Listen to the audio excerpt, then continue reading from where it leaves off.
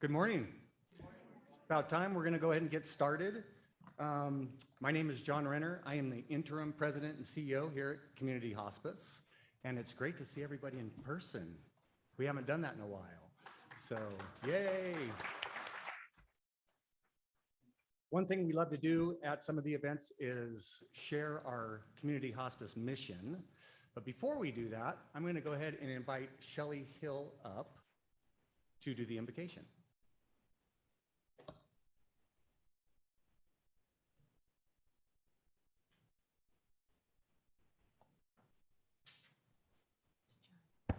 Good morning.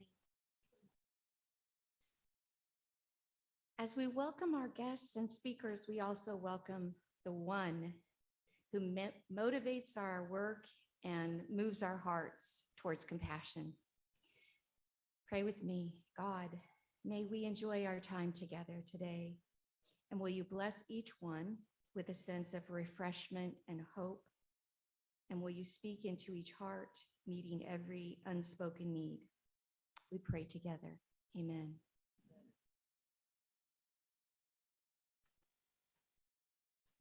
Thank you, Shelley. Okay, the Community Hospice mission is to embrace individuals and their families facing life-changing journeys, enhancing quality of life for all. Kind of revamped our mission statement a few years ago to better reflect a lot of the programs and services that we provide, and we're just very proud of the mission statement and wanted to share that with you this morning. Just a few housekeeping items before we get started. Restrooms are right through these doors over here. You can go out these as well and just to your left. Please silence all electronic devices. And as I mentioned earlier, it's great to see some folks in person. This is great. And we also have someone virtually. But so we can keep seeing everybody in person, please wear your mask if you are not actively eating or drinking while indoors. Just a quick note, book sales will be available during lunch and after the forum. Book from Anne-Marie Lockmeyer, When Their World Stops, will be available. We'll be welcoming questions from our audience and we'll address them at the end of each presentation. For those of you that are joining virtually, you can enter your questions into the chat box and the moderator will ask them on your behalf. Today, we'll have the opportunity to learn from experienced, passionate, and dedicated leaders as they share their wisdom on how to support people through life transitions, whether they are facing serious illness, end of life, or complicated grief. Our keynote and closing presenter today is Mrs. Anne-Marie Lockmeyer. Anne-Marie is an advanced certified grief recovery specialist, certified in critical incident stress debriefing, a certified trauma integrative practitioner, 8-time award-winning author on grief, and founder of the Grief and Trauma Healing Network. As a widow herself, Anne-Marie knows the pain and devastation that grief and loss cause and is living proof that you can go from surviving to thriving. With her program, Living After Loss, a step-by-step journey of healing from the losses of life, Anne-Marie offers hope and healing for hurting hearts and works with people worldwide. She offers crisis grief support for businesses, grief training for therapists and counselors, and speaks on grief wherever she can. She's passionate about advocating for and loving grievers and being an educational catalyst to society on grief and loss. Please help me welcome Anne-Marie Lockmeyer.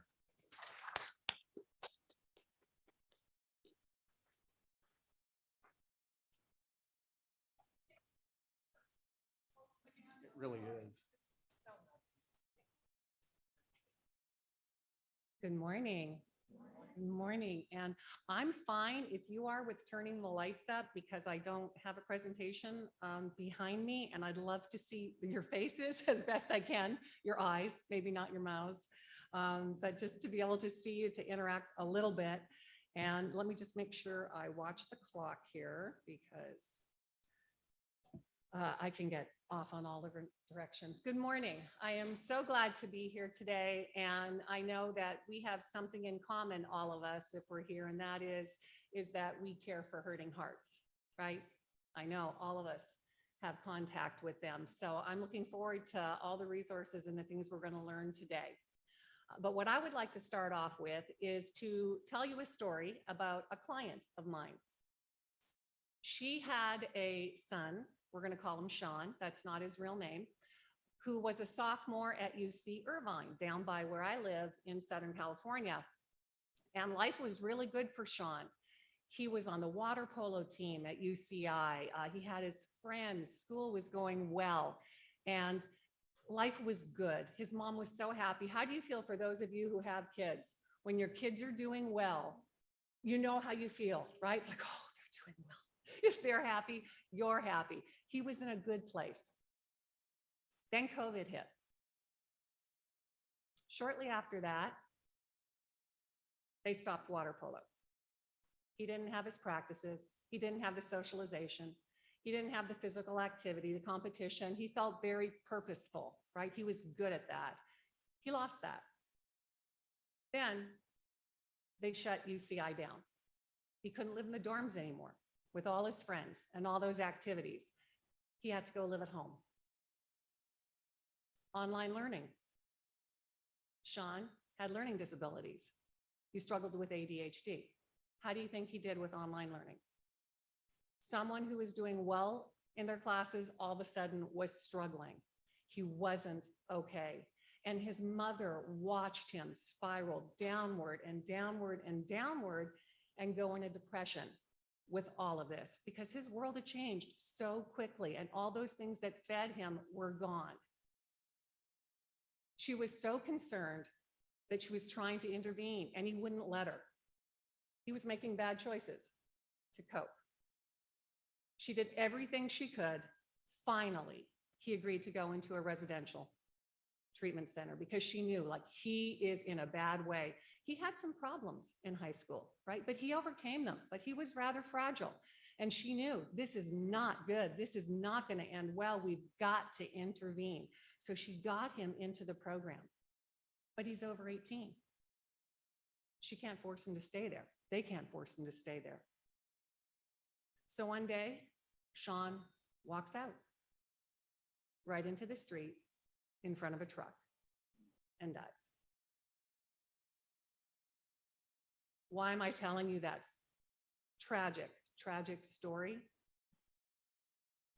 Because COVID has impacted so many lives, not just the deaths of people, but the things that we have lost, right? More than just death. And we're going to go over some of that. And I'm not here to be Debbie Downer, but I think it's really important that we understand the impact of this last year and a half on ourselves and on those that you might be working with. Who would have imagined, okay, who would have imagined in January of 2020, when an American citizen came back from visiting his family in Wuhan, China, and tested positive for this coronavirus, could we have ever imagined the disruptions that were going to happen? It's unbelievable, isn't it? I mean, I just want you to think about this, okay?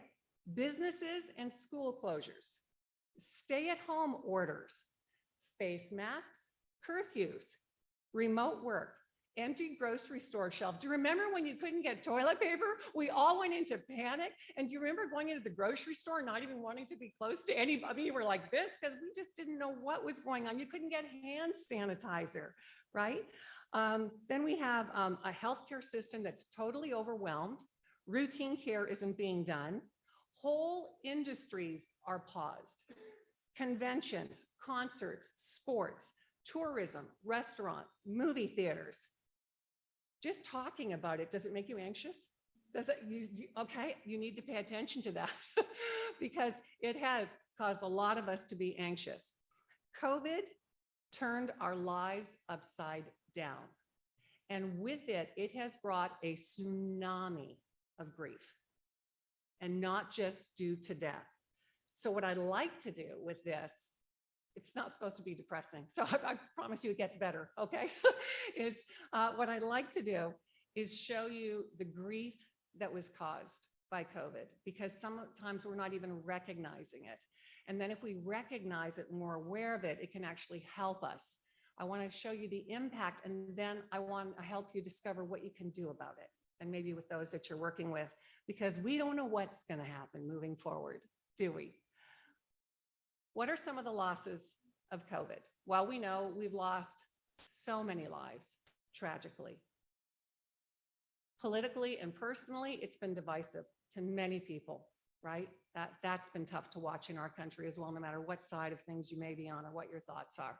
The cost, trillions of dollars. What's been the cost and the loss personally? Maybe you lost a loved one. Have any of you lost loved ones due to COVID? Can you raise your hand? So sorry. So sorry. Have any of you lost loved ones during COVID? Not necessarily because of COVID, but and what an awful time to lose someone, because there's probably many things you missed out on because of that. Okay. So we have that loss. What about the loss on our physical health? Anybody feel they're maybe not quite as physically in shape as they were? Okay. Did you hear like the COVID-15? Have you heard of that one? Okay. And so you see that has an impact on us, right? What about our general mental health? How do you think we're doing a year and a half later? Better, worse? People a little out of sorts, right? I mean, we deal with people who are usually in trouble and they need extra help for whatever the reason. But I have found that even the most emotionally healthy person was messed up over this, right? Would you agree? Okay. When I just read all the things that happened, is it understandable that people are out of sorts? Okay, so that's what I want you to understand. It's normal. What about the financial loss that people have suffered? How many of you have suffered financial loss because of this? Yeah. And I bet a lot of the people that you come in contact with, depending on your organizations, I think we have some pastors here too, don't we, possibly? You know, and you've got church members and that. Think of the people who've lost their income, their jobs, their businesses, their livelihood. What about your reduced peace of mind? Anybody have a reduced peace of mind? Maybe you've lost your sense of hope. Sorry, I tend to walk around and I know I'm not allowed to. Okay, I'll have to be a bit, what about your loss of trust in others? Anybody not quite as trusting? Okay. Do you hear my key word here? It's loss. Do you hear that? Loss. Okay. And loss creates what? Grief. I tell people often that uncomfortable feeling, that out of sortness that they feel, they can't put words to it often, is grief. So we are collectively grieving right now. Those of you who lost loved ones during COVID, whether it was to COVID or not, probably had your grief over your loved one disrupted, right? And delayed. Oftentimes because we couldn't be with them. Maybe when we wanted to be near the end. They were suffering. We couldn't get there. We couldn't have the memorial service or the funeral we wanted to have. Did anyone experience that? You didn't have the normal support that you would have wanted to have around you because people couldn't get to you. You couldn't have family gatherings. What does that do to our grief? And what does that do to us emotionally? So I just want to open our eyes to, if you are out of sorts, if you're a little anxious, if you're just not yourself, it is understandable. And there may be people around you that are feeling the same thing. And for us to be aware helps us to know how to engage with them. Does that make sense? That sometimes we have to lower our expectations of ourselves and of those around us because we're dealing with all of this. How many of you would say you're not the same person you were a year ago? That maybe you think a little differently. Right? You can say, you know what, this changed me. I was jarred and it changed me. So that would be normal. And most of us are a little more fragile because it's taken our toll. It's taken its toll on us. So be aware of that and be gracious to ourselves, especially as we kind of open up. Now we're not again, who knows, but not to rush into everything again, because we're just not necessarily quite as strong as we think we are. We know that this is a medical crisis, but it's also a psychological crisis. And so what are we going to do about it? And some of us are going to bounce back pretty well, but there's others that are going to need some special care.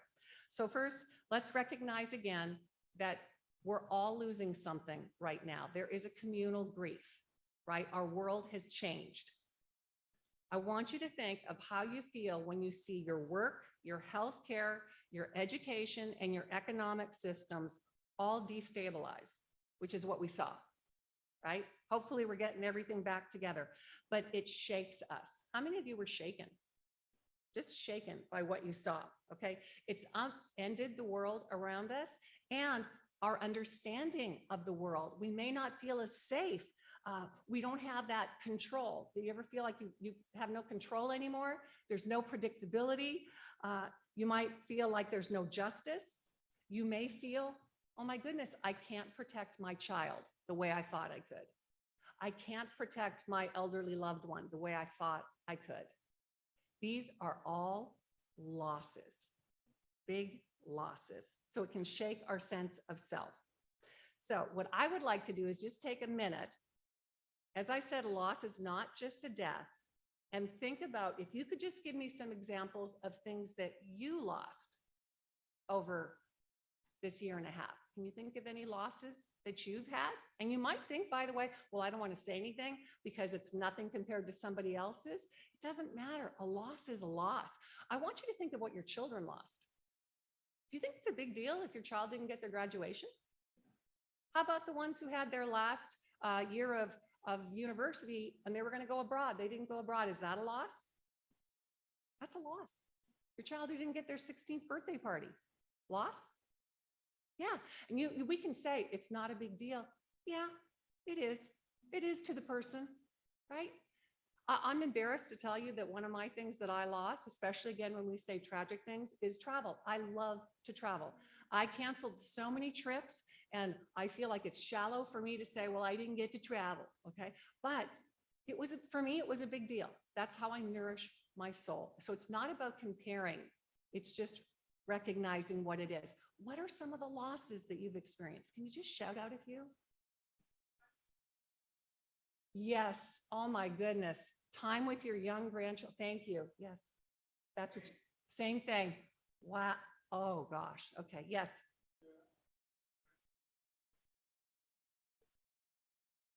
Yes. How many of you didn't get your holiday gatherings? Right? Yes. Thank you. Absolutely. That's a, yeah. And now this year, who knows, right? They're saying other things. Tell me what else. You've all lost something.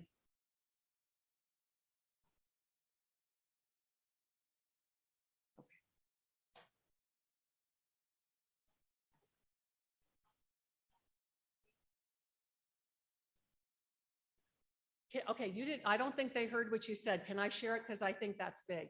Her daughter lost her job. So now she's moved in with her. She has another adult child. So now this precious woman has 2 adult children and grandchildren living at her house. She has no me space.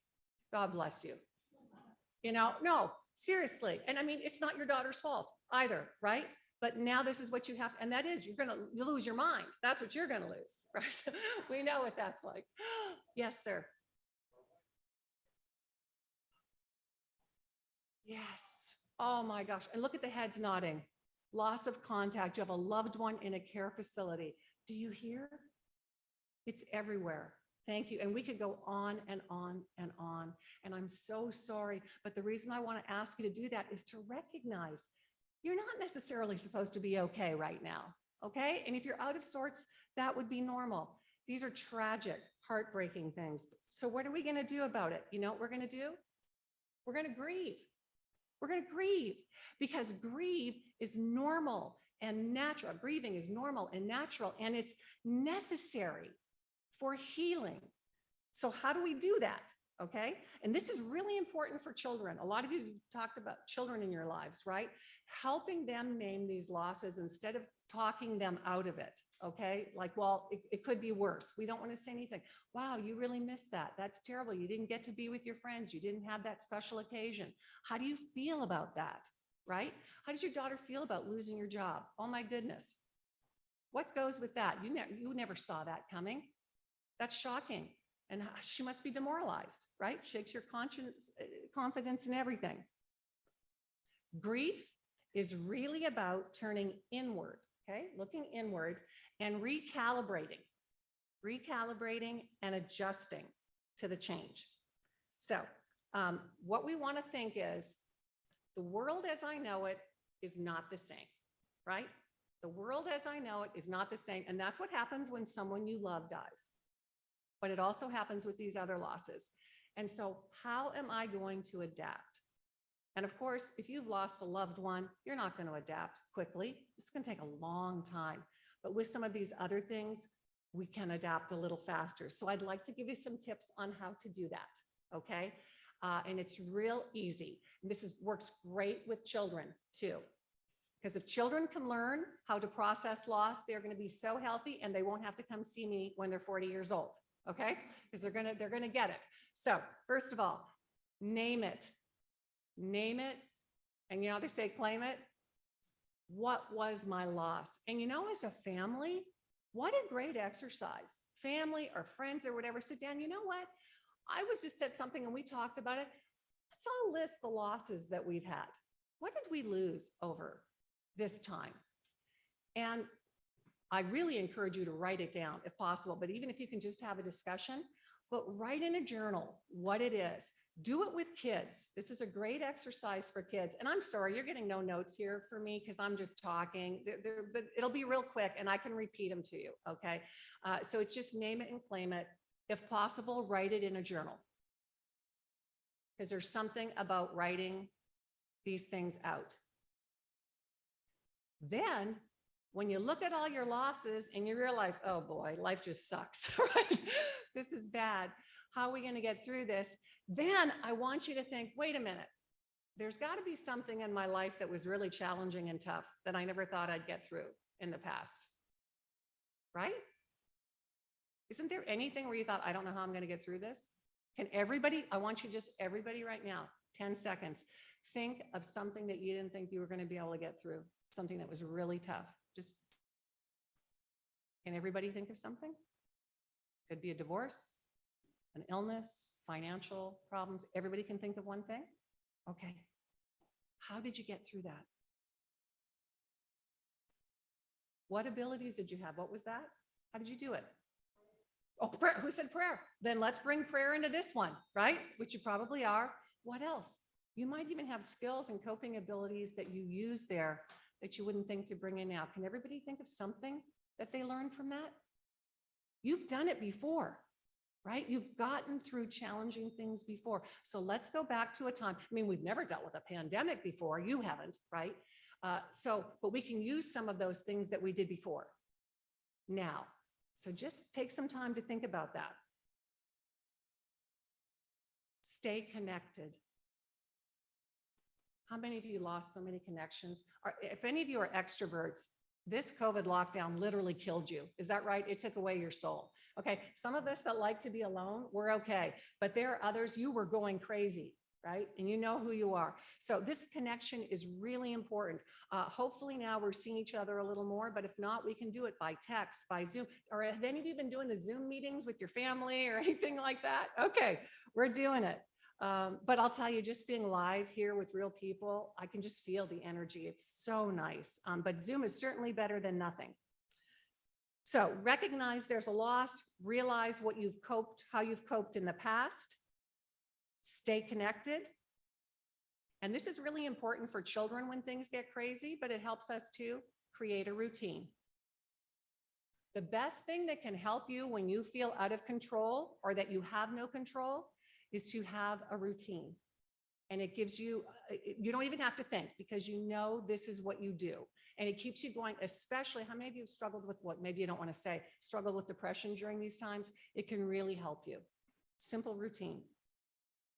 Okay, now I'm going to tell you the number one thing. This is going to be the most important thing and the most powerful thing I'm going to say this morning. And I'm going to share with you the one thing that is really going to decrease your stress and anxiety. Okay, this is a really important tip. Everybody listening? I'm going to ask you to consider going on a diet, not a food diet, a news diet. Okay? Because I'm telling you, it's rough out there. And you know who you are, and no hitting anybody, of course you can't, we're so far apart. But you know who you are when you start watching the news or the TV and you feel it right in here. Do you know what I'm talking about? Oh my gosh, I can't believe, and I'm not concerned about what side or your particular, it's just, how do you feel? If it's the first thing you listen to in the morning and the last thing you do at night, how does that make you feel? Tense, right? Tense. And you're on social media. How many of you are going back and forth with your friends, arguing about things or reading things and saying, I can't believe they think this. I can't believe they think that. Okay. My friends were already just so quick, close to snapping, right? Why would we want to do this? So I want to ask you, is this nourishing to you or is it harmful to you? That's the question that we should always be asking ourselves. And it doesn't mean that you're not informed, okay? Small bites, small bites. And you do know, I know you all know this, that the news and social media, what are they trying to do to us? Right? And what do they do by scaring us, by the way? They make us want to watch more, right? Our whole thing is about, I have to get your attention. I have to get your attention. I have to get you coming back. So it's made to ensnare us. And I'm the same way. Here I am telling you to do it, and I have to be careful. I've had to take them off my phone and things like that because I just automatically do that. Okay. You think maybe you'll consider that? Okay, I hope so. All right. How about spending some time in creativity? Because we have to nourish your souls right now. This has been so tough. So how about writing, reading, art, learning a new language, puzzles? What is creative to you? Tell me some things that nourish your soul. Gardening, cooking. Oh, I'd love that one. Okay. Yes, cooking. Let's get cooking. What else would nourish your soul? Painting. Please do that. That would be great. Gardening. Okay, you've got it. So what if we were doing that? Doing things that nourished us? I haven't heard anything from the guys. Tell me one thing that nourishes your soul, guys. Come on. Football? Oh, golf. Okay, very good. I think good. Let's get out there and golf. Yes. Anything else? Yes. Oh, yeah. Fishing for sure. Can you can you see his face when he talks about fishing? Probably the same as yours, but I can't see yours. His face lights up. So here's my question. Do what nourishes you. And don't do what brings you harm. Okay. Now that we've talked about all the damage this has done, let's talk about the fact that even though we wouldn't have chosen all these changes, change isn't always all bad. So now that we've had to deal with this, I don't want to say the word like crap or, just bad stuff. There's two questions that I ask people to consider. One is, what good thing has come out of COVID for you? Maybe just one good thing. And you might think, I can't think of anything. And there's so many bad things that I could list in my life, but there are two good things that have happened. Yes. Spent more time. Okay. Now see, depending on who you're married to, that could be a good or a bad thing, spending more time with her spouse. Okay. But yes. And you know what? That was a good thing for me too, because I was newly married. I was supposed to travel a lot. And because of this, we ended up spending a lot of time together, which, it's great that it actually worked out really well and we liked it. But that was nice for me. The other thing was, I had to kind of redesign my whole business. I don't know if any of you experienced that, but you had to do business differently. And I found that in redesigning it, it's actually better It forced me to do that. So that was a good thing. Some people say, well, I got to spend more time with my family, right? Whereas other people said, well, that was what was driving me crazy. But can you think of any other good things that came out of it for you? Just one thing, yes. Okay. All right. And it may be for some people it was, and I, without, again, not getting into a debate or anything about it, but maybe for some people it was, I feel like I saw truth that I didn't see before. Is that possible? Or I opened my eyes? Yes.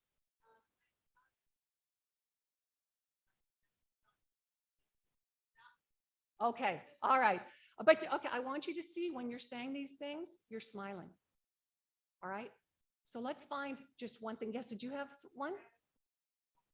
Gratitude for the small things. Yes. Okay. Very good. Thank you. So, yes.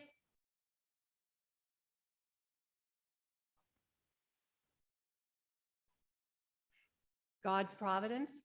Okay. Wow. I can't thank you for saying that because you're going to lead me into my next thing real quick. Thank you so much.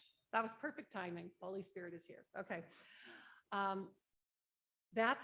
Before I get there, sorry. The other question was, who do you want to be when this is all over?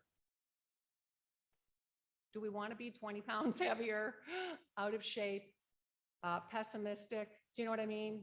Anxious, who do you want to be? Because if you think about it and you plan for it, that's who you're going to end up. I want to be stronger. I want to be healthier. I want to have better relationships. I want to know more about truth. Okay. Whatever it is, I want to learn. I want to grow. Think about that, or else we're just going to let this happen to us. Right? Does that help? Okay. Back to the providence of God. Thank you for leading that. We know that COVID caught us totally off guard, right? Chaos to the world. Guess who it was no surprise to? God. God was not surprised by this global pandemic. He knew it was coming, all right? And I don't know why he allows these things. I still don't get all of that. I know there's bad in the world. We know that. What I do know, and I'm not saying God did this either. I'm very careful with those kind of things. But what I do know as a believer is that I can always trust God. I can always trust God, and he is always in control. I don't understand certain things and why they're allowed, but we do know that scripture says that those who are called according to his purpose, right? He works all things for good. He does not say all things are good. This is not good, right? These tragic things that have happened to many of you in your lives, and I know to me too, they're not good things. But to a believer, they can be used for their good. Now, what's God's definition of good? To grow us more like Christ or to glorify him? Now, I wish his definition of good was a little different, like Anne-Marie's going to have a great life, right? Comfortable and prosperity. That's not necessarily it. So we don't get the whole picture, but we can trust him, especially when it's chaotic like this and we don't know what's going on and we don't know what the future holds. We can trust him. And he is an expert at rebuilding after loss, of having terrible things happen and using them for good. And I'd like to share an example in my life. And if any of you have examples in your lives and you want to share them with me throughout the day, I would love to hear them because these bring me joy. 8 years ago, I got a call when I was on a trip out of the country. It was my cousin Julia who told me that my husband, who I'd been with since I was 18, suddenly died of a brain aneurysm in our bedroom. That's it, dead. My whole world changed that day.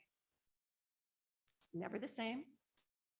It was a pain I never knew was possible. And those of you who have suffered the loss of a loved one, you know what I mean. Until you've experienced it, you don't know. It is so bad. And I wanted to die for a long, long time. I would have never taken my own life, but if a bus hit me on the way home, I was fine with that for a long time. Without going into the whole story, I ended up really wanting to understand grief more, ended up writing about grief, how to help grieving people, getting educated and learning, and ended up starting to work with helping people heal from grief. And then, parallel story, 3 years ago, Ron Gray, this gentleman that you're going to hear from later, lost his beautiful wife of 30 years to a 4-year battle with cancer. He didn't think he was going to be okay again.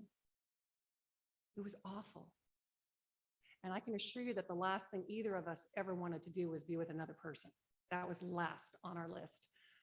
But without chance would have it, if you believe in chance, I think it was God, we met, fell in love, and we just celebrated our year anniversary just last weekend. Thank you. But here's the good part. Okay, that's great. Oh, sorry. That's great that we're happy. That's wonderful. But guess what God's doing? Ron is a marriage and family therapist. He's now grief and trauma trained. I'm a grief specialist. We help heal broken hearts together. We work with individuals, we work with groups, we do family grief healing retreat weekends. We worked with Sean's mother, right? Sean, who took his life. We helped her heal. And she's, of course, it's not totally better, but she is in such a good place, and she is using her pain, to help others. We get that honor. We train therapists, right? We get to speak about grief wherever we can. And now we believe we are in the process of creating the most robust, comprehensive online grief support program that there will be. We are doing all of this because of our pain. It's amazing what God can do. So he can use your pain. Remember that. If you've had to go through this crap, by golly, let's use it for something, right? I mean, we may not choose it, but God can use it. Oh, that's a good one. That should be on it. Yeah, that should be somewhere. Okay, wrapping it up. I'm sorry. I'm hoping what I've done, and I know I talk a lot and I get really excited, and I can't wait to talk to you this afternoon about how to come alongside grieving people. But I wanted you to recognize the losses created because of COVID, the importance of grieving, naming them and adapting, and then growing in the midst of these pains and hurts. But I'd like to leave you with just a little bit of levity, okay? Because I know it's kind of been depressing. So I've got a couple of jokes, and I'm not the greatest joke teller, but I'd like to leave you with just something a little fun. So these are COVID jokes. You ready? All right, so I want you to remember this. We're in lockdown. We're stuck at home, all right? Day 121 at home. And the dog is looking at me like, see, now you know why I chew the furniture, right? Okay. Ran out of toilet paper. Remember that one, right? Couldn't get, I went and bought a whole bunch of Kleenex. I was so afraid that we were going to run out, ran out of toilet paper. And so started using lettuce leaves. Today was just the tip of the iceberg. Tomorrow remains to be seen. Okay, I know they're groaners, but I'm trying. Okay, one more. If I keep stress, this is what I love. If I keep stress eating at this level, the buttons on my shirt will start socially distancing from each other. So, and I am all about laughter. If you can come up with ways to laugh, turn off the news, get on YouTube and watch bloopers from Carol Burnett or MASH bloopers and just laugh. It feels so good. Okay, my friends, we've been through wars, natural disasters, 9/11, things that can scare us and cause anxiety, and we survived them. And we're going to survive this major event too. And we're going to survive it together. Let's do it together. This is going to be a bumpy ride. I don't know what the future holds, but we're going to get through it. Who do you want to be when this is all over? Thank you so much. It's a pleasure and honor to introduce you, Vicki Trask. She was born in Southern California. She was one of 3 children. She has an older and younger brother, although they were not raised together. From a young age, she was in and out of foster homes, on the street, and in juvenile hall. In high school, one of her teachers took notice of her. She went out of her way to help Vicky, and she is grateful for her for investing in her life. She inspired her to pursue a career in education. Vicky earned her bachelor's degree at the age of 43, and then went on to complete 2 master's degrees and her doctorate degree. She has always been drawn to the struggling students, and she is passionate about investing in the lives of others. Once she stepped into the classroom, her expectations of what special education should and could be were shattered. Her university advisors imparted theoretical knowledge and an understanding of research-based strategies that work with students in special populations.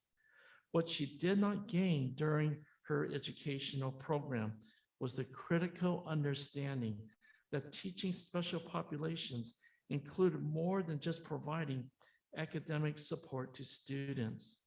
She realized that her degrees and credentialing programs have failed to prepare her for the daily realities of being an educator. Her hope is that sharing her life experiences will help and encourage students she works with. In her personal life, she has found healing from a difficult childhood and shared her story with numerous youths over the years. Although she has no biological children, she has 25 plus mentees in her life. She struggled with her weight for decades, but then pursued health through Weight Watchers and walking daily. Through that process, she lost 100 pounds. Walking has become a hobby and a connection point with others. She enjoys cooking and entertaining friends and family in her home. She loves to read and participate in multiple book clubs. She has recently started golfing, and it has provided treasured time with her brothers, whom she has reconnected with in adulthood. Community is huge for her. She is always up for coffee and conversation. Please help me welcome Vicky Trask.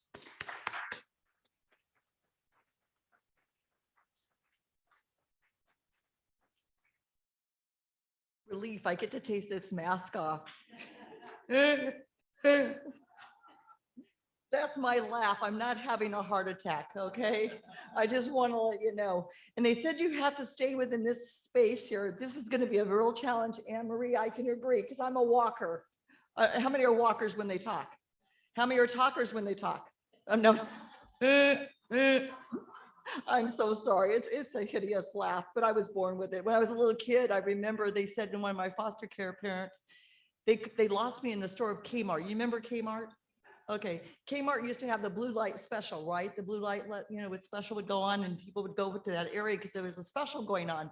Well, they put me where the blue light special was and said, laugh, little girl, then they'll find you.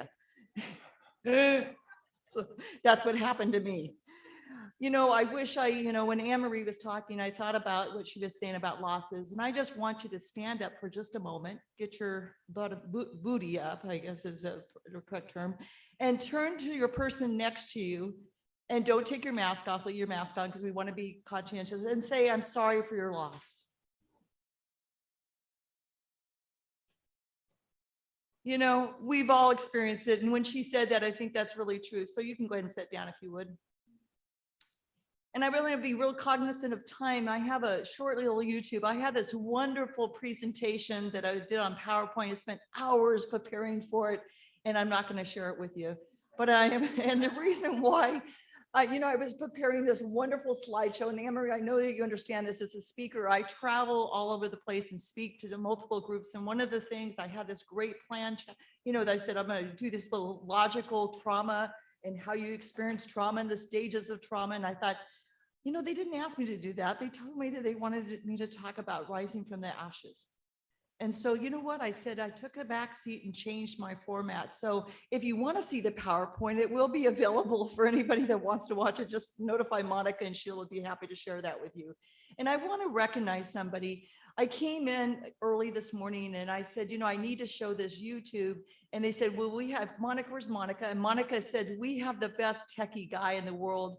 And I just want to recognize you. And I just want to say thank you. So, and your first name again? Let's give him a big hand, guys. What? You rock, guy, you rock. And I also want to say thank you to the team here at Hospice. I get directionally challenged. I want you to know I get lost in my bathtub. You think I'm kidding. I'm not kidding, because my bathtub is very clean, because I get lost in it around and around and around. Today, the directions from Google Map that my assistant set up for me said you do this 108 and go around the loop and go around the light. I've never been out here, guys. This is the first time. I live in Turlock. I went around the loop a couple times. And somebody said, oh, Banks Avenue. I've never been to Banks Avenue. I didn't know where Banks Avenue, but I knew where the Subaru dealership was. So I said, okay, I'm not too lost. So directionally, have never set my navigation thing in my car. Anybody else can relate with that? Okay, good. I'm not the only one. And I don't have it on my phone either. So it was very difficult. I kind of panicked a little bit, but I found you guys. And I just want to say what a great organization that what you guys do for people. I have experienced many, many losses in my life. And one of the losses I lost is my ex-father-in-law. Hospice was there through that whole process. He died of bone cancer. And if you know anything about bone cancer, you don't die right away. It takes years. And then when they go, it's that last breath. And I was there the last breath that he took.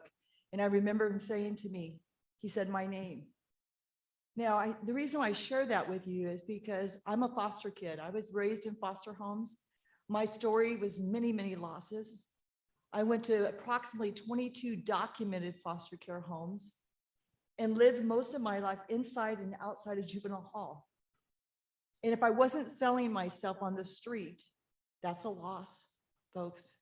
People that prostitute and do things out there in the community that are not so delicately put, except to say they're awful and they're horrible, those are losses too. When you're in the foster care system, you're constantly back many years ago. And now I'm 63. I'm not afraid to say that. I think I look darn good for 63. And you know what? I'm looking for a good guy like him. So if you have one to spare, let me know. They got to have a good sense of humor, because that's what gets me through my time with COVID and everything else. But I'm looking, and I know he's helping.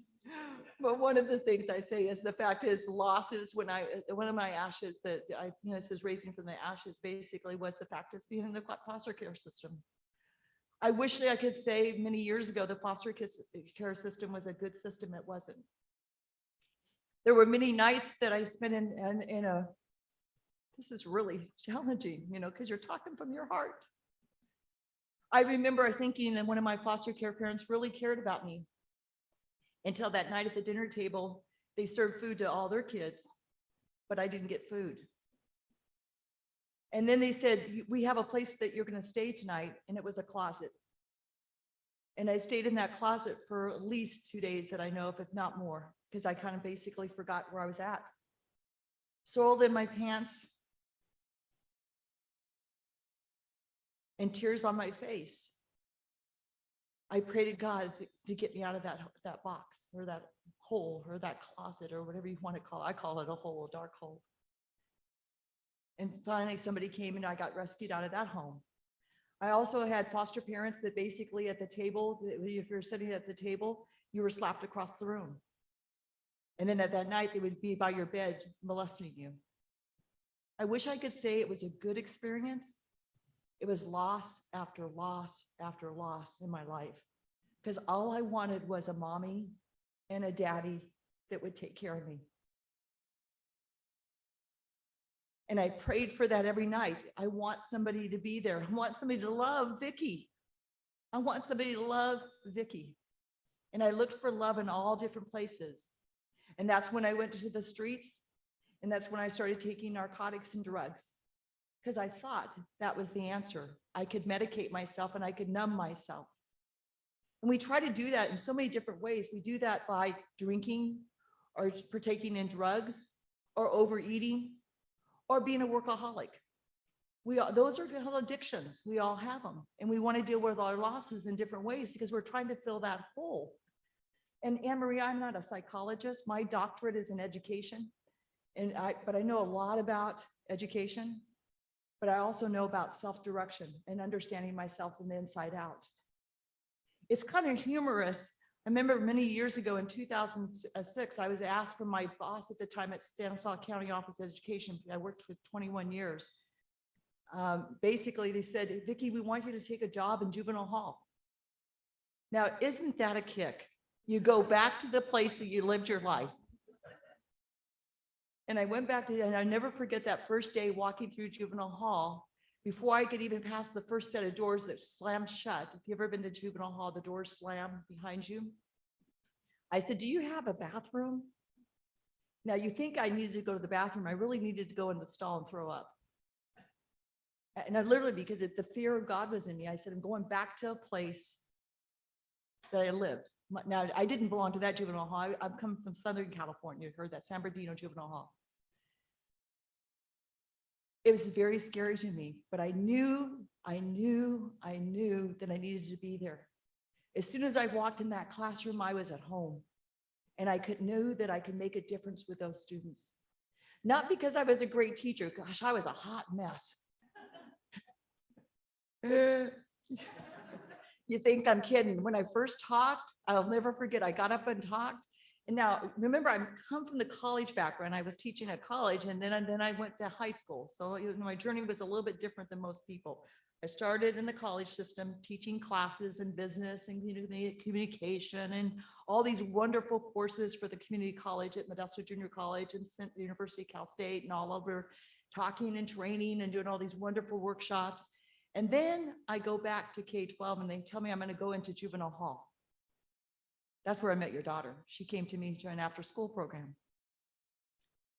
And then they said, I'm going to be working with girls and young men that have problems. I said, well, guess what? I should fit in real good. But Monica, it scared the pee out of me. Is that okay to say that word? If not, I just said it. Okay. Don't be offended because I don't mean to be offensive. And basically went back in there and started teaching and doing wonderful work, not because I was wonderful, but I believed that I could help students and change their lives. And basically started teaching in there and became the teacher of the year for Stanislaus County in 2006. That's out of all the teachers in the county. Listen, this is a kid that got kicked out of the classroom. And the teachers looked at me and said, get her out of here. We do not want her here. She cannot be a good student. She's not going to be a good student. She is, because I had multiple learning disabilities. Went to juvenile hall, taught in there, and basically after being there a couple of years, I became teacher of the year. What a humor. Yeah, that's a huge thing. Now, you want to hear something even more significant about that? That same year, I got nominated and I became the state teacher of the year, number 6 in the state of California, in Modesto. Now, I don't say that to brag, but I want you to understand the journey. I want you to understand the journey. He can take all the messiness of our life and then turn it into something rich and beautiful. You know, I don't know about you, but just in the last couple of years, COVID caused me to go gardening. I've never gardened before. I burn things all the time. You know, I kill things all the time, but I basically became a gardener and I became a pretty good one. You know, I have these big, huge 14 inch, feet boxes of vegetables and all kinds of stuff. And basically it taught me how to do that. But you know, the one thing that I was told when I started a garden, you have to have manure. And you got to pinch off of the dead leaves.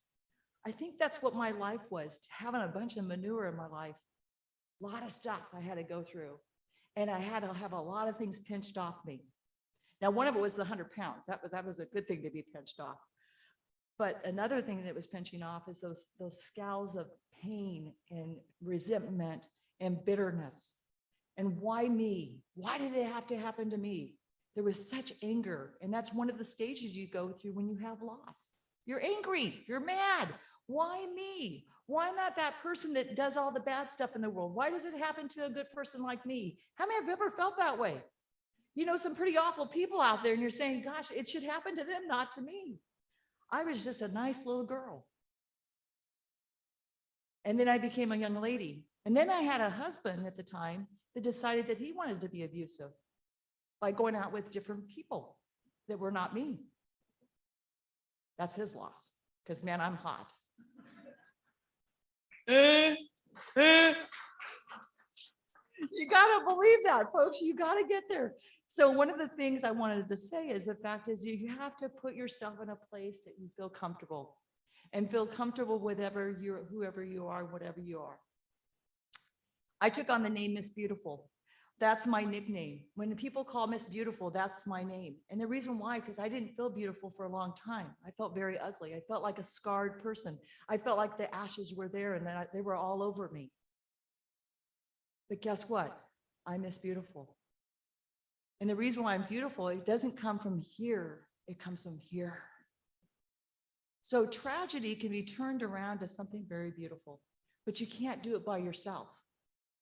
You know, we try so hard to do it by ourselves. We can't do it by ourselves. You try to do it by yourself, you're going to skin your knees up. But you got to look on other people that can help you along that pathway. And folks, I have some amazing, amazing people that walk alongside me. They walk alongside me and they help me when I fall down. They give me a Band-Aid when I need to skin my knees. Literally, sometimes they really give me a Band-Aid because I skin my knees quite a bit when I walk. Anybody can relate with that one? No. Today, it's kind of interesting. My life has taken another turn. About 5 years ago, I came back to Modesto Junior College, and now I'm a dean at the Workforce Development and Community Lifelong Learning. And I have such a privileged staff. They're just amazing. They hold me up even when I make mistakes. They know when I need some time just to get a pat on the head and say, hey, Vic, we're there with you. We're supporting you. We're gonna get through this. But it's a journey. Life is a journey. Then I have my Rotarian brothers and sisters. My gosh, what would I do without them? I'd be lost. They've been right alongside me. You said that you have to have people. Monica, I think about the journey that we took when we went up the hill. You got to know something. Back then, I was over 150 pounds heavier than I am today. And I walked, how far was that hill? It was 8 miles up, 8 miles up. And guess what? I did it because I had people walking alongside me. I didn't do it by myself. We all have a journey, folks. And whatever that journey is, we decide to make those decisions for ourselves. We have to realize we can't do it alone. We also have to have a good sense of humor. I'll never forget, I went on Zoom. The first time I talked on Zoom, I did this training, I did this class, and I thought, man, I was hot. I thought, man, I did a great job. You know what? I knew I did. I rocked it. So then after the whole Zoom meeting was over, my vice president texted me. She says, just want to let you know that before your next training, you may want to take the piece of meat out of your mouth because you got something in the middle of your teeth. I think it's meat or cheese or something. You may want to take that off. And so that was my experience. So you got to have a good sense of humor about yourself. Also, the fact is, all the stuff that's gone on with COVID, it's not just about COVID, guys. It's about any kind of losses. Another loss that happened right in the middle of my doctorate. I did all this research. Now, you have to remember something. I have a learning disability. A doctorate is a lot of writing. So I did a film dissertation. And basically, I did a research on higher education for incarcerated youth and did research on basically that they have hope and why they move on. I did the research. I had to do the papers. I had to do all the things everybody else had to do. But the one thing I did is I went back to the place I started from. And I had people believe in me. When I wanted to give up, I had a team of people over at CSU Stanislaus that stood by me and supported me. And then right in the middle of my doctorate, I come home and it was alerted to my house that I finally had got it designed the way I wanted it to design, and everything was gone.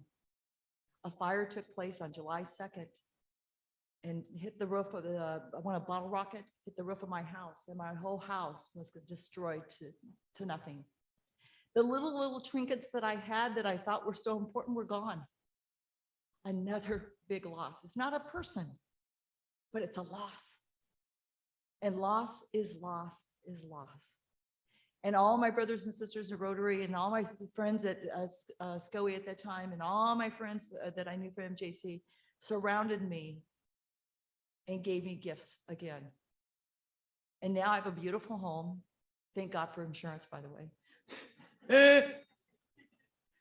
But I realize that that stuff is just stuff. People are where it's at, folks. People are where it's at. You got to treat people good. You got to be there.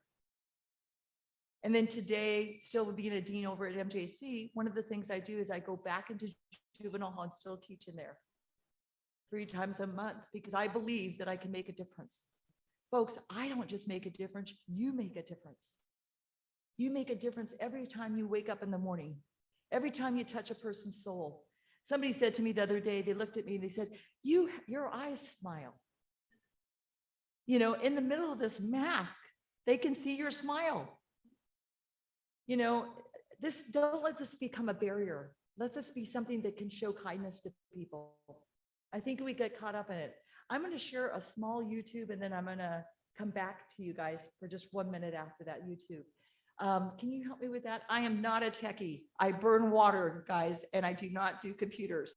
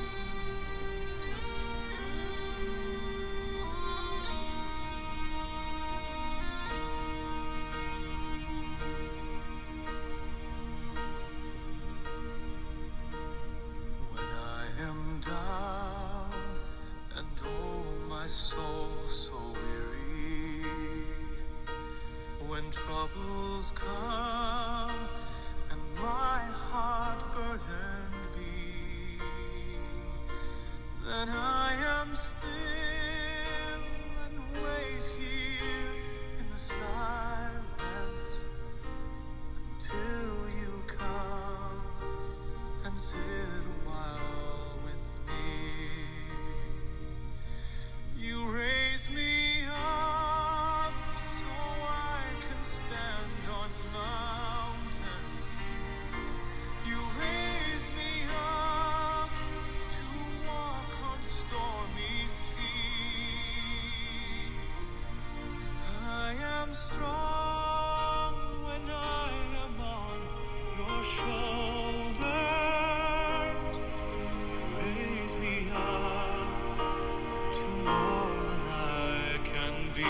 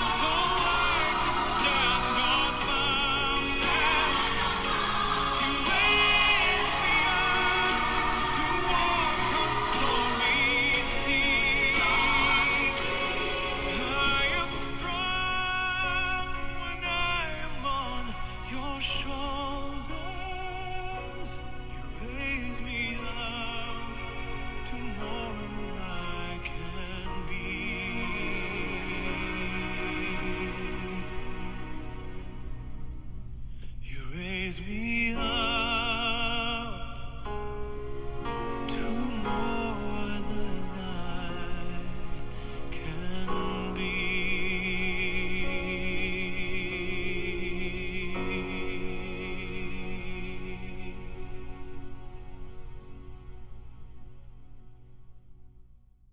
I absolutely, like I said before, I watch that that YouTube every morning when I get up.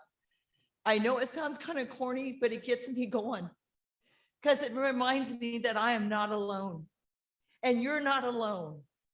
Even when you feel the loneliest and you feel like nobody's there with you, there is somebody with you, holding you up and carrying you through those dark times. This morning, like I said before, I got lost a little bit, but I'm lost all the time. But I do know one thing, that I'm not alone. And one of the things I just want you to know, that we can't do this race alone. We need somebody with us. I saw that father. I don't have a father. That was a big loss for me. I don't have a mother. That's a big loss for all of us. Just recently, I shouldn't say that. My real mother came back into my life this last couple of years, which is a total another story in itself. So we'll have to do that another time. But don't just know when you're running that race, you're not alone. So think about this young man. He could have given up. I could have given up. You could have given up when you lost their son or daughter or mother or father or brother or sister or whatever your losses are. Thank you so much for letting me be a part of your day today. And know that you're not alone. And if you ever need a cup of coffee, I'm up for a cup of coffee, long as you buy. Have a blessed day. Thank you again.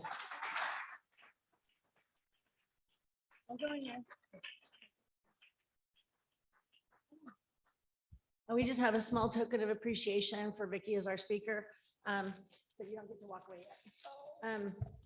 I was so inspired and moved by Vicky, and I am every time I get to spend time with her. Don't we all wish we had a Miss Beautiful in our lives and for our children to love on and be loved by? So thank you for all the good work you do and those 25 plus mentees throughout the years that you touch. You're just an amazing, amazing woman. Thank you. Thank you. Okay, so I have the privilege of announcing our next speaker, which happens to be my pastor. So yay, I'm so proud of him.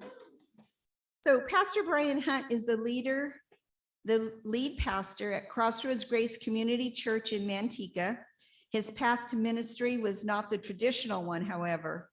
Before entering ministry, Brian was an accomplished baseball player at the University of Nebraska, Division I, Augustana College, Division II, and professionally in the Northern League. Upon retiring from baseball, Brian went into business and worked in the medically based wellness industry for the Power Wellness Management. However, that was not his final destination. In 2007, Brian left the business world and entered full-time ministry, becoming a pastor. He was the first campus pastor at Parkview Christian Church, leading the Lockport campus for about 7 years, beginning in 2008. In 2015, he and his family moved to the Central Valley of California to become the lead pastor at Crossroads Grace Community Church in the city of Manteca. In addition, he's a singer-songwriter with one EP to his credit entitled, How Did I Get Here?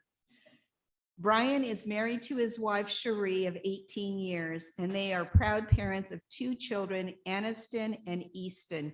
Aniston is 11 and Easton is 8. I want to just add one thing. Last night, I was talking to the pastor of spiritual care, and he wrote something out of insider knowledge of him, and it just, I said, yes, yes. Why didn't we have that before? He referred to Pastor Brian as passionate, innovative, intentional, who's a pastor who encourages others to lead for the cause of Christ. And that is Brian. That's the Brian, the pastor that I know.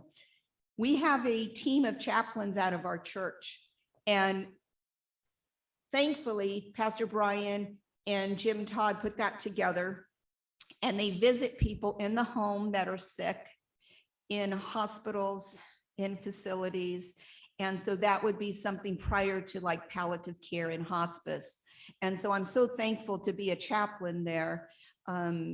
prior to becoming a hospice chaplain, the church put me through my chaplaincy training. So I'm just very thankful. So please allow me to introduce Pastor Brian Hunt.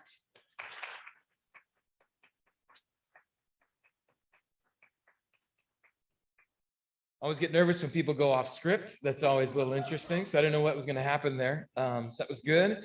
Hey, want to welcome all of our Zoom people. Hello, how are you guys? I know some people from Crossroads out there, some people from the Bay, like 25 people joining us. Can't you see them digitally in the air somewhere? It's a beautiful thing. So thank you for letting me be here. I super appreciate it. And I'm actually really excited to announce my first book. I'm going to do it. I'm finally going to do it. I got the title. It's going to be named We May Not Choose It, but God Can Use It.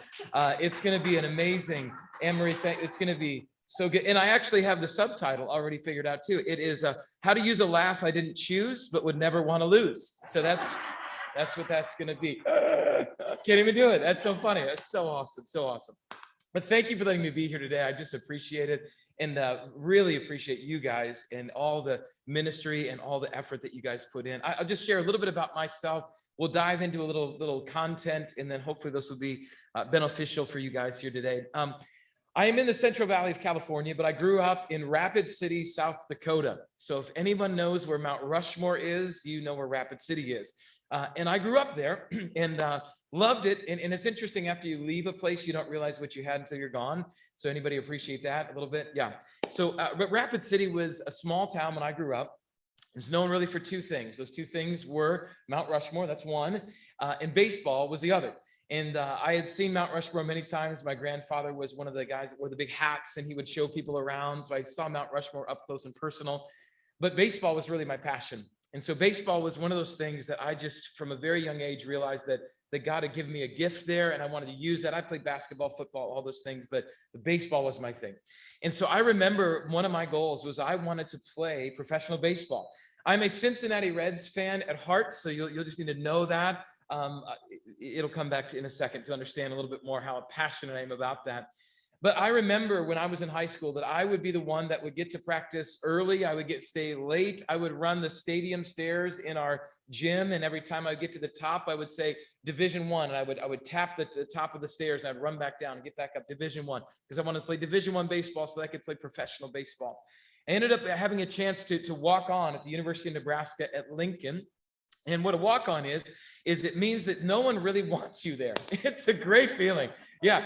You go into the clubhouse, and I remember it was walk-on day. There were 70 guys that were going to try out there. And we got there. We were sitting on the bench getting ready to go out. The manager comes out of the clubhouse, and he's there to inspire us for the next 2 days to go get them. And he looks at us and he says, "Hey, I don't need any of you, like at all. I don't need any of it. I got 25 guys down in the clubhouse that I have went to their hometowns. I've eaten their mom's terrible cooking, heard their dad's terrible jokes, listened to their grandmas tell them terrible stories, all to be able to get them there. And I don't need any of you. But maybe if a few of you are fast, or maybe you could do a good load of laundry, I'll keep you around. You can be part of the team." And at that, he says, "Hey, let's go get him." Thank you. Okay. Yeah. So for the next 2 days, we went after, we tried out, we gave everything that we had.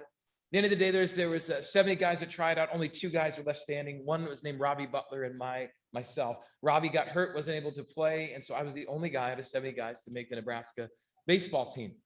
But I didn't just want to be on the team. I wanted to play on the team. Okay. There's some people that are like, I'm part of the team. And I'm like, I want to play on the team. And so I kept working and working and working. I would be there 2 hours before practice, 2 hours after practice. I remember I would stay in the basement of Harper, Schramm, and Smith, which is this massive dormitory. 10,000 people would stay in just these one dormitories, massive, massive. And I would go to the basement of the place, and where all the laundry was being done. And so on Saturday night, when my teammates were out doing other things, let's just say they were doing some other things other than what I was doing, I was in the basement with a rubber ball, and I was throwing against this brick wall, and I was trying to get my hands better and better and better. I'd work harder and harder and harder. I had the cleanest laundry in the whole place, but I just kept working and working. And eventually was able to start at the University of Nebraska at second base, and was able to do all kinds of great things and exciting things. My second year, though, there was a coaching change. Coach came in, and he said that he didn't need anybody that was pretty much on that team before, and so we'd have to find other places to play. So I was going to transfer to Iowa State University, but I caught wind that they were going to dump their program. Who's Cyclones? Are you kidding me? Do you know Ames? All right. All right. Okay. We got to talk. We got some things. My wife. Okay. Well, ladies and gentlemen, there was a lady that just got escorted out. If you're on Zoom, it was a good try. She really gave it a go. But yeah, no, it's awesome. My wife is from Iowa. Got a little piece of that. So where were we? Oh, that's right. Yeah, baseball. So I ended up playing at the Augustana University or Augustana College in Sioux Falls, South Dakota, the other side of the state. Best decision I ever made. It's where I met my smoking hot wife, Cherie. And we now have been married 19 years, actually, to upgrade the bio. But I went from Augustana, and then I ended up getting a chance to try out for a professional team after I was done. It's amazing that when we got there, the manager came out and he says, I don't need any of you.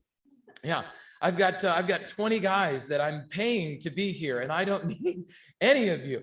And I said, I've heard this before, so let's go. And there was probably 20 to 60 guys that were there. I was the only guy that made it out of that. Eventually became a starter professionally. Was there for 2 years, got to play professionally, was engaged on the field, which is super cool. My wife said yes, amazingly. She's a hyper introvert. So COVID was like, oh, this is great. You know, I was like, I'm dying. You said I was dying. I died a little bit every day. But she said yes, and we eventually moved to Chicago to start our lives there after I retired.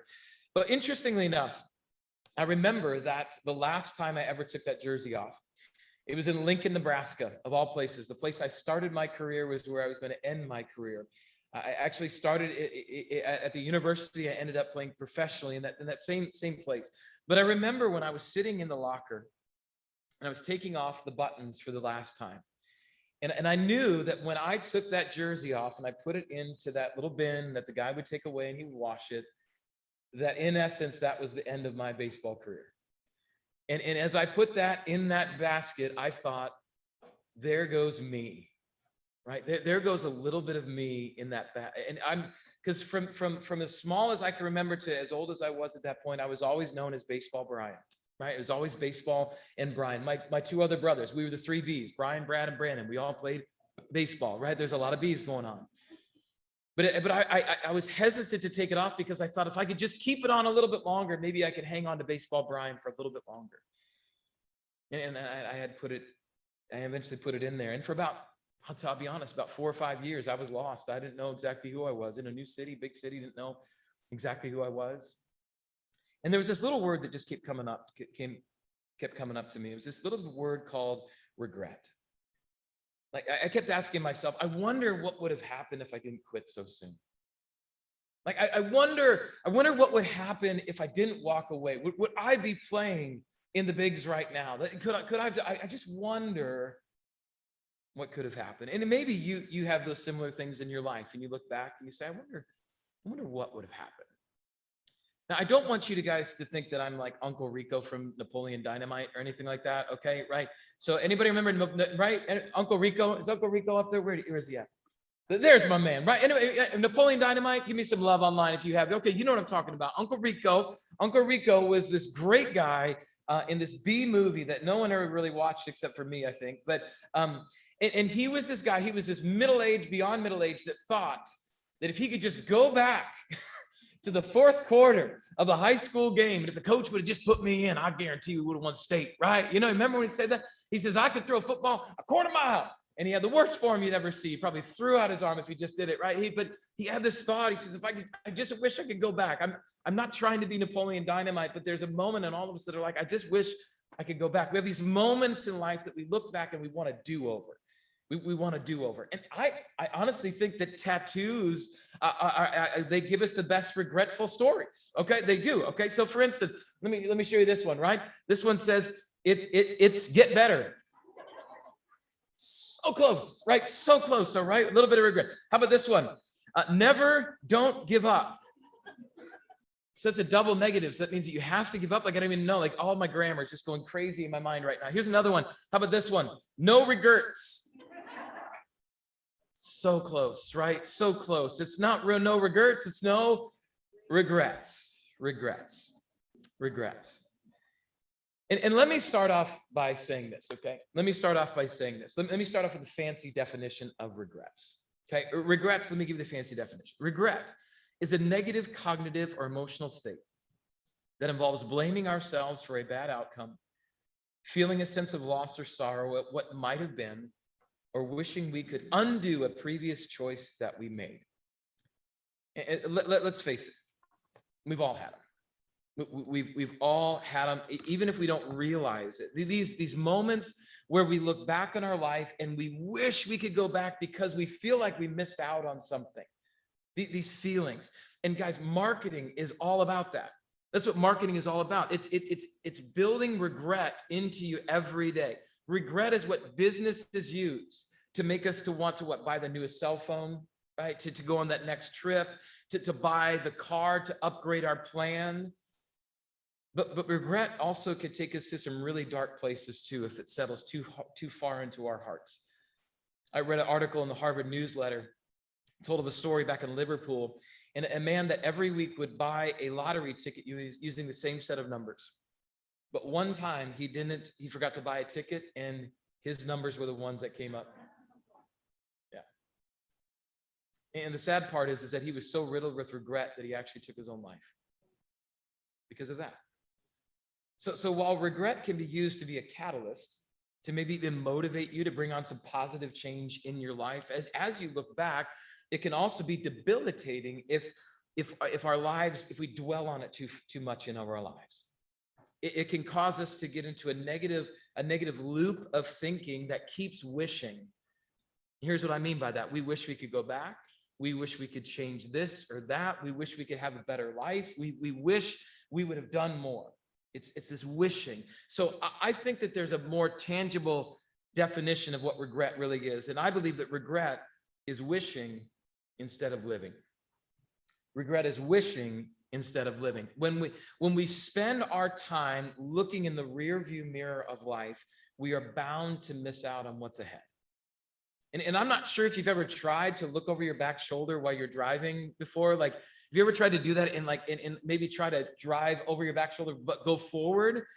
It is uglier than what the Giants are going to do to the Dodgers in the playoff series. Let me tell you right now, right? Okay. Let me just tell you, right? Okay. So Iowa State back there loves Dodgers too. So we both got some, that's all right. But right, you know what I'm saying? We can't move forward if we're looking backwards. We can't look forward if we're looking backwards. But that doesn't make it any easier. Because isn't it easy to say that when things are good? It's so easy to say that when things are good. But when we're in the middle of the mess, in the middle of the wishing loop, regret seems to be the only natural place for us to be. It seems like the only natural place. And what we need in that moment, guys, I'm telling you, it's not self-help books. It's not self-help books. Those are great. But honestly, what we need is we need to hear from God. We need to hear from God. Deep down, we need to know that more than anything else, that God can speak into our regret and he can show us the way out of that regret. That's what we need. We want to be able to know that. We want to be able to share with those that we love, those people that maybe are in our care, the process to get out of this way. So let God speak over the noise of our wishing and get back into the living. That's what we want to hear. Which is why I wanted to take some time today. You brought a pastor here. You know you're going to get some Bible. Okay, so we're gonna walk through a story in the Bible that I think beautifully shows us this beautiful image of how regret works in our lives. The story is found in Exodus chapter 14. So if you have your phone with you, or maybe your Bible with you, maybe you went varsity and brought your Bible. If you did, that's fine. If you're online, I know whether you're at home or watching the dog, you could do that. Go grab your Bible right now. Exodus chapter 14 is where we're going to be at, and we're going to start in verse 5. But as you do that, let me pull everybody up to speed on exactly kind of where we're at in the story in the Bible. And where we find ourselves in the book of Exodus is where the book of Exodus kind of talks about this time in the Israelites' history in Egypt. And in Egypt is when the people of God were in captivity for over 400 years as slaves. And as they were crying out because they were in such pain, it says that God hears their cries and he sends someone to them by the name of Moses. Moses was this guy. He says, I don't want any part of this. I don't talk real good, you know? And God says, no, I'm going to use you. And he sends him to Egypt. And through Moses, he pleads with Pharaoh to let his people go. Pharaoh says no, but after 10 plagues that were on there, the last one was just too much. And so Pharaoh finally is like, get out of here. Let my people go. Let them go. And so they leave. Millions of Jews, they flood out of Egypt. God guides them into the desert and toward what's known as the promised land. That's what's happening. Millions of people God guides them out. God delivered these people out of slavery, out of bondage, and now into freedom, or so it seemed. And this is where we pick up in Exodus chapter 14, when we start to see what regret can lead to. In fact, I want to give you three distinct things that regret can lead to in our lives, as we see in the Bible. Verse 5 says this in chapter 14. It says this, it says, when the king of Egypt was told that the people had fled, Pharaoh and his officials changed their minds about them and said, what have we done? We have let the Israelites go and have lost their services. So he had his chariot made ready and took his army with him. He took 600 of his best chariots along with all the other chariots of Egypt, with officers over all of them. So here, actually, we get to see the very first example of regret in this story. Here's the very first example. The king of Egypt, also known as the Pharaoh, all of a sudden realizes what he's just done. He has eliminated his entire workforce in Egypt. He has virtually collapsed his entire economy in the matter of one day. In one day. So he begins to regret this decision. He's looking back and he's like, oh gosh, what in the world have I done here? Like, what have I done? And so in response to this regretful decision, he decides to do what? He decides to go after them, to bring them back. And he assembles the best Egyptian army with the best horses and the finest chariots and the best officers to ride with them. And he takes off in a cloud of desert dust to go and to bring back the slaves that he just set free. But in this moment, we get to see the first thing that regret can lead to, and that is that regret can lead to anger. Regret can lead to anger. The Pharaoh was really angry at what he had done, and his regret led him to rage. He was so angry that he hyper responded to the situation, and it blinded him to what was happening. Regret led to rage. And I just think that all of us can probably appreciate what Pharaoh went through. Because at one time or another, I'm guessing that we felt like loading up our chariots and attacking the past, haven't we? Let's just load up and go get him. Let's go get him. But so often we can't attack the real regret, can we? So what do? We attack the people that are around us. We'll attack the people that are around us. People we might even care for really, really deeply. We hurt people around us in hopes that through that outlet of emotion or violence, we will fill the hole that regret has formed inside us. That's what we try to do. But many of us find that we don't find the peace that we're looking for in that way. We just don't. In fact, instead, we find only more regret from the new damage that we've caused. And the pain only gets worse as now we have more to deal with. We've added regret on top of regret. So looking to anger to solve our regret is not healthy, nor is it even possible for us to do. But the story continues. And so as the army gallops towards their target, we now get to switch perspectives and we enter the camp of the people of God. So the Israelites are now 25 days into their journey. They have traveled 310 miles. And they're camped at the edge of the Red Sea, and they have been there for about 8 days, we figure, about 8 days. And they're basking in the freedom that God has given them when all of a sudden their circumstances change. Let's look at verse 10. It says this, as Pharaoh approached, the Israelites looked up, and there were the Egyptians marching after them. They were terrified, and they cried out to the Lord. So the people look up and they realize we're in trouble. Yeah, y'all, we're in trouble right now. We're pinned up against the Red Sea. We have nowhere to move. There are millions of us. We're not going to move quickly here. And so they see their destiny charging towards them. And in their minds, you can sense the regret that they're having. You could just sense it. And it comes out in a very natural way, which is what the second thing that regret can lead to in our lives. The second thing regret can lead to is fear. We can regret. When we regret, we naturally get fearful. We become worried about what we've missed out on. We are fearful of what may come as a result of what we've done.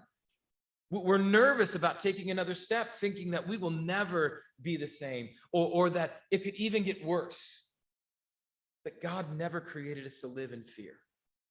Can I remind us what Paul would tell us in 2 Timothy chapter 1, verse 7, where he says, for God gave us a spirit not of fear, but of power and love and self-control.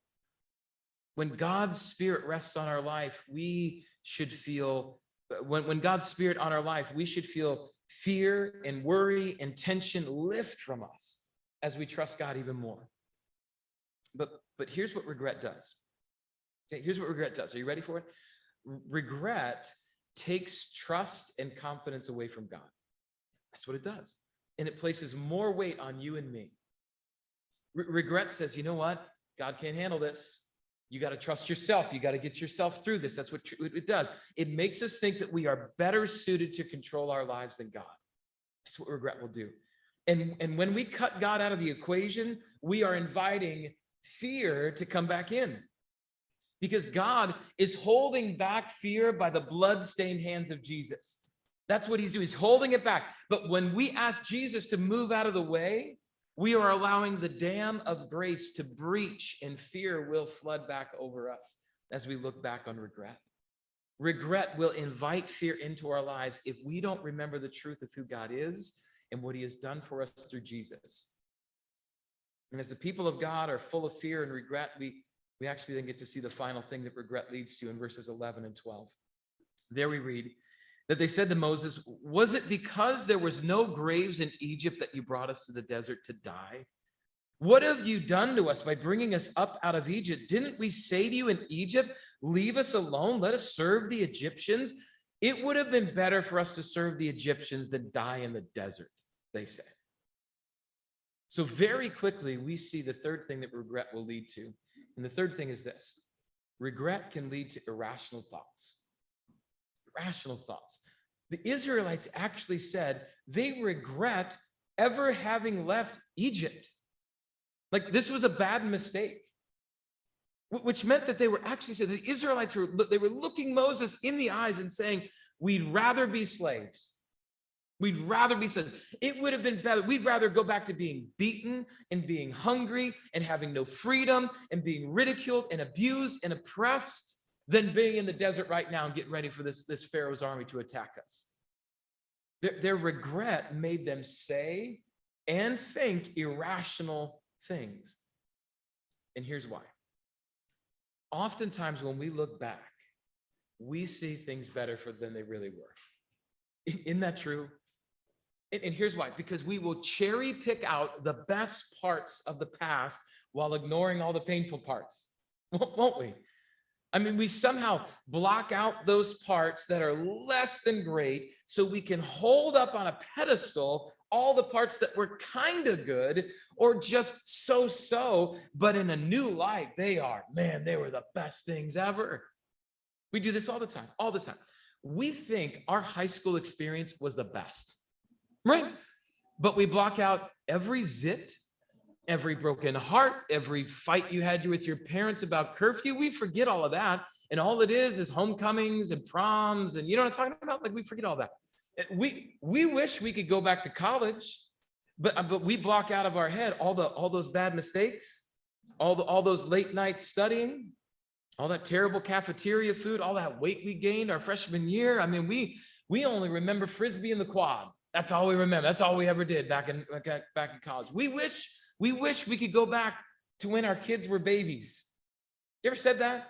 Man, I just wish I could go back to when my kids were babies. But y'all forget about the poop and the puke and the insomnia. Okay, come on, people, right?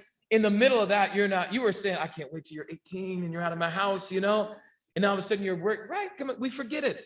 But King Solomon actually says something. He says something so insightful in Ecclesiastes 7:10. Here's what he says. He says, do not say, why were the old days better than these? For it is not wise to ask such questions. Darn you, Solomon, and your wisdom, right? Darn it. Guys, when we have irrational thoughts caused by regrets about the past, we are only skewing reality. We're skewing it. We are trying to make it better than it was or more glorified than it was so we can justify looking backwards. That's why we do it. And I know it can be hard, and especially right now, guys, because maybe in the past, A loved one died. Maybe a relationship was missed out on. A job that you loved is gone. Maybe as you look back, you're like, you know what? My innocence was taken. I would love to have that back. But the reality is that we can't live in that reality anymore. We can't go back because we're here and the future is there. And so the people of God find themselves being hunted by the Egyptians and with what seems to be nowhere to go. They're freaking out. They're regretting everything about this wilderness journey. They don't like any of it. They are convinced that they are going to die, and in all intents and purposes, they should have. And what's happened is that the regret, they are angry, they are afraid, and they're irrational in this moment.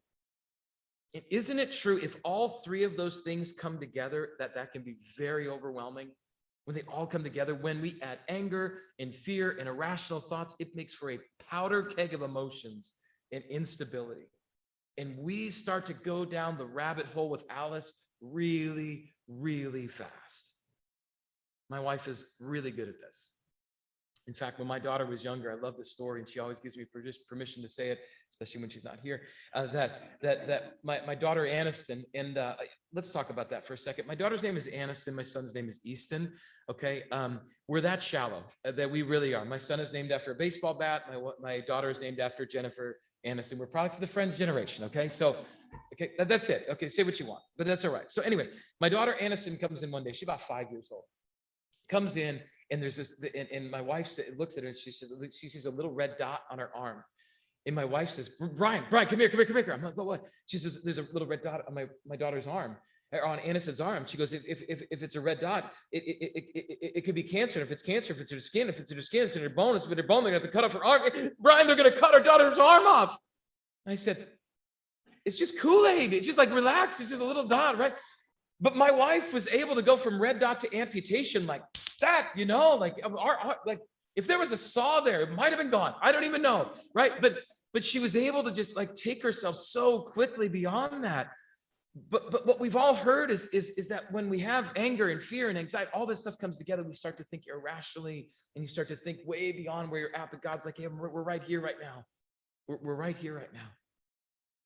But let me say, all we've heard in this story so far is from two groups of people. We've heard from the people, and we've heard from the Egyptians. We've heard from Pharaoh. Those are the only two people we've heard. We've clearly heard their fear, their anger, their anxiety, loud and clear. We hear it. But who we haven't heard from is God. What would God say? What would God say about all this mess that the people have found themselves in? They're all worked up about. And maybe you're asking the very same thing too. God, what would you say to the mess I find myself in as I look back on my life of regret? What would you say? What are you going to do, God? Well, let's listen to these next verses. And let's hear some of my favorite scripture in all the Bible. No joke. Exodus 14, verse 13. Memorize this if you can. It says this. Moses answered the people, do not be afraid. Stand firm, and you will see the deliverance the Lord will bring you today. The Egyptians you see today, you will never see again. God speaks to every one of these regretful byproducts, doesn't he? He says, don't be afraid. Don't get angry. Don't get irrational. He says, it's going to be okay. I'm going to take care of all of this, and I'm going to take care of you, and I'll deliver you. And here's where the best part is, okay? Because naturally, we want to know two things from God right now. And here's the two things. What are you going to do? That's what we want to know. And then the second question is this. What can I do? Right? What are you going to do, God? What can I do? What is your part in this, God? And what part am I going to play in getting past all this stuff? And you know what? Check out what God says next. God's just so beautiful. Look what he says. He says, the Lord will fight for you. You need only to be still. God says, I'm going to fight for you. I just want you to stand still. God is saying, hey, you give me all your enemies. Give me your anger, give me your fear, give me your irrational thoughts, give me them all, and I'm going to fight for you. And your job is to be still. It's what David would later say many years after this in Psalm 46:10. He says, "Be still and know that I am God." When we are so tempted to get busy, trying to undo our regret or make up for our past mistakes, when we feel like if we don't do something, we're doing nothing, God says, hey, I want you to do the exact opposite of what you're thinking right now.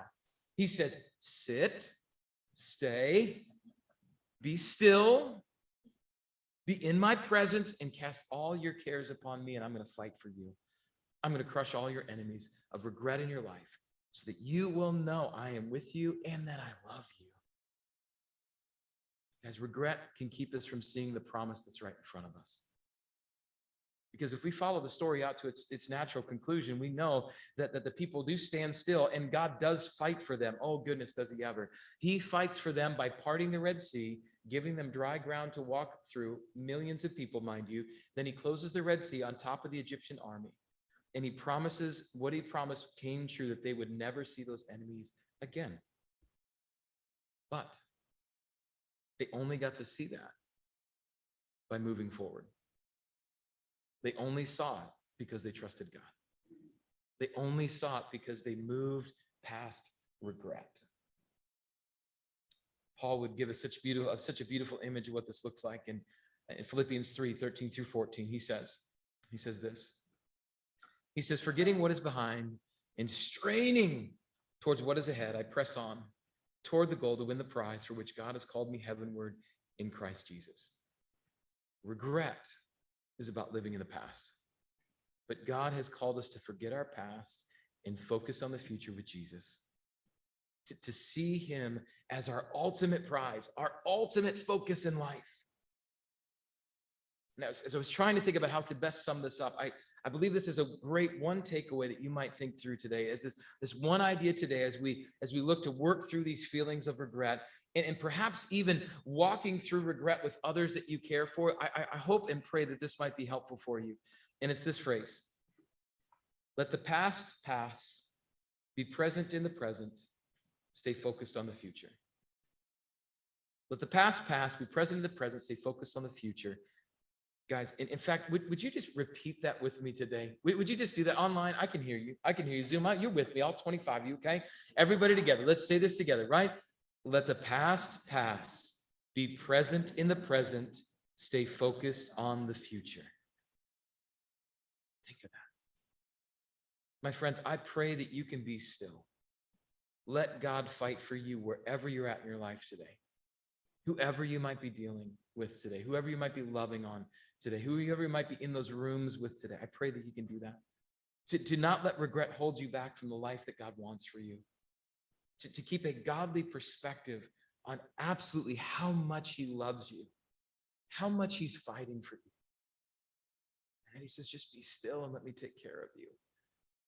Let the past pass, let the present be present, and stay focused on the future. If you do that, regret won't have a hold on you. And you will be able to see God fight for you in ways you've never seen. And he'll fight for those that he loves. And he will be with you every step of the way. So I just want to thank you for what you do, for loving people in the moments that a lot of people walk away from, you walk into. And so I want to thank you for that. Being people on the front lines, but also making sure you know that it's okay to be still and let God fight for you and for them because he loves you. Guys, thank you so much for letting me be here today. Honored to be with you guys today. Thank you so much on Zoom. Appreciate you guys.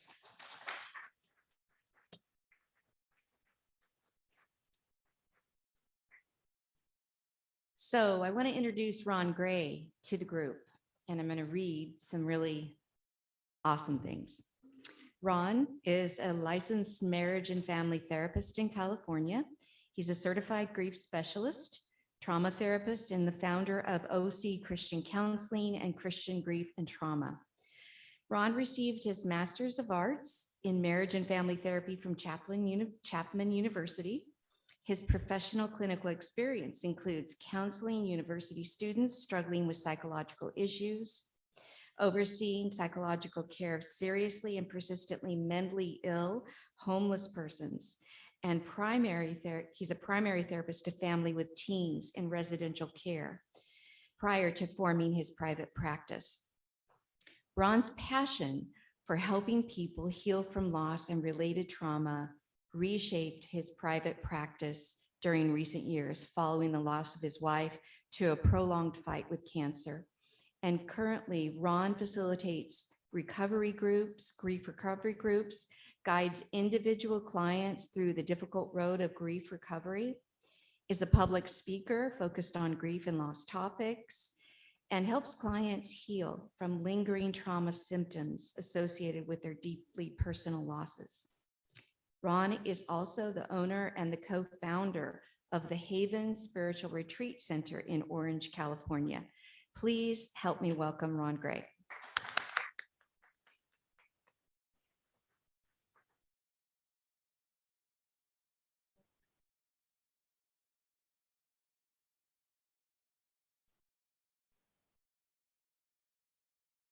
Well, hello, everybody. Can you hear me okay? Move this up a bit, if it will. So I have some regrets. One of my regrets is playing cleanup in the lineup here and following these three people. I'm going to bore you to death, I think. Do I get to move this? My presentation, how do I? This way? Yeah, Going. Either one. just what's hit like comfortable. the. The forward button. That's you. Oh, okay. And I don't like pictures of myself. I'm not gonna look at that. So we've been through a lot of emotion this morning. And we're aware that people have losses and they get stuck in those losses. And part of that is because we don't always know what to do about losing people. I guess I don't have to tell you anything except that my focus on me, my focus is about grief and trauma. And that's just what I work with right now. And as Anne Marie also already mentioned, we're working on being able to reach more people because a frustration for us is that we can only handle a few people at a time.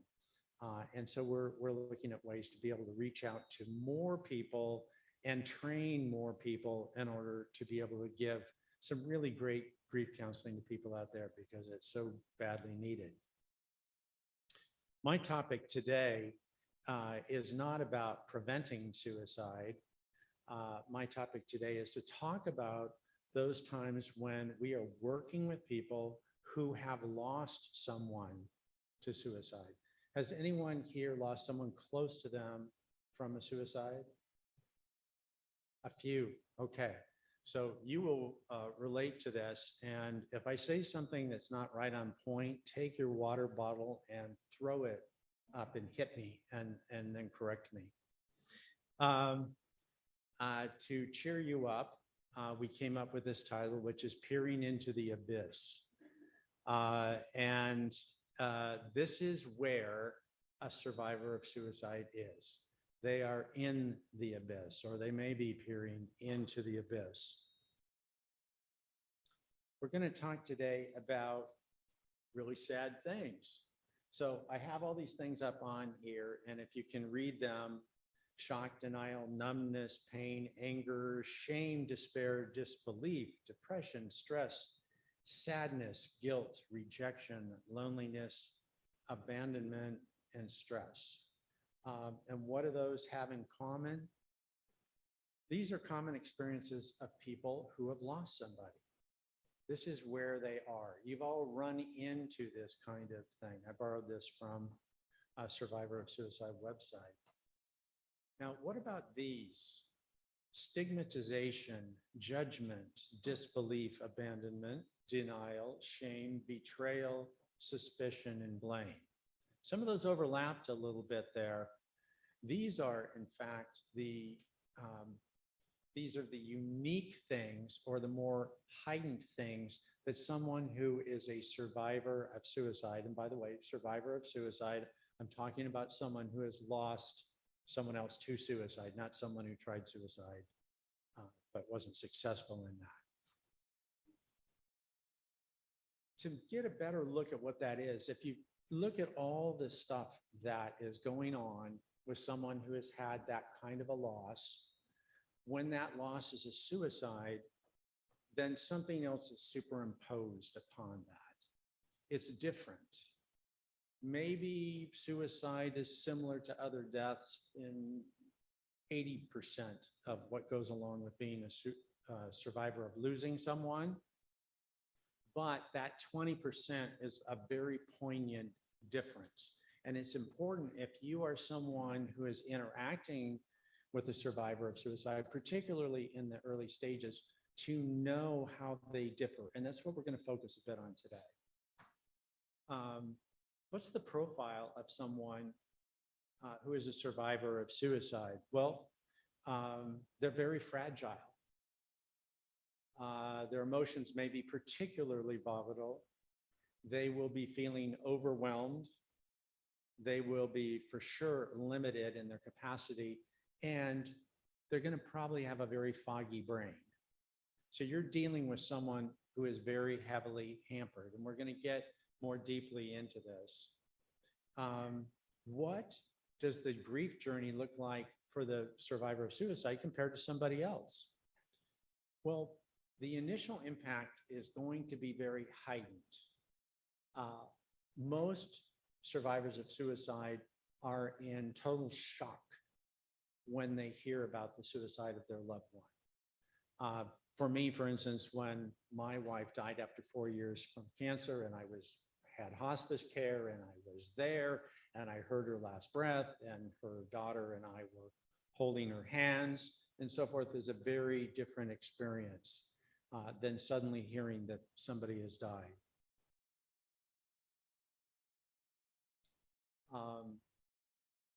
A woman I worked with recently, she was out doing errands, having appointments, and all of a sudden she had this overwhelming feeling, I must go home, I must go home. She stopped exactly what she was doing. She jumped in her car, she raced home. And as the garage door opened up, the first thing she saw was the feet of her husband, who had hung himself from the rafters in there. And that was her welcome home.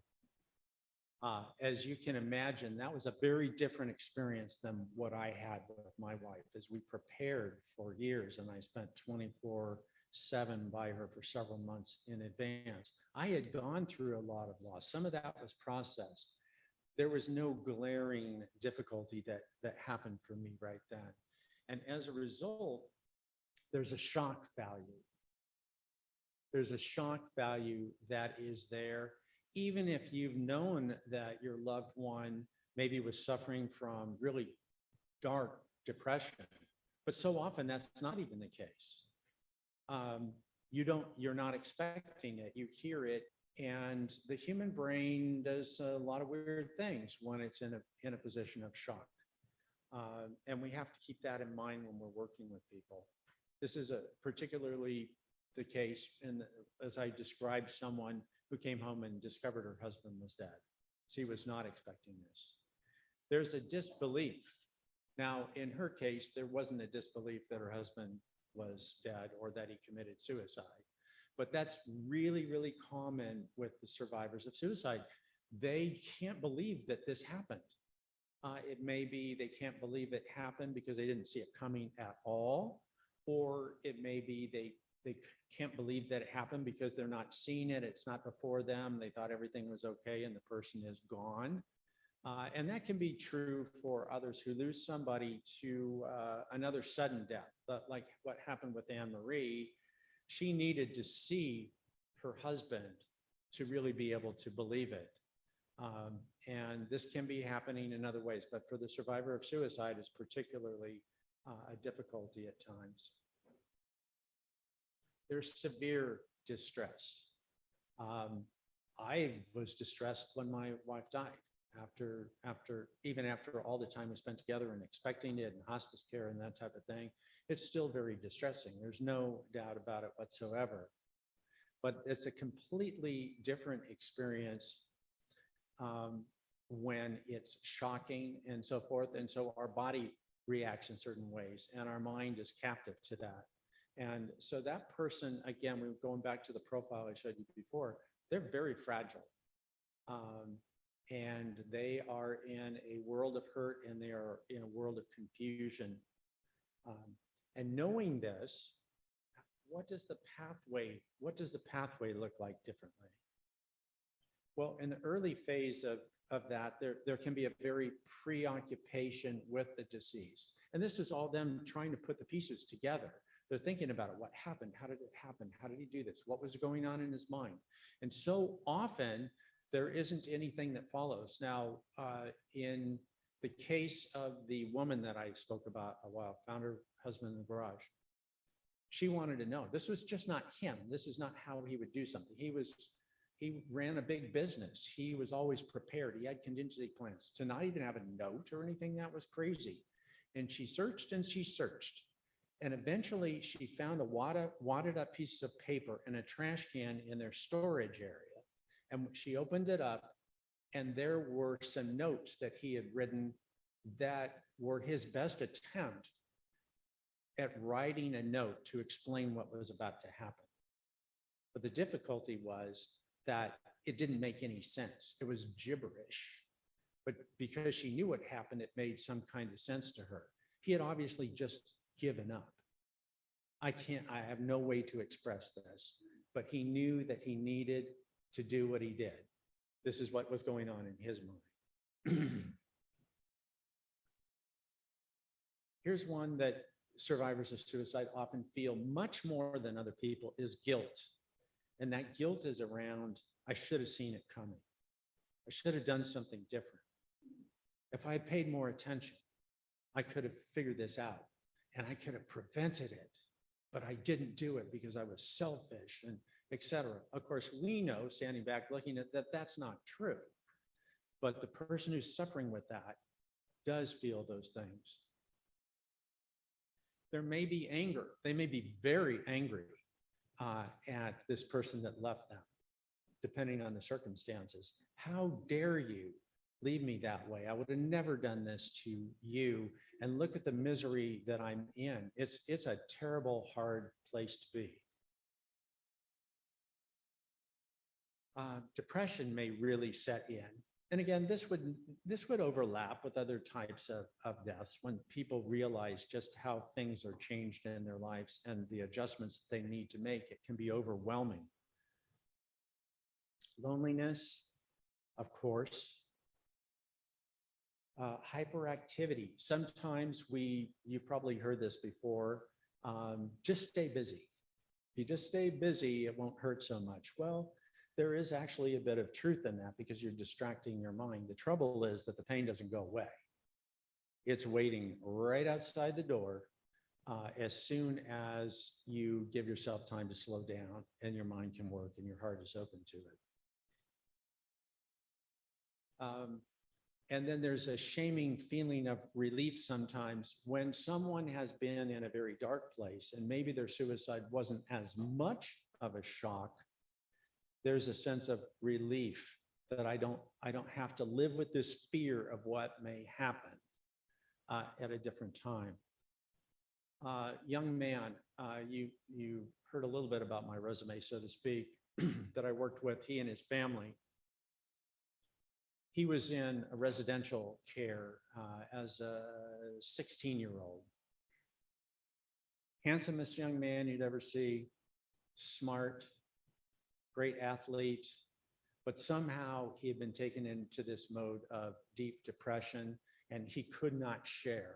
He just could not share about it. We hospitalized him 3 times during his stay in residential, and then his insurance company said, we're not paying for this anymore. His mom called me a couple of months after they were discharged, and we were also sad about it because we knew he needed more help. He had come home to his dad.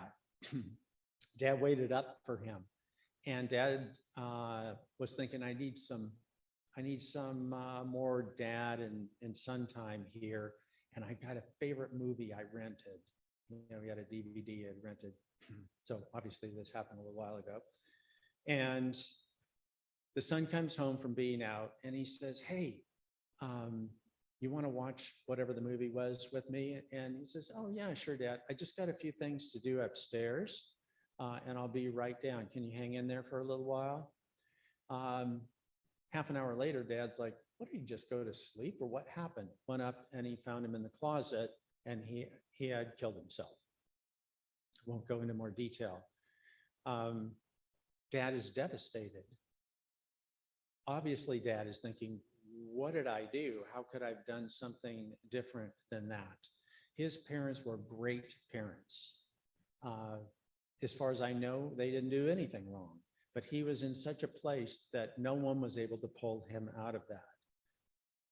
And they felt such great sadness, but they had been working for years in trying to give him help unsuccessfully and always worrying that something like this would happen. And so they actually felt some relief when it was over, and then they felt shame because they had felt some relief.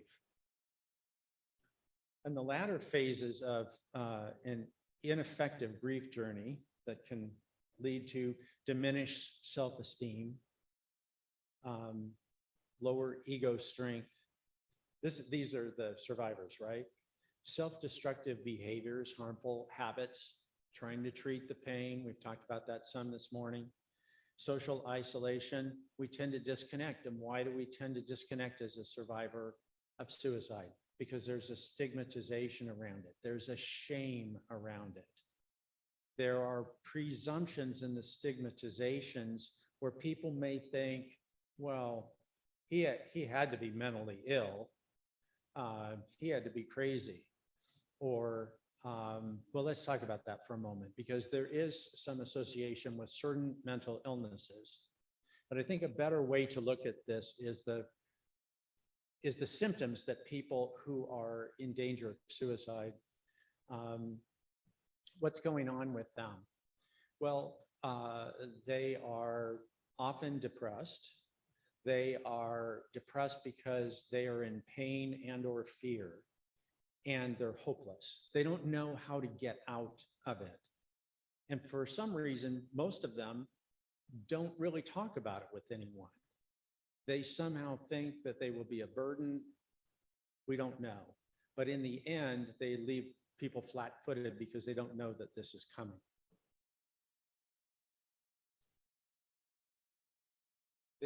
People will have impaired mental health. I'm talking about the survivor again here now. So the survivor is going to be really struggling with his or her own mental health. And that's because of what has happened to them. And they don't believe that others around them are really going to be feeling their pain or understand them. And so they tend to stand back. So what can we do to help people out? What can we do to help out a survivor of suicide? Well, I pulled this out of a book some of you may have read by Megan Devine, and I adjusted it so you see the parentheses in here, the brackets. Here's what she's saying, and I'll read it to you. They don't need solutions. They don't need to move on from their grief. They need someone to see their grief, to acknowledge it. They need someone to hold their hands while they stand there in blinking horror, staring at the hole that was their life. Some things cannot be fixed. They can only be carried. Well, there's one of our first things that we want to know when we look at how do we help people. And I want to apologize to any of you if you have like additional training and that type of thing, but I want to talk to you all as though you are a lay person, not like you're a therapist and I'm going to, give you some platform upon which to work. This is just you and that person who has lost somebody. So I don't mean to demean anyone because I understand where people have different levels of experience and so forth with this. You may need to initiate the contact. In fact, there's probably a pretty good chance of that. You're going to need to initiate it. And if you can, do it in person. Now, I know we've had the whole COVID thing going on and so forth, but if that can be done in a way that you're physically there with them, I highly recommend that. Ask expectantly. Again, ask. We don't want to try to prescribe something to someone who's suffering from this kind of depth of sorrow, we want to ask questions. We want to draw them out. So even asking expectantly would be instead, would it be cool if I came over and visited with you? You probably want to go with, hey, what's a good time when I can come over? Go ahead, be a little pushy in that way. Listening attentively, I probably don't even need to say that, but attentively it's very important that they feel heard, and they need to know it's safe. And so you really just need to be someone little feedback doesn't need to be a lot, but you don't need to fix them. Using the loved one's name is you saying there's nothing to be ashamed of here. Let's say the loved one's name is David. We speak of David. How are you feeling since you've lost David? Tell me something about David that I don't know. Bringing that name in for most people is going to be helpful to them. More of what we can do, having a hard time reading that, is asking open-ended questions. So if you say, how's your self-care going? Ask them, what are you doing about self-care? Get them to open up and actually speak about it. Otherwise, they're going to say, it's okay.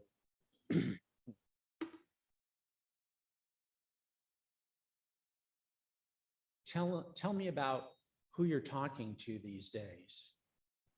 What are they saying? How are you managing any difficult people or conversations right now? So it's these kinds of questions. What did you have to eat today? Not, have you had something to eat? What did you eat? Get them talking and pull them out of that. Practical needs. What do you need? Who's helping you? What are they doing? What we can do, again, as competent lay persons, is direct them to things. We don't need to be everything. The healing is going to come from within them. Ultimately, we want to lead them to healing things. We're a healing balm to them when we listen to them, when we talk to them, when we treat them and respect them with kindness. There are survivor of suicide support groups. I'm not giving you a list of them right now. They're easily found. Grief healing organizations, like the Grief Recovery Institute, for instance. Mental health professionals. There are some survivor of suicide online sources for people, pointing them in a direction, helping them find things. One thing that stands out that I saw some statistics on is survivor of suicide support groups. It's really important if you can get people who have suffered the same type of loss together. That can be true for a lot of things, by the way. But a survivor of suicide may feel very intimidated being in there with someone like me, who lost their wife to cancer, and someone else, my husband, had a heart attack. There's something worse about this. And one thing I read was that it's even worse than having that person murdered, because the person who was murdered was the person themselves. And so there's a shame that goes around it, and the stigmatization that I mentioned before. Offer to initiate contact, make it easier for them. If it's, don't leave them in the case. Maybe it's like, hey, we could call right now, or do you have a computer? I could look this up for you and I could show you where it is right now. I could make that call with you. Would that be helpful? Again, you're asking, you're not just doing something. It's not, I'm going to call them right now and this is what's going to happen to you. They may not want to see you the next time. Normalizing their experience. That will happen more than anything when someone else who has really shared that level of pain with them. That can happen. For you, you can only say, I can't really fully imagine what you're going through, but it must be awful. I know it was hard for me when I lost my wife, but this seems like that times 10. Affirming feelings, we know this.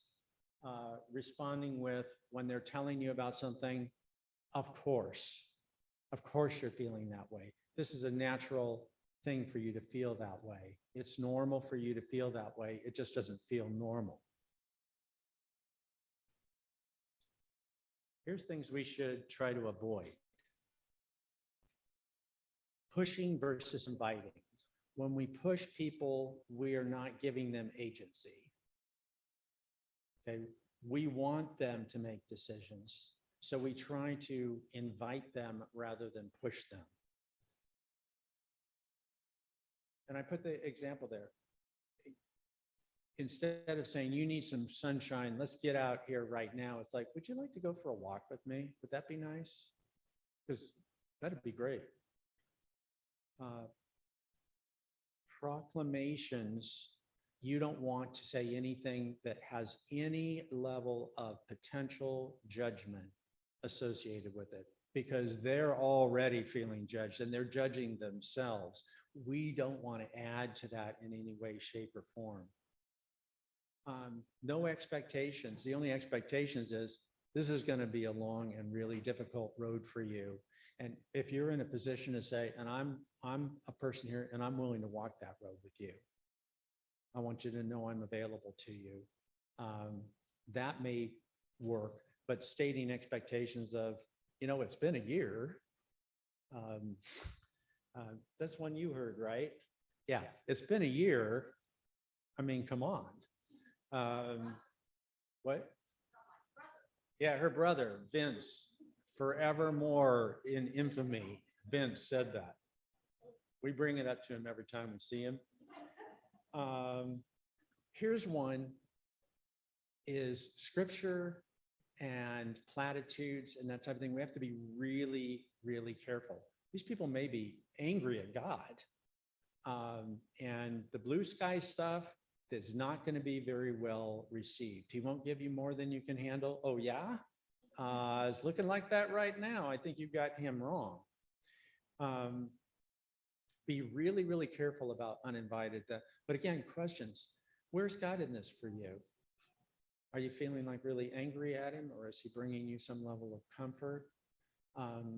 Where do you go to for comfort? How are you feeling about this right now? Let them tell you.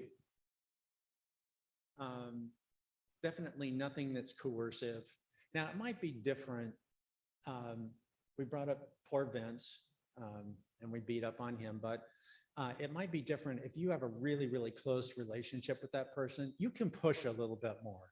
It's like, come on, we've been through all these things together. Come on, we're going out right now.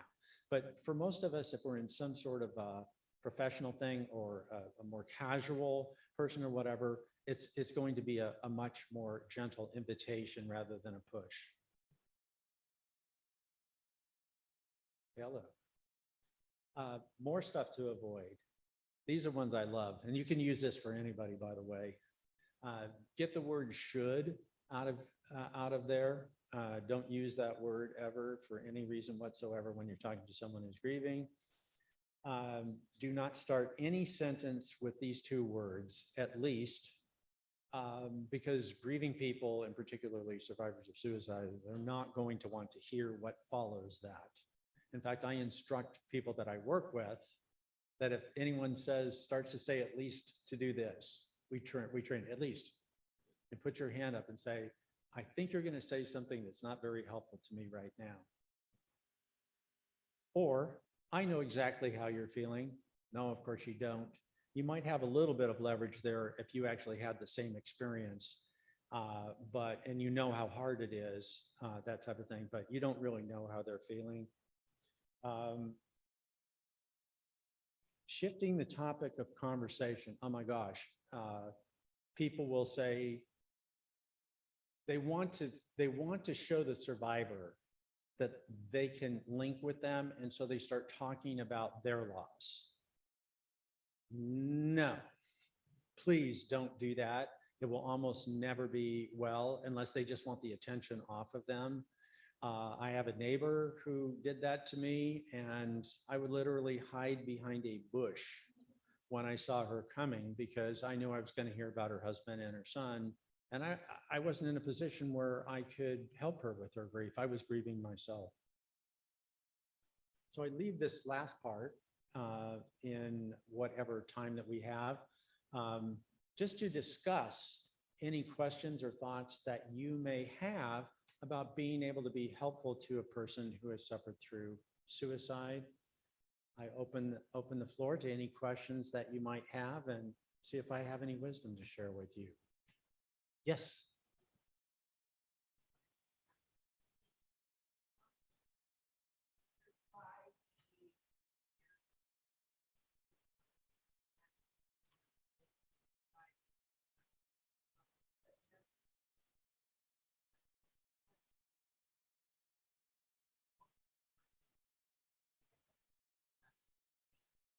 Yeah. Yes. And, unfortunately, that does happen. Oh, okay. The topic was brought up that sometimes people have made multiple suicide attempts, but they were unsuccessful. They did not complete the suicide. And so there's that time before that person. And everybody who doesn't complete it doesn't mean that they eventually complete suicide. Sometimes they don't. Sometimes they don't. Fortunately, something was learned in the midst of that. The depth of their pain was realized. They were willing to get some help and et cetera. And sometimes it does go on. So on one hand, someone who goes on and completes a suicide, you are in the place to grieve it and still feel some relief at the same time, because at least that's the last time I'm going to have to go through that. But in the midst of that, you as their loved one may very well feel the responsibility. What can I do? How can I do this? It's frightening. It's like a weight hanging over you, right? Like, when's this going to happen again? And maybe these people are listening to you and getting help, and maybe they're not. And if they are getting help, maybe the help isn't helping that much. Working with people who are actively suicidal is a scary thing for a therapist. This is a really slippery slope. I personally didn't like having clients like that, to just be honest, because you feel it's scary and you feel hopeless. When it was kids, I would work hard to get the parents, to really get engaged. And I would send, well, Anne Marie knows, because I'd come in after things and like, I want to kill the parents. I can't get them to take this thing seriously. They're going to lose their daughter. I can see it coming. She can't even make a promise that she won't commit suicide tonight. And then they didn't do anything that I had to say. I finally had to terminate some things like that, because I wasn't going to be party to it. There's usually some stories around that, why things happen. We sometimes put the stigma on people that the family must have been a terrible family if someone in the family would commit suicide. I mean, after all, it must have been super dysfunctional. But the truth of the matter is, that's not necessarily, it could be, but that's not necessarily the case at all. Everybody else in the family might actually be doing pretty well, and they don't understand what is happening with the person who later becomes a victim of their own thoughts. And thank you for bringing that up. Anybody else, any other questions on this topic? I did it too. Must be a family thing.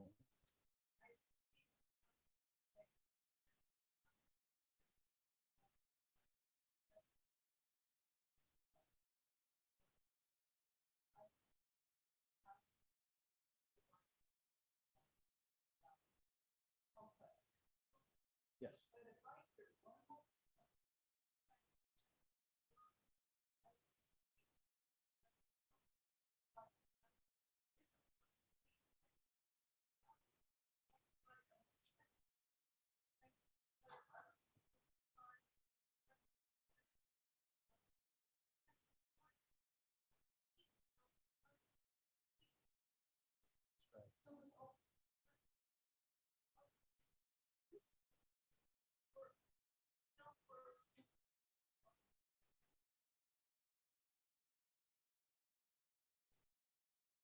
Thank you for speaking up on that. And I want to apologize because I should have done more of a disclaimer around that. Everybody's loss of someone they love and care for and is close to them is horrendous. Everybody's loss is completely unique. Even though I'm talking about a particular kind of loss here, that has some unique elements to it, I in no way want to diminish what you've been through. And some people will say the same thing about losing a child, that would be the worst thing ever. And somebody else might feel like, well, wait a minute, losing my spouse was the worst thing ever. There is no comparing the weight of things on that. And what I want to try to convey here, so thank you, I think maybe my message can be a little bit more clear here, is that there are some unique things around it. So the things like the stigma, the things like the shame, the things like there may be a blame involved there. Now, those things could leak into other kinds of deaths too. But they're very, very common with respect to the suicide. And so I know, for instance, when I'm treating someone, and by the way, my personal belief is anyone who's suffered a suicide of someone close to them, I think they for sure need to get professional help. Even if they don't know it, it's probably going to end up showing up in there somewhere. And a lot of people that do lose folks need professional help. It's not just suicidal, but there's an element in there that I think very few people come through that and don't need professional help. I think a lot of us do. I know Anne Marie didn't lose her husband to suicide, but it was a sudden one. And this is what sent her on the journey of learning about that. I would have told you in my case, there was nothing unspoken. There was nothing unresolved about the death of my wife. We did everything we could. We left everything on the table and on and on and on, okay?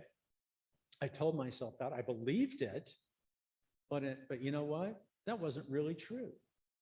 The fact of the matter is there were things that weren't really resolved. I wasn't really looking at the relationship realistically. I had her up on a pedestal. She was a wonderful woman, but she was a human being. We often will need help with this on a professional basis, but we only know that really with some time. And if people have support around them and they feel heard and they started out in a pretty emotionally and mentally safe place, whatever, they may not need anything. Death and grieving it's part of life. It's part of the loving of the person that we know that either they or I, one or the other of us is going to die before the other one 99.999% of the time. I know there's plane crashes and stuff like that, but so don't take me there. But for the most part, one of us is going to be the one who still have feet on the ground and they're losing that person. And it's inevitable. It's part of life. How can we be there to help people through those times? I think is really the question. And understanding how different sorts of loss are different. Losing a child is very different than losing a parent. Losing a parent is very different than losing a spouse. Some people have one of the worst things that happened to them is losing a best friend because they never had any kind of relationship like that within their family. That can be their greatest and most deep loss. Thank you so much for bringing that up. You're exactly right. Yeah, thank you. Any other questions? Yes.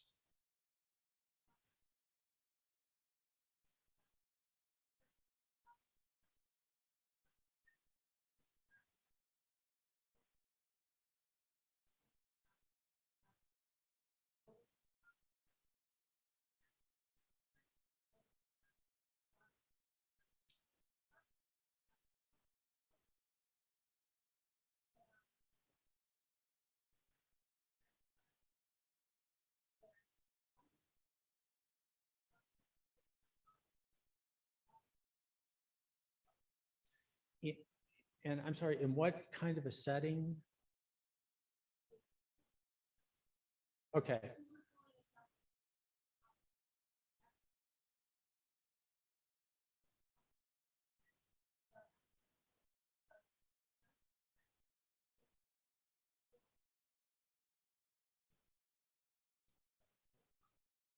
Yeah, it's not point on with my expertise. I'll just be honest with you there. Because most of my expertise is more in working with groups of people in a group setting that are coming because they're sharing their loss and they want to heal from their loss. I think Anne Marie actually probably has more knowledge about that. Would you want to come up and address it?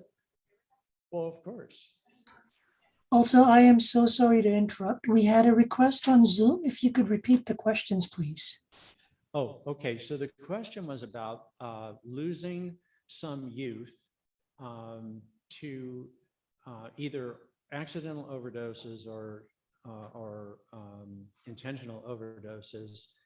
And kids in schools are seeing the empty seat in their room, and they see who's missing, and they find out that that person is now dead. And how to deal with that situation and be of assistance to the kids who were friends and classmates of that. Anne Marie has more of that kind of experience, so I'm going to turn this over to her for a moment. He got the question right, right? He's right. Thank you. Okay, I feel awkward doing this. Thank you, Ron. Okay, so this is where we'd want to do it. It's called critical incident stress debriefing.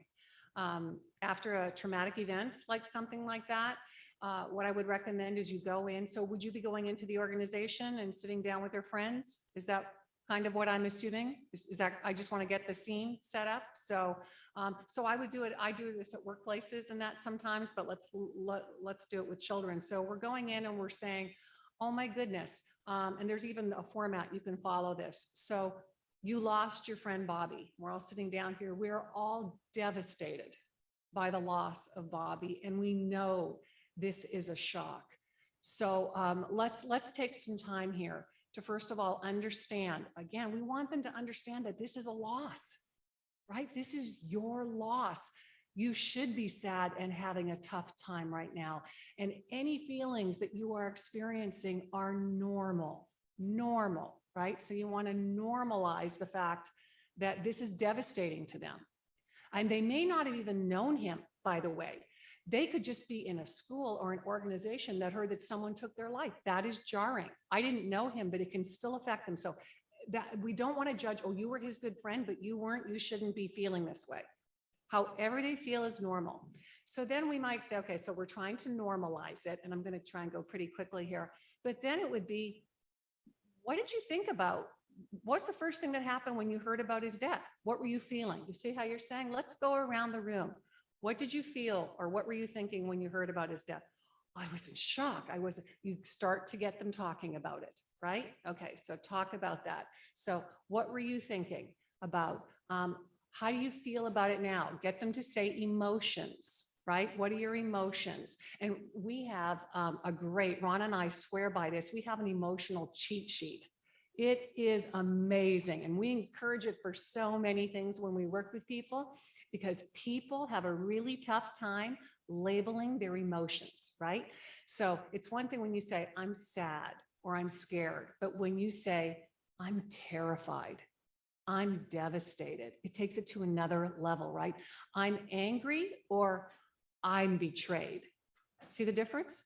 So even giving them those words. So for kids, you can even say, here's some feeling words. Circle anything that you feel about this. And it could be confused, scared, sad, but we're getting them to talk about it, right? With adults, children, we want to be careful, but sometimes we actually try to tell people, what happened, like tell them actually what happened. You're going to have to be really careful with this, obviously, to do that. But it could be, and I'm trying to go from memory, I don't have all my notes here. So how did you feel? What were you thinking? What were you thinking at the time? Or thinking, how could this happen? Right? Why would he do this? What are they thinking? Get them to go around and say that. Another thing would be describe him. If you knew him, describe him. Give us some words. I do this at workplaces a lot where we have, but then they'll say, oh, he was a real joker. Well, he was kind of difficult, a real pain in the neck, but they're all going around talking about them. And then it might be, what would you like to say to him? If you could say anything to them, what would you like to say to them that maybe you never got a chance to say? And they go around and they say, do you see how we're engaging them? There's some, does that help a little bit? And then again, getting the feelings, the emotions that they should have a tough time, that they're not going to feel better right away at all, that it would be normal for them to go up and down in their feelings, and that they may have people around them where some children are going to be crying and really emotional, and you might think, why is she so upset? She didn't know him very well. And they'll do that. You didn't know him very well. You shouldn't be upset. Or you were really upset and you don't seem sad at all. You're grieving wrong. We get this all the time. Did you know you could grieve wrong? You can't, right? And you're going to say, don't judge the people around you. Do not judge. There's no criticism. Everyone's feeling and experiencing what they experience. We want to come together. Then you could even say, is there a way that you might like to honor them together? Let them come up with a solution on how they might want to do that. So, and I can send some steps to you if you want some of this in writing. I'd be happy with some more details. But is that a pretty good start? Would you add, but you just, does that help? So, okay, thank you. Oh, there's another thing, I'm sorry. But there's another thing too, and we're going to talk a little bit about this afternoon, but you could even have them write a letter if they wanted to, if they were really close to you. What would you want to say to them? Write a letter about all your feelings, the disappointments, and we'll get into that a little bit this afternoon, but I can give you more, but hopefully that was a start. Okay. Thank you. She's good, isn't she? Okay, so for the individual there, back to the question about losing a kid out of a class situation, we have to remember who the others are. They're teenagers, they're youth, they're children. Death kind of isn't on their, like they haven't really probably experienced that. Some have, but many have not. People that age think they're indestructible. They did, that's, we see kids on skateboards, jumping off of a building or something like that. They think they're indestructible. And then all of a sudden somebody's gone. This can't be right, can it? So it has a sense of surrealism for kids in that age range. And then I think the other thing is you give it a little bit of time, and then you almost can step back, if that's a possibility, I don't know in this case, and see like who's still struggling. And those they probably have some underlying issues that are making it a much more difficult thing for them. And they probably need some more individual work on that, but it doesn't have to be a big deal. The thing about people in professional help is that there's, I don't know, 70,000 therapists of different types in California. And I'm going to take a wild guess that about 1,500 of them actually really know how to treat people going through grief. Because I know I didn't back 5 years ago or so. I would talk to people about it. I didn't have people coming to me specifically for grief, or so I thought, but what I ended up finding out is that was the type of thing, that type of loss that was underneath some of the things I was dealing with. So I was dealing with the more superficial, and I didn't have the specific tools to take someone to a place that they didn't even know they needed to go with respect to that. I was dealing with the things that they may not sound superficial, like problems in a marriage and that sort of thing, but the truth is many of them had things from before that were never healed. And as a result, it's very hard to work forward on that. So that's something I learned. Then I learned that something that goes along with loss is very commonly trauma. And we think of trauma as being in a firefight in Afghanistan or something like that, or being in a horrendous car accident or a sexual assault or something like that. But there's other things that are traumatic. And often the trauma is associated with the death. It might be just some scenes in someone's head and they can't shake them out, but they can be helped with it. But in the early stages of grief, we're probably not going to be able to get after anything like that. It's the stuff that sticks that causes them some level of distress. And then there are people who are trained in that. EMDR is a particular regimen for that, and we can move that out of people so they don't have to suffer through those flashbacks and so forth anymore. Thank you. That was a great question. And thank you, Anne Marie, for bailing me out. Any other questions on this topic of surviving suicide? Yes.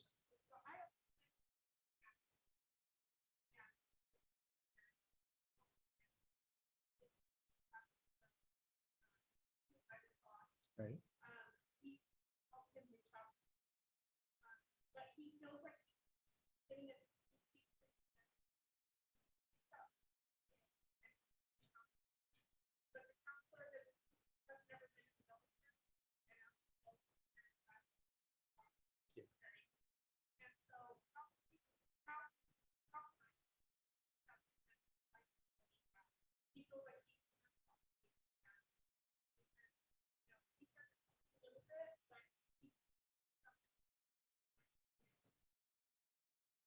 Yeah, and it's so great that he can yes, I'm going to repeat the question. The question is about a veteran who was involved in Middle East war in Afghanistan. He is having some suicidal thoughts, and he's right, they do really have some unique symptomology around their trauma and what it's like to be in war, and now you're not anymore, and adjusting back to normal life and so forth is extremely difficult.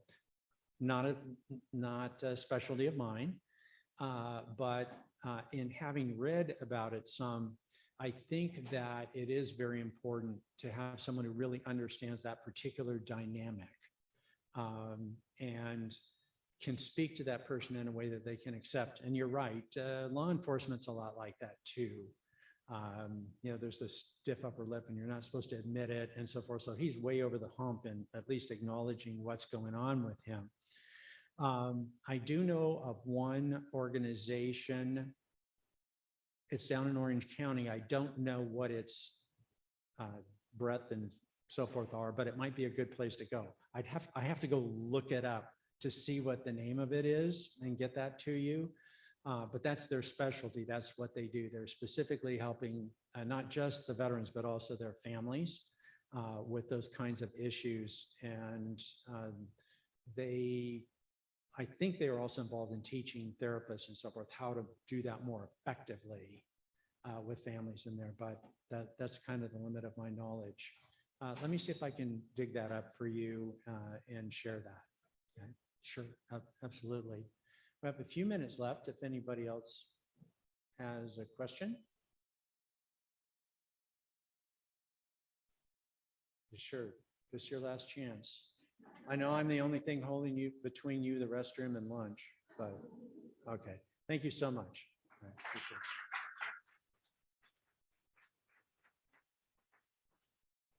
It's your turn. It's not, there's bottles in the basket, but it's flavored syrup. It's not wine. Sorry. This is a tough topic, right? I mean, it's not easy to talk about when somebody ends their own life. And I'm really pleased that Ron had the toolkit and the quivers and arrows in his bag to be able to give us some do's and some don'ts with people. In my life, there was a year that my stepbrother passed away by suicide. 2 months later, my 22-year-old nephew died by suicide. And then 6 months later, his father that had 3 other sons also ended his life. And the family was just devastated. It was like unbelievable. But one of the things that I hadn't thought of and didn't consider was my 9-year-old son. He's 15 now, but he came up to me, I don't know, maybe a month or so after the last one happened. And he said, "Mom, is suicide inheritable? Like, is it run in our family?" And I was just like, it never occurred to my brain that that could happen. And so this is just very revealing, Ron. So thank you so much for your gift to our community today. Thank you.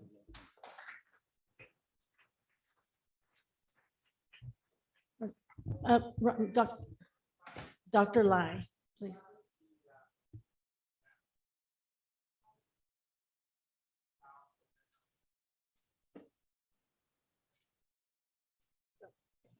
The question? The question is about EMDR, which is eye movement desensitization and reprocessing, is a particular platform for doing talk therapy.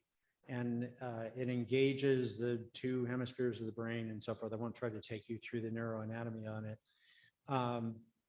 Honestly, I don't know the answer to that question as to how effective it would be with military veterans. I have not personally used it for that. I've worked with people with sexual assaults and especially around losing the death of a close loved one. I've worked with people on that and it's been very effective for that, but I can't speak to it with respect to military. It can be very effective for PTSD. I just can't speak to it and say that I know that it's really effective for military. You know, that's a great question. I wish I had a better answer for you. Sure.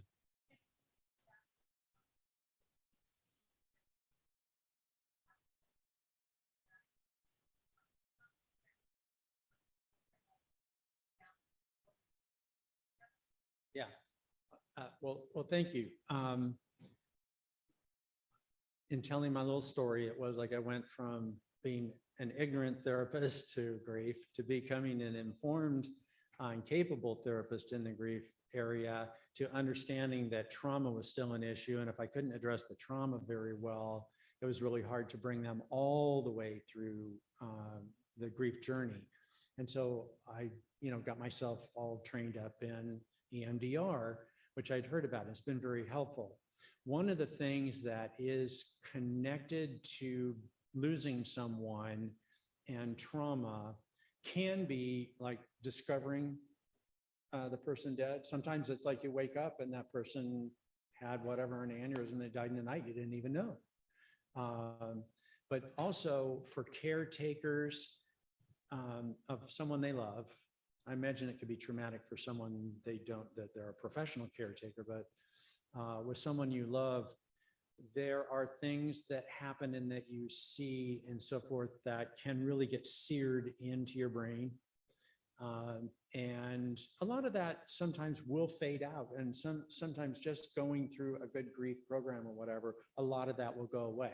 When it doesn't, you may have intrusive thoughts, intrusive pictures in your mind, almost an agoraphobic thing about, for instance, not being able to go into certain rooms because of what you witnessed in that was deeply disturbing to you. At that time, you just did what you needed to do to get through it, to help the other person and so forth, but it can be left. I personally suffered from that.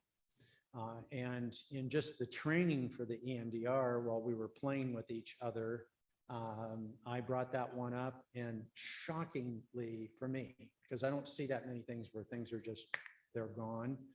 It was just gone with someone who was a complete, newbie to using it. But the fact that we went through the exercise or whatever, I know what those things are, but they no longer plague me. And the thing that we want to do, and this is going back to our, with the kids, is that we really want people to be able to express themselves. It's the non-expression, and people don't feel safe doing it. They don't know how to do it. They don't have the vernacular of feeling words that are in there. And so if we can help them down that road to be able to just safely express what they were feeling about something, or they are feeling about something, there's an amazing amount of healing that goes along with that. The only thing that therapists are doing is they're more like formalizing it, and they get better at drawing things out of people. And when people go to therapists, it's usually because their own stuff hasn't worked very well for them and they're having problems in life. So, but that's really what it is, and the same thing with trauma. There's beliefs around the trauma, and that there's something there that's negative, that's holding that that memory in a particular way. And until that sort of gets flushed out, it's not going to go away. It may fade somewhat with time. But that's been really powerful. Anne Marie's worked with some people, and at the end, what else do you need? And then these things come out. She's been able to refer them to me, and then we've been able to clean that up pretty quickly and very neatly with that. So that's an EMDR, a certified EMDR therapist could probably do that for anybody. But again, sorry about the military one. I don't know that much about it. I wouldn't hurt, but I don't know if it's the ultimate solution. No new questions came up in the meantime, because we still have 30 seconds or so. Okay, I'm just kidding. All right. I'm gonna leave you be. Help me thank Ron Gray. Thank you. So this afternoon, what we're going to do next, and I have to tell you, I had to twist these people's arms. They love the work that they do, but standing in front of a group and talking about their experiences in their lives, they're very humble people. And so I just want to acknowledge that it's my fault that they're having to sit in front of you. But I said, you guys, you are the experts. You are the ones that are dealing with end of life and with families and patients in their bedrooms, in their hospitals, wherever they call home, you are going there and meeting their needs. So I'm hoping that through this panel discussion, you'll get some wisdom shared from their experiences, but also kind of get to figure out, if you're a clergy or a chaplain, how similar or dissimilar your roles may be. And all of us in the room at some point in time is going to be called to serve somebody at the end of their life, whether we know it or not. That's generally what happens as humans. And so I just am in awe of my colleagues who are able to do this daily and hold their heads up. So let me introduce you to our panel. First is Miss Shelley Hill. Chaplain Shelley completed her master's degree in spiritual formation at George Fox University in Portland, Oregon in 2010. Her ACP, clinical pastoral education through Sutter Hospital in Sacramento of 2015. And prior to coming here to community hospice, she worked as a hospice chaplain in Oregon for a nonprofit hospice, and she's been here with us for the last 6 years. Shelley is a Quaker. Her work in hospice is motivated by her love for our Lord. She's renewed and refreshed by being outdoors, camping, and spending time with both family and friends. Please welcome Shelley down here. She has a twin in the back. Next to my immediate left is Chaplain Edward William Isabek. He's a US citizen immigrant from the Middle East, actually from Iran. He is an ordained Christian minister for the last 22 years, and he's been a social work supervisor in the foster care system for 17 years. And we've only been able to have him the last 3.5 years here at Community Hospice. He's married and has 2 children. English is his third language. What are your other 2? Assyrian, Persian. Farsi. Persian, Farsi, And and Assyrian. That's a talented brain you have.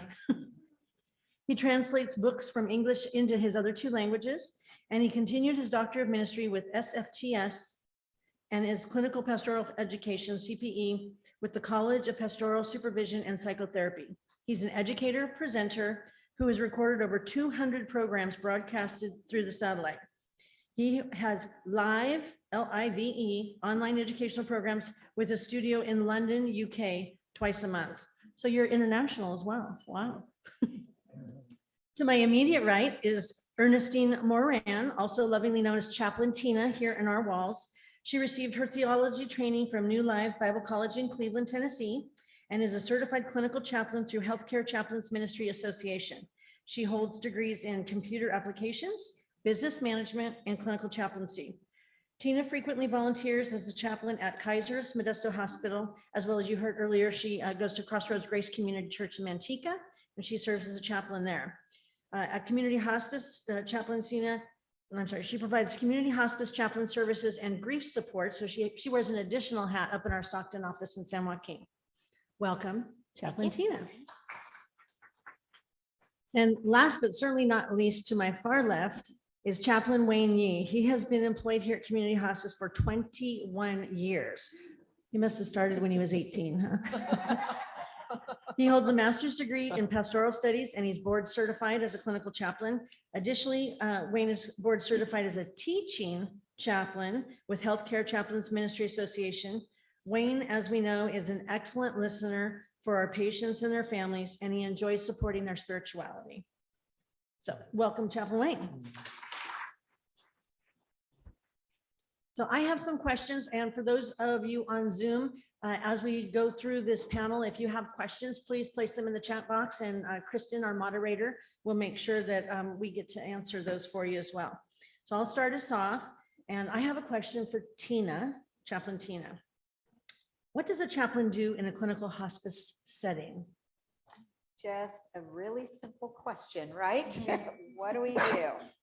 The chaplain's primary role is to provide spiritual care to patients, their family members, and the medical staff. During the end-of-life process, a hospice chaplain honors and nurtures a patient and family's spiritual needs.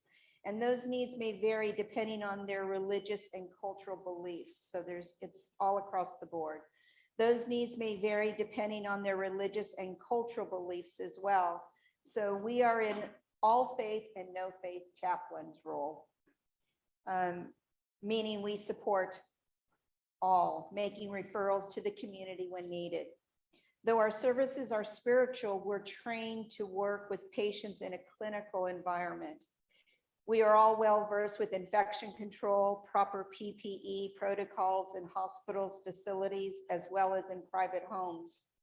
We have an understanding of the terminology used by our medical peers, and we are well versed with regard to confidentiality, HIPAA regulations. We are familiar with the standard comfort meds for the hospice patients. We understand and follow proper boundaries with regard to our discipline and theirs. We are the extra set of eyes and ears during our visits for the nurse and our medical doctor. We chart and report issues with pain, sleep, eating, and various concerns the patients and families have so that the RN case manager is well informed. We're trained to see when a patient is in a rapid state of decline or actively dying and can direct our ministry of presence towards the current state of the patient. We attend all IDT interdisciplinary meetings consisting of our medical director, our RN case managers, the LVNs, and social workers. As clinical chaplains, we're also there for our team to offer spiritual and emotional support and encouragement to them as well. Thank you. Anybody else want to add to that? It was very thorough. I do. Shelley. Yeah, just sort of what we are not. Many times I find that families are expecting a pastor to come when the chaplain is offered. So we're not a pastor. Clinical chaplain is a distinct role. A pastor is a distinct role with skill sets and training for that as well. So we're not pastors. We're clinical chaplains, as Tina outlined so well. Thank you. Thank you for adding into that. So we'll go on to question number 2. And I have to tell you, these 4 people or 2 people on either side of me, as well as Kristen Mostowski, have been my partners in crime in planning and dreaming what today could look like. And so really appreciate their support. But I've been learning along the way too. So Shelley's going to handle this next question about what is spiritual / existential care in hospice. Shelley, before you get started, I'm sorry to interrupt. I just want to ask that our panelists please speak up a little bit. It's a little bit hard to hear. So if you could just speak up a little bit when you're answering your questions. Thank you. Okay, can you hear me okay? Spiritual existential crisis or care. So I want to tackle the existential word first because it's a big word and people don't know maybe what it is, but I just shorten it, to help me understand it. It's about exiting. It's about existence. So if we're saying, what is it going to be like when I exit this life? What has my existence been about? And a person struggling with those questions would be dealing with an existential crisis, so to speak. So we walk into those kinds of situations where a person, perhaps their body is leaning towards that dying process, but in their own mind, they're not ready for that. And so this puts them in a crisis moment. They don't want to go. So it's sort of like somebody hanging onto the door jamb as, as that door is open for them. And that can create a panic and that can create a fear. So spiritual care,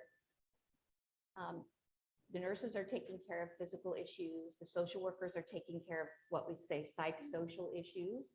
And the chaplains are taking care of spiritual care or existential care. And that would be maybe questions of why me, why now, where is God? When a person doesn't believe in God, then what has my life been for? What has all this been about? These are these big questions that, you know, when we're living life, we're busy and these kinds of questions kind of get pushed to the side. But when we enter into this time of illness, we have a lot of time to think. And now we're thinking of, we're doing a life review, we're dealing with regrets. It was a good message today about regret. So we have all these different things coming up at us, and this can create in the patient distress, a lack of peace, so that the chaplain comes alongside, is a listening ear, a sounding board, reminding them of the things they believe based upon their own faith belief system. So let's think about that. Let's talk about what you're thinking about, you know, in the talking and in the presence, you can help a person get to a more peaceful place before they actually leave this life. So spiritual care, existential care. Thank you, Chaplain Shelley. Anything else on that? Very well explained. If I can understand what existential care is, you did good. Thank you. Question number 3 is for Chaplain Edward. How would you support a family or a patient that does not have a spiritual preference? When we talk about the spiritual care, and not necessarily it's about religion. And actually my assignment is an inpatient at the Alexander Cohen Hospice House. And we do have patients that they are atheists or agnostic. And interestingly, that none of the atheists and agnostic, they decline chaplain services. And They do or they don't? They do or they don't? They don't. They don't decline. They don't decline. Okay. And interestingly, our approach is, as Chaplain Shelley mentioned, that it's life review.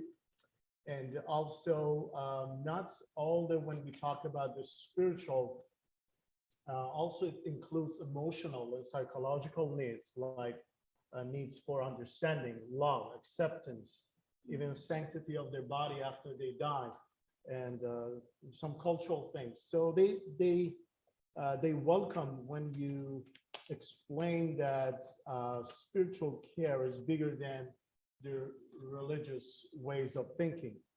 And actually, I had a patient at Alexander Cohen Hospice House. He was an atheist. He was a scientist. But the question for him was that he asked Ed, so that's it? And that's purpose or meaning of life. So in that case, validation and also being a good listening, it's a good approach with those who don't have a certain spiritual preference. But some people, they believe in God very general, but not necessarily, they don't associate themselves with a certain faith or any organized way of spirituality. But in general, life review, listening, just what we use a term, we call it ministerial presence. Sometimes being there, just sitting by them is just a comfort. Having a friend, being a shoulder, and be someone that can validate and not to judge them, to accept, and our service is non-judgmental. Yeah. Thank you. Thank you very much. And I'm sure they do feel that presence at that end. So this question is for all of our chaplains. And I have asked them to delve back into their memories. Wayne's had 21 years of this, and some of them as little as 3.5. But what is one of your most memorable cases? And I'm gonna pick on Wayne since we haven't heard from Wayne yet. So Okay. walk us through what yeah. that was like. So one of the most memorable cases that I've had was a patient who was the wife. Her husband was still alive and she had one daughter. The daughter had a religious affiliation with Christianity. The husband was an atheist, and the mother became a Christian while visiting her daughter in another state for about 10 years. She was very silent about her Christian faith, only because she wanted to keep the peace at home. Initially, this family did not want a chaplain. The patient was physically declining as expected, but when she became imminent, she lasted much longer than anyone expected. The husband, unfortunately, was taken back by the length of her dying process, her actively dying process, and he became quite angry and hostile to the daughter, and there was a lot of yelling going back and forth. And one of the things that he had said was, where's your God now? And why isn't he helping her? It went on for days, and it was a very sad situation, but it was understandable because he wanted his wife to be out of suffering. And so the RN case manager, our nurse that was taking care of the patient, she said that this patient should have died 2 weeks ago. Her respiratory rate was about 4 breaths per minute with no food intake. Every time they thought it was her last breath, she would arch her back, her chest would raise high as if refusing to go and start breathing again. She would not die. And the hospice team could not figure out why. And so finally, the RN case manager realized that it must be a spiritual case. They have addressed the physical pain, the issue with the physical pain. They addressed the emotional issue through the social worker. But the only piece that was left was the spiritual aspect. And so she talked to the family, and finally they were convinced to let the chaplain come in and give it a shot. So I was asked to go over, and I was greeted at the door by the daughter, and she, rightly so, she assessed me and grilled me about what my faith was. And then so she felt that when I was safe, she was going to let me in. But before she let me in, I needed to ask questions about her mother and the family. I needed to do a spiritual assessment to know what their faith was, what each of their faith was, so that I would know how to approach each one of them. And so when I got the information that I needed, I was allowed to go in to the house.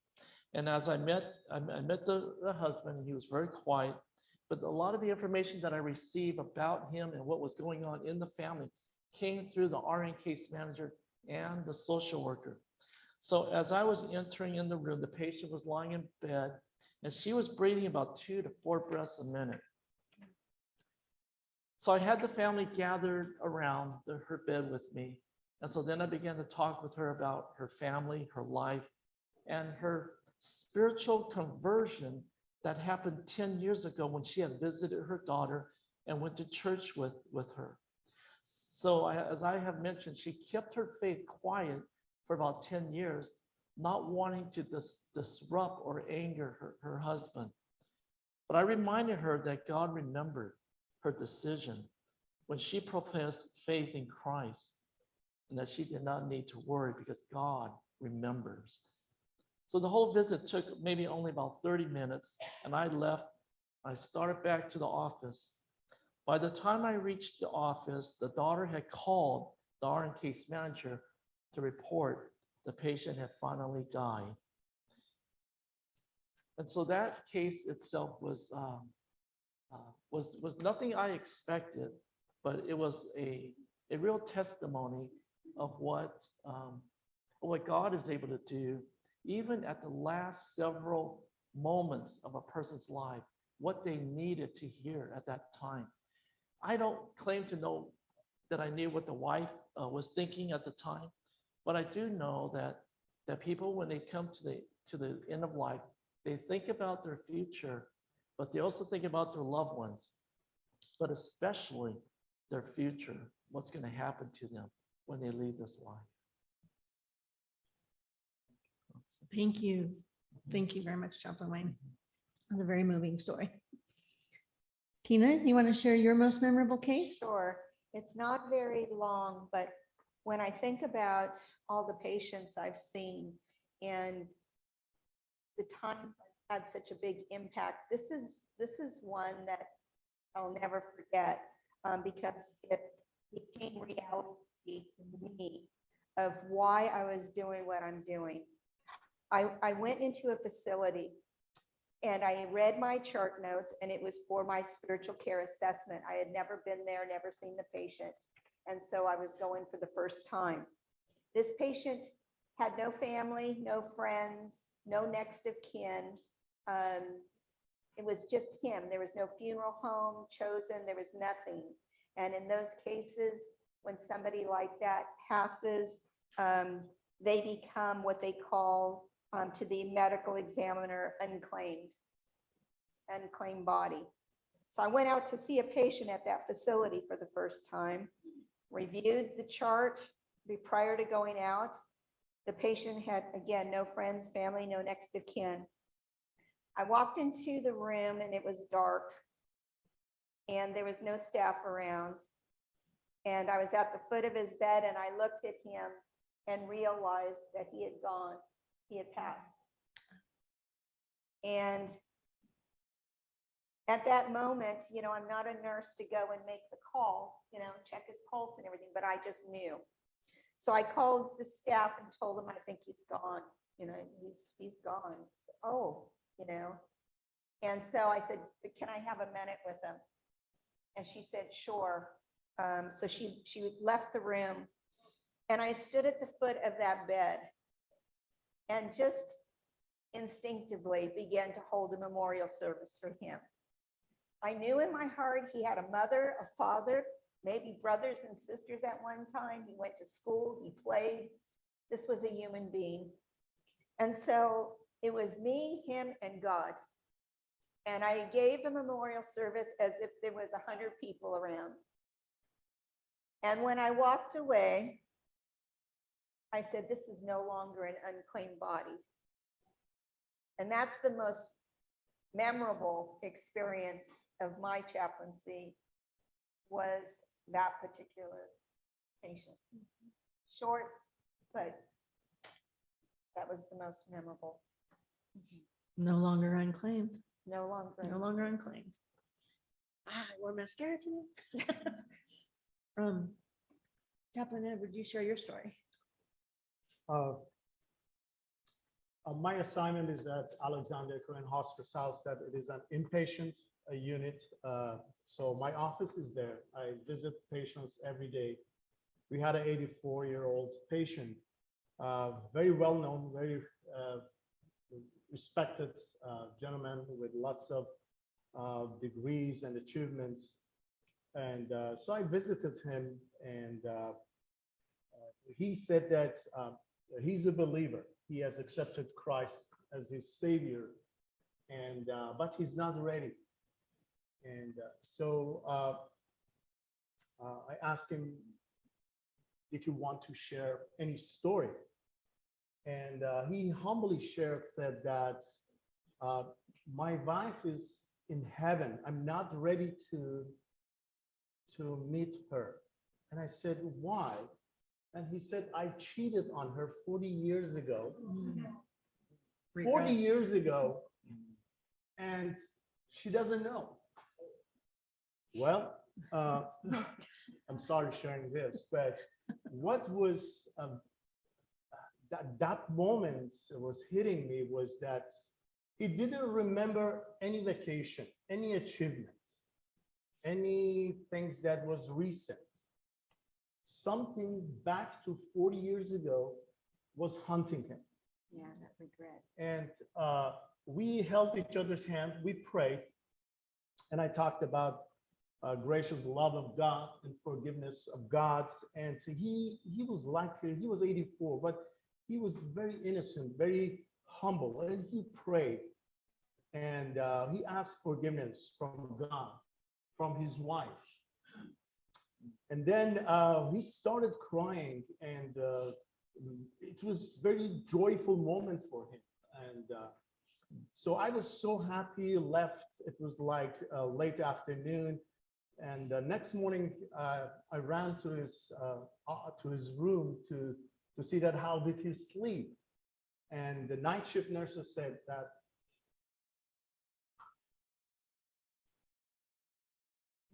he passed last night. He could die when he resolved unfinished business. And I realized that peace at the time of dying is extremely important. Peace with God, peace with self, and peace with others. And also, not only him, but we had veterans. We had a pilot that he was saying that I have dropped many bombs. Things from past, hunting people when they're facing, as Frank Sinatra says, last curtain. But so it was a wake-up call for me to go back and do a spiritual inventory to see that, okay, what I left behind, what I tried to hide from God, from myself, from my family, from my church members, from my employers, whatever we hide, it comes up. They're saying we can run, but we cannot hide, right? So what I learned, and I never forget, was the moment of peace when he allowed God intervene, when he allowed the God to forgive him, and he was ready to meet his wife. So I'm trying to finish whatever unfinished before I sleep every night. It comes, Yeah. and hunt you.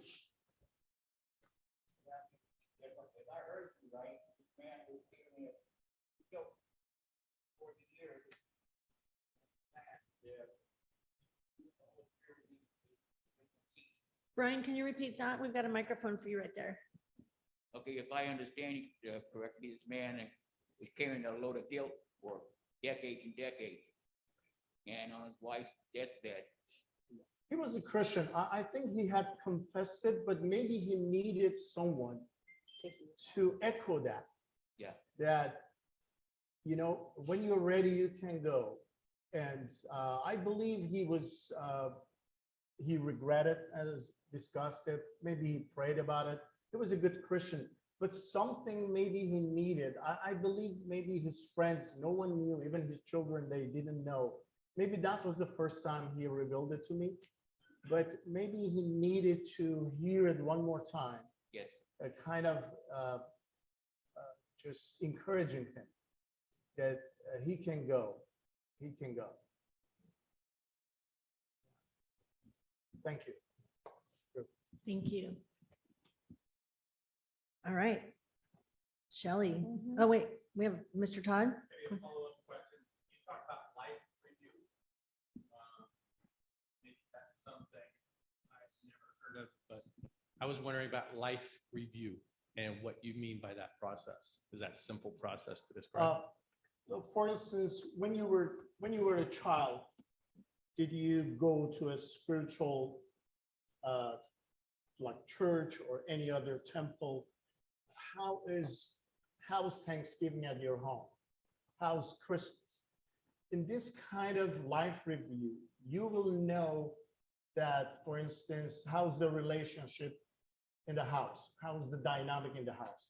Is there anything unresolved with the children? For instance, when you talk about Thanksgiving or Christmas or the birthdays or what was your career? Those kind of things. You may hear that, you know, I haven't seen my son for 30 years because, you know, he can't forgive me for the second marriage or third marriage. So this kind of things comes up when you go over the life review. As a chaplain, we don't immediately go and Q&A. Do you accept Christ? Do you believe in God? What do you think you will go after death? So this might not be the immediate questions, but the life review is something that it will bring up what is really is the spiritual need at that moment, at here and now. So in this kind of storytelling, you will see the unfinished business, unresolved problems.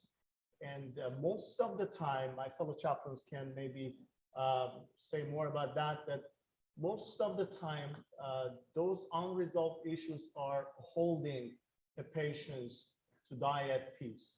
So this is the life review, just very random questions. They may think that you wanted to get to know them. Actually, we want to get to know them, but at the same time, it is an indirect way of assessment, spiritual assessment and spiritual needs, that in what area we need to pay more attention. Answer your question, Jim? Thank you. Thank you, Chaplain Ed. Chaplain Shelley, what was one of your most memorable cases? So as I was thinking about this, my mind went to the situations in which the family, their patient, has blessed me. So it's from a different perspective. I was seeing a patient in a facility once. This was for Chaplain Wayne, because I'm a home patient. I'm a home hospice chaplain. My patients are in the home. But I was covering for Chaplain Wayne, and so I hadn't met this person before. And a lot of times in a facility, a person is not very active in their talking or their interaction with you. So you really don't know what you're going to find when you go in there. So the person was alert, was awake, and I just greeted her and asked her how her day was going, and was just trying to have a very simple visit. And she said to me, just out of the blue, "You're going to make a beautiful angel one day." And I got a kick out of that. That stuck with me.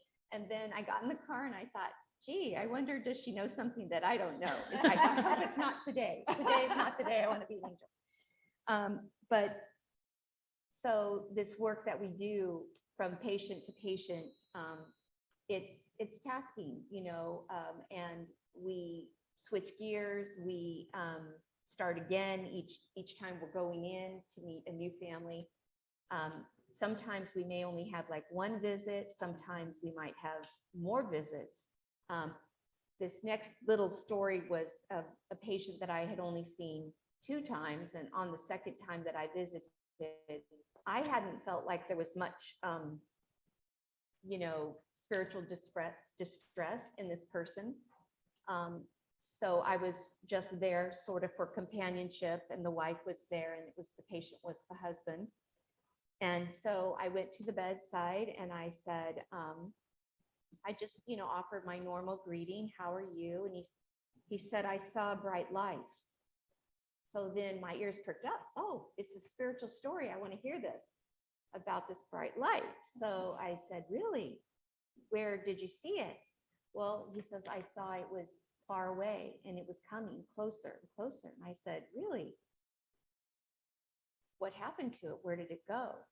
I thought he was going to say it's in the corner. I've never had those particular experiences, but I do hear people have them, so I was like ready to have that experience with him. And he said, "It was you. You were coming, and I saw it was your light that was coming in." And I was taken aback, because, well, you don't think of yourself in that way, but it was an encouragement that there's more that's happening than you actually know, and than you actually see. Just this last one was a very strong Christian lady for her whole life. My visits, we would visit twice a month, and she would never let me leave without praying for me. And it struck me from the very beginning that, am I ministering to this lady, or is this lady ministering to me? We were both ministering to each other. But there are some times when it is a blessing to you and you're not knowing that that's what you're going to receive as you enter into a relationship, a visit with a family or a patient. And so it keeps me humble and reminds me that I never know what's behind the door that I'm knocking on. And God is with me as I go. He has people that are going to bless me along the way.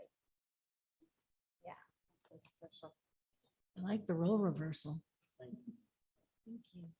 Thank you, Chaplain Shelley. So this next question is for Chaplain Ed. And for those of you who are familiar with hospice, you know that a doctor has to basically say, I believe that this patient has 6 months or less to live. And so we come into their lives somewhere on that journey, on that disease path, and we don't know how long we have with our patients. So this question is about when you go into a family for the first time and you're approaching them and they're a brand new hospice patient, how do you approach them as a chaplain? I greet them in general before anything else. Then I explain our very inclusive and non-judgmental role that we have as a chaplain. And we get permission. If it's okay, we provide care, spiritual care. And I explained that as Chaplain Tidon mentioned, that it's all faith and no faith. And even for those who don't have a specific spiritual preference. And then if they have their own source of spirituality, again, we ask if they want a referral. We do that. We can facilitate a spiritual leader of their own faith. They come. We do have patients that come from different faiths, not all Christians, not all from the same denomination in Christian. And as I mentioned before, even agnostic or atheist. So we explain the right. They have right to decline chaplain services. And I want to make sure that they're comfortable. And then we want to make sure that our services is not just for the patient, but also is for the family as well. And we are there for the family at the hospice house, sometimes for the pain management.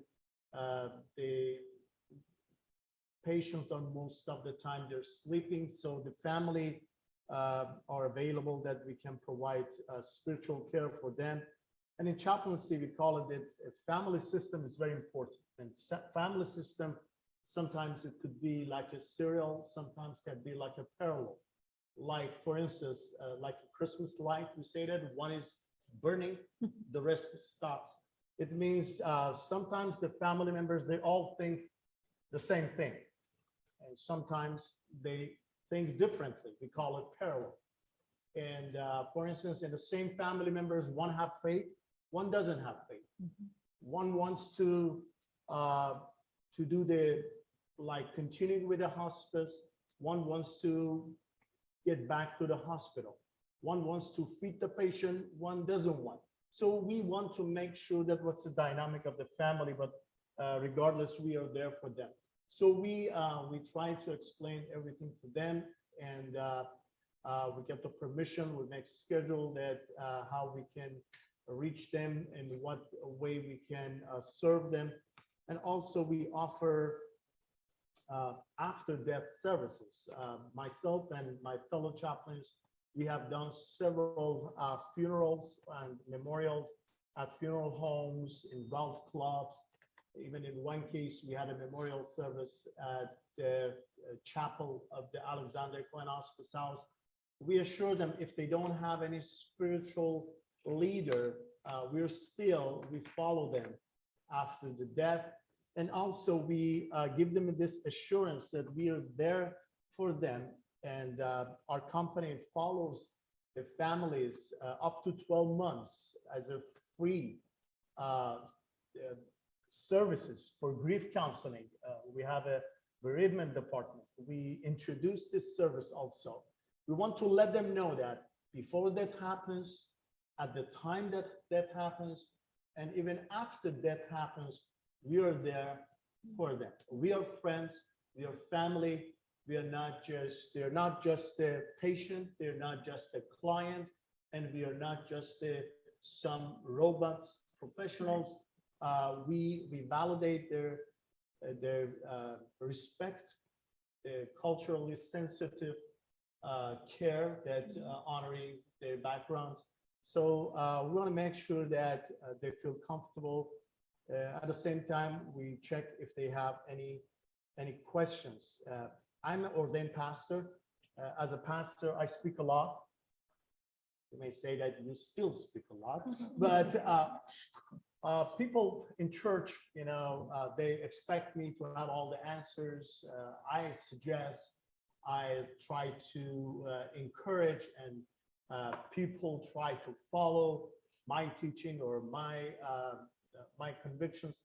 But in chaplaincy, we are more listeners, and we follow our patients.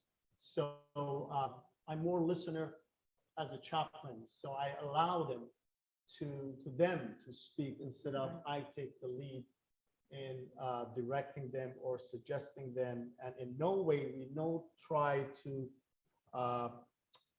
convert anyone, but if they want help, we are there for them. So our approach is very like a family, and assure them at all stage of life and struggle, we will with them. Thank you. I'm sure that's very reassuring. Chaplain Wayne, I'm asking you now to focus on the patient, and this is a person who is in the position of what we call actively dying.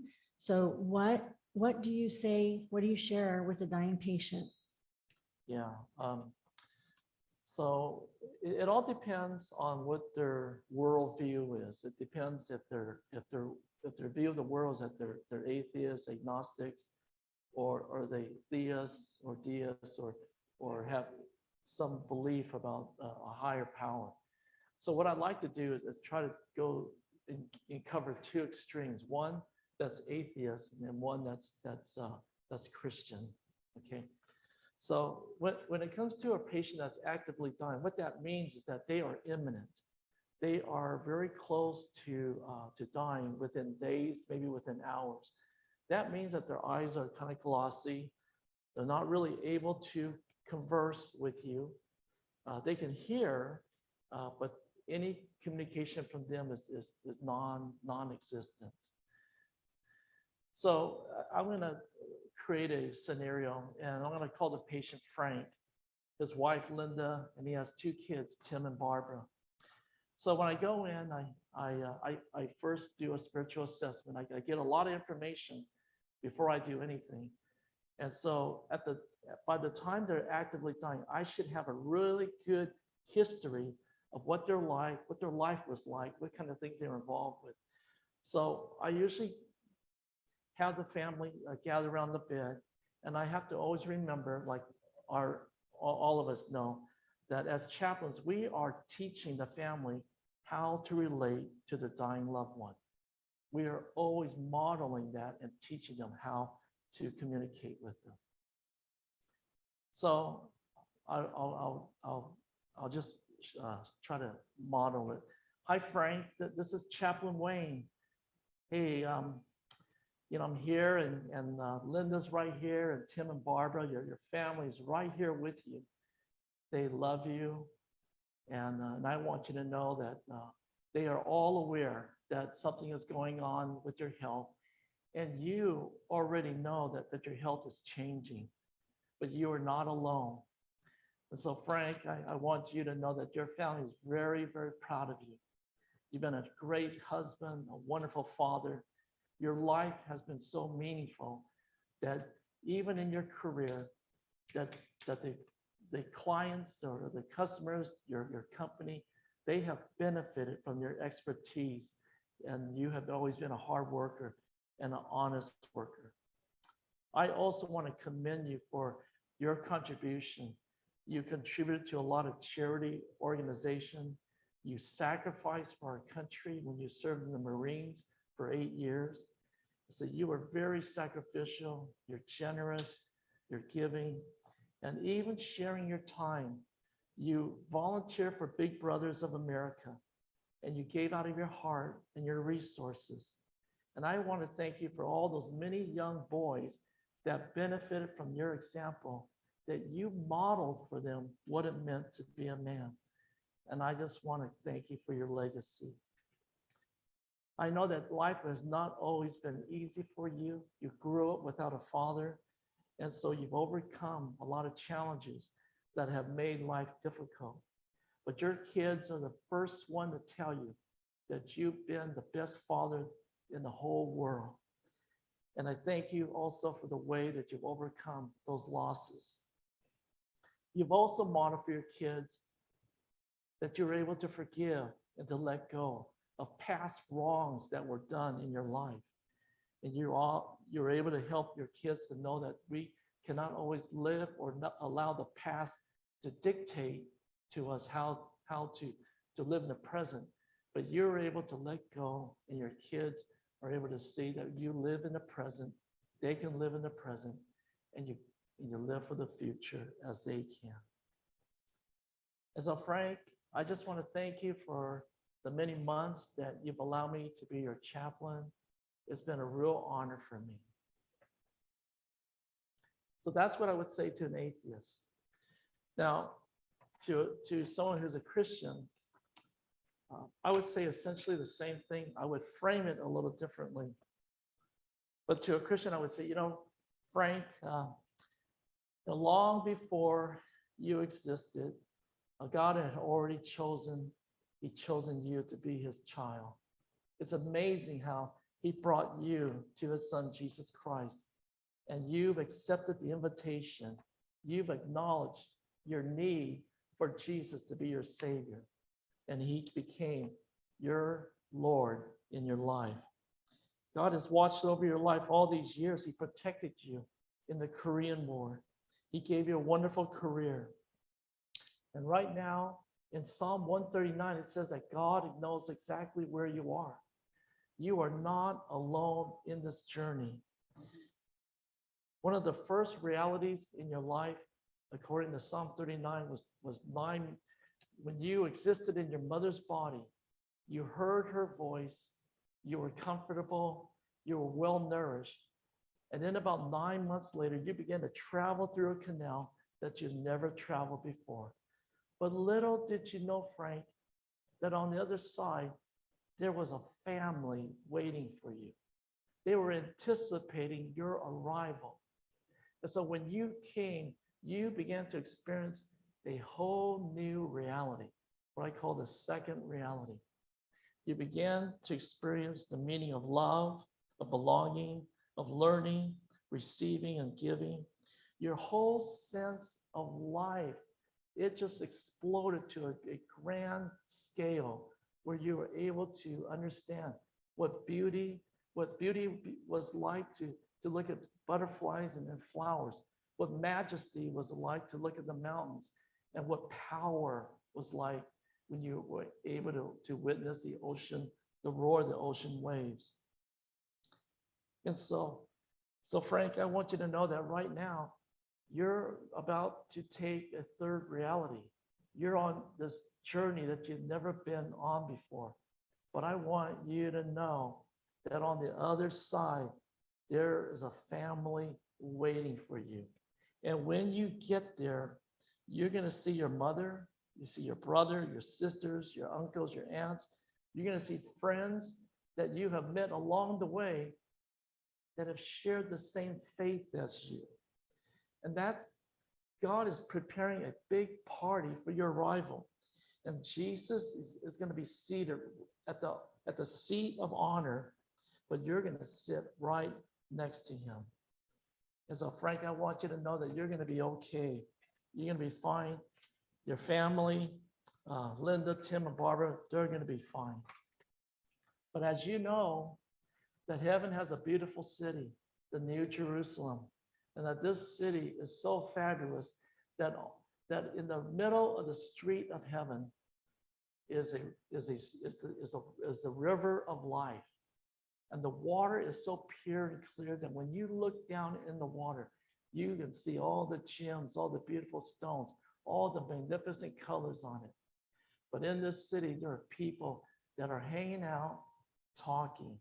They're talking about how God has been so faithful and true in his word and in their lives. You know what, Frank? You're going to fit right in because you have a testimony about God's faithfulness in your life. And on and on and on, the story goes that more glory to God, it will never end. And I want you to know that everything's going to be fine because the same God that has watched over your life for all these years is the same one who's going to take care of your family. And he is a God that you have trusted and you're going to trust your family to. Frank, thank you. Thank you for letting me be your chaplain. It's been a real honor. And I'll see you. We'll see you again. And I pray. Sometimes I sing a song, but that's about it. Do you guys hear any passion in that man? In all of these people. Okay, I have several more questions on my paper, but you guys didn't think, they thought they were going to not be able to fill up 40 minutes. And we are at time. We're cutting into somebody else's time. So I do want Shelley to address one question, if you can do it somewhat quickly. And just know that when the forum's over at 3 o'clock, these folks will be around. So if you have some questions, for those of you on Zoom, I'm sorry, we thought we were going to have time for Q&A, but we're just out of it. So Shelley, last question. What difficult spiritual questions arise about advanced care directives for patients and their families? Okay, well, in our system, chaplains are not doing the advanced care directives per se. We have our social workers that are primarily doing that with the family. But the aftermath of the advanced care directive does come into our area, because let's say, for instance, mom is the patient and she wants a DNR, that is a do not resuscitate, but her family absolutely refused for that. So she has her own wishes, but the family said, Mom, you've got more life ahead of you, you know. So right there, mom feels perhaps unheard, not validated. She doesn't want her family to cry. So she goes ahead and she fills it out the way the family wants. So the chaplain would be, as Ed said, we are a family system model. So we're listening to the patient, but we're also working with the family. And we're understanding that what probably happened was you had a family dynamic. So we would interact with our social worker and say, the family dynamic is a pressure on mom. And what I'm hearing from mom is that she wants to be a DNR, and the family is pressuring her to be otherwise. So as a social worker and the chaplain and the whole team, then we would work together to try to work with the family and say, you know, mom has some thoughts on this. She really wants to share with you. Can we let her talk and listen? So probably that kind of a thing happens more often than we realize. And so whenever I come into a home and the advanced directive is completed, I might ask the patient, oh, I see that you've completed your advanced directive. And how did that go? Did the process of completing that go well? You know, and then I will hear, oh yes, everybody agreed, or I will hear the other side of that, which means we just have a little more work to do. Okay. Okay. Thank you very much. We're supposed to have a 10-minute break on your syllabus, but I'm going to give you 5. I hope that works out because I really don't want you to miss out on anything that Anne-Marie Lockmeyer has for our closing session today. So please come back in 5 minutes. Thank you. And thank you. Round of applause for our fabulous chaplains. Thank you. You know, I have to say, this has been, for me personally, a really lovely experience as I've gotten to listen. Like the people up here, these 4 people, you heard their hearts. And to be in a room with people like that, and I've talked to quite a few of you, and some of you have shared some really great information that's been helpful to me and resources. And I think we all have the same heart. Would that be possible, that we want to help hurting people, that we care? And so this is just a delightful place to be. And now, as if you don't have enough information already, I am about to give you a master class in grief education. Okay, it's going to be like a fire hose, but don't worry about it, because you have the slides. You don't have to worry about, looking at every slide in the syllabus. But on top of that, there's a workbook that I've created to go with this, and it is in the very back of your syllabus. So don't worry about having to take lots of notes. The workbook actually has even more details than the PowerPoint slides, okay? Everything is there, because I do not expect you to be able to remember what I'm about to share. So, if something resonates with you, you can, if you want to add something, great. But what I would like you to do, if a question comes up along the way, feel free to write it down, and I want to leave time for question and answers, okay? We'll get to those. So here is my hope with what I'm about to share with you is, first of all, you could just be a person that will at some point have someone in their life that you care about that loses a loved one. Would you like to know how to be able to support them, and what to say and what to do? If so, you're going to find this useful. So how many of us think we're going to run into that, right? Okay. So there you go. So stay tuned. You may be part of an organization or a ministry of some sort that comes into contact with grieving people. And you may want to know resources and things that you can do to help and support them even further along. Would any of you be in that as well? Okay. And are any of you part of a church, a pastor, or maybe you're a church member that you think, wow, my church maybe could use some help on knowing how to come alongside grieving people? Anybody in there? Okay, awesome. Then we've got something for you there too. Okay, great. So just getting into it, I don't need to tell you who I am because you already know, but this was me 8 years ago. Not a pretty picture. I know, it's awful. I hate showing this. But remember when I said I wanted to die after the sudden death of my husband? That was one of those days. That's me. I know. Yeah. And what do you see there? Besides ugly, I know it's terrible, but what do you see? Pain. Such deep pain. And you look at, is there any hope? No, there isn't. And I want you to look at me today. Because, thank you. And I was like that for a long time. But boy, when I can share that with someone who's newly grieving, who cannot even comprehend ever being okay again, and then they can see me now, it at least gives them that little glimmer of hope, okay? But there's something about until you've been there, you just don't know. You just don't know. So that is the look of grief. I'd like to, well, this isn't quite the way it's supposed to be. Okay, sometimes the spacing, we had a little talk about that, I remember. Didn't quite work, I guess. Okay, we're adjustable. Understanding grief. What is grief after everything that we talked about? And by the way, any idea why we know so little about grief? Okay, we don't want to. That is, why not? Painful, who's painful, and what else? Scary. Why is it scary? It is emotional, but what happens as a society? What do we think about grief? Well, do we think we do? And what do we think about grieving people? How do we feel around them? Yeah.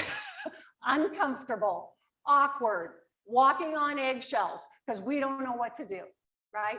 And society has not equipped us to understand grief, not just for us to understand, but those who are grievers, okay? So those who want to help them. So let's first really quickly go over what is grief.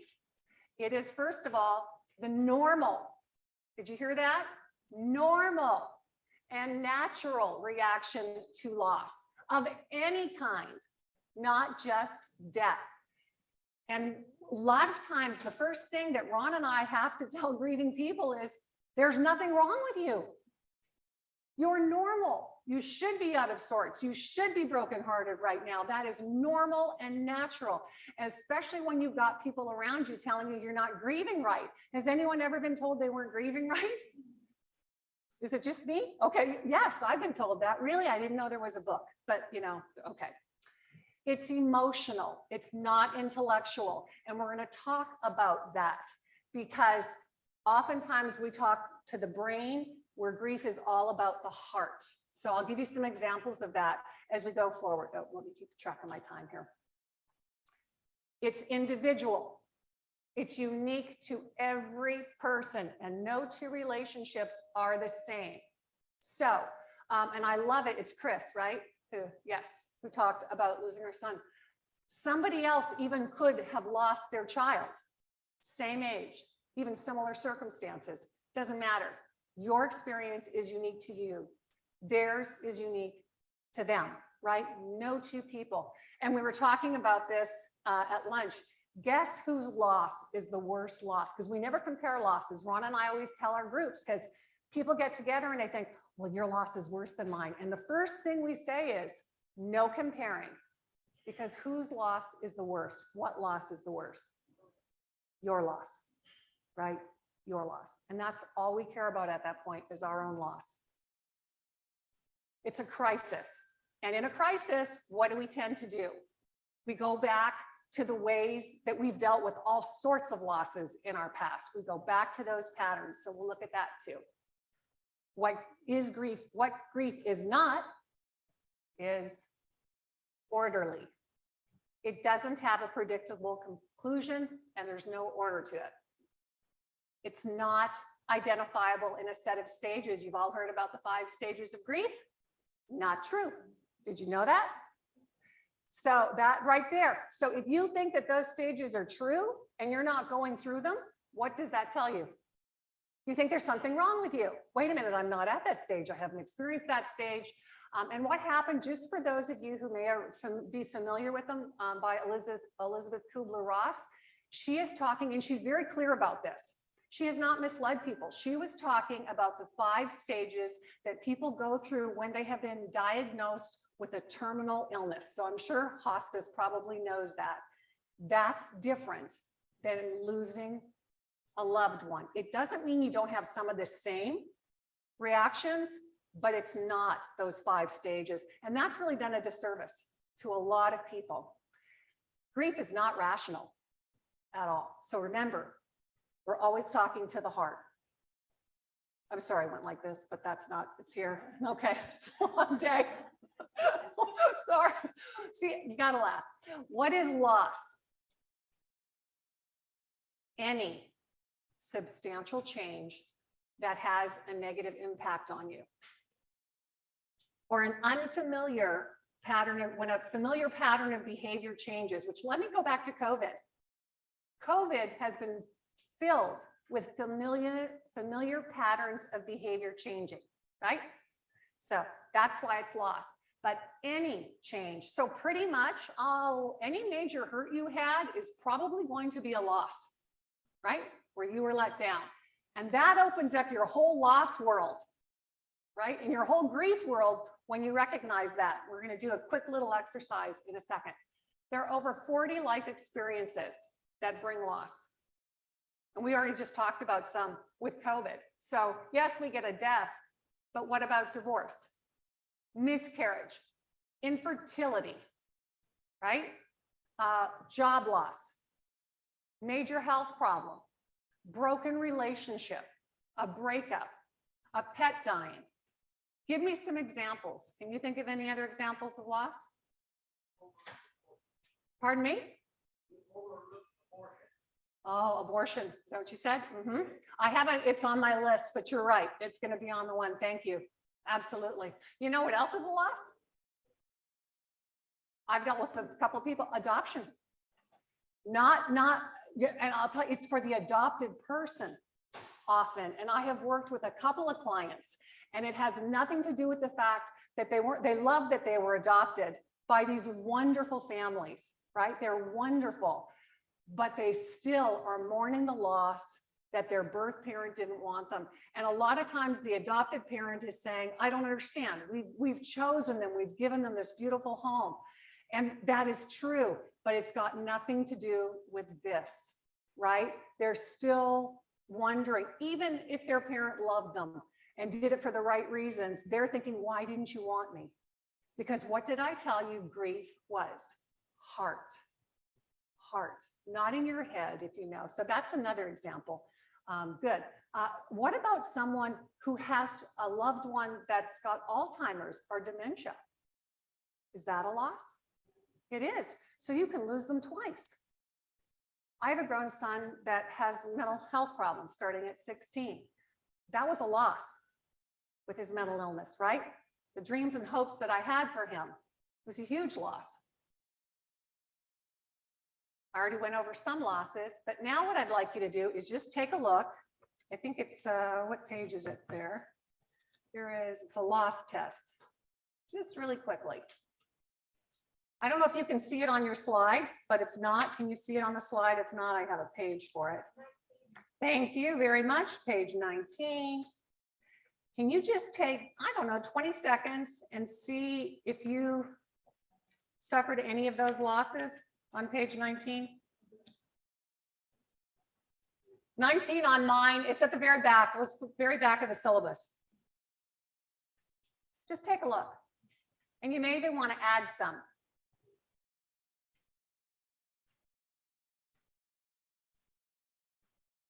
There's 26 listed there.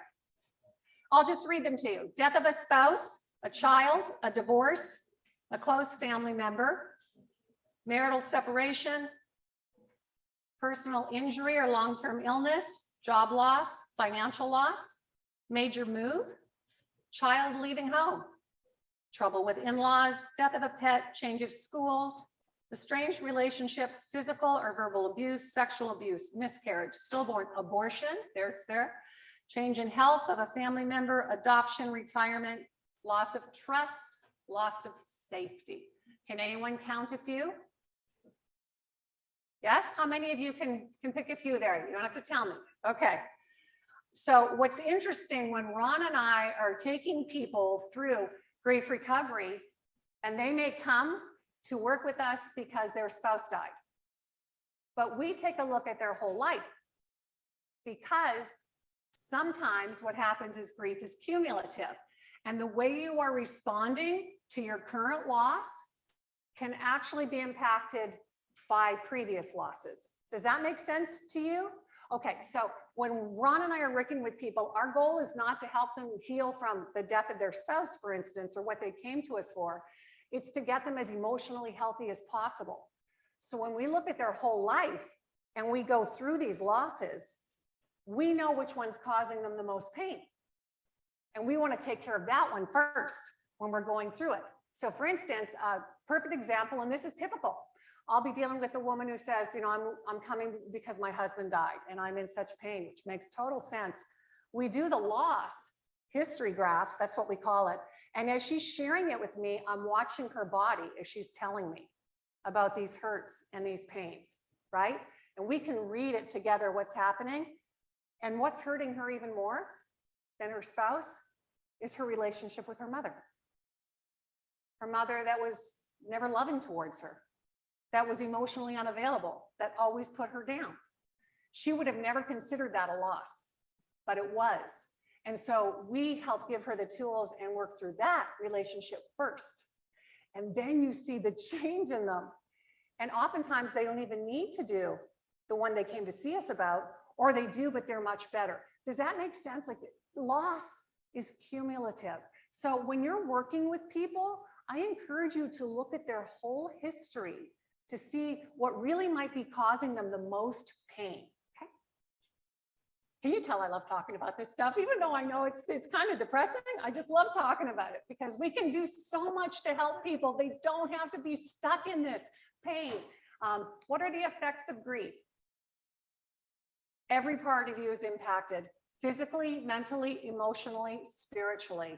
I wish I could tell you more about this. Ron does a great thing on this too, we don't have a lot of time. Mentally, we already know you're not thinking clearly. We do a whole thing on the brain fog of grief. Have you ever seen grieving people? Can't remember anything, right? Have trouble driving, don't know why they're doing things, have a hard time making decisions. It's an actual real condition because that's the grief is doing its work. Emotionally, we're like this, right? All over the place. Physically, we're depleted. And then spiritually, we can certainly have a crisis of faith, right? Some people don't, but a lot of people do. And that would be completely understandable. 6 myths of grief. Have you heard often if I would say it just takes time? Time heals all wounds? No, not when it comes to grief. If time was all you needed to heal from grief, Ron and I would not be so busy, right? People need more than that. It's what you do with that time. Although time helps, it certainly helps, but active, healthy grieving is so important. Grieve alone. How many of you feel you're supposed to be alone in your pain?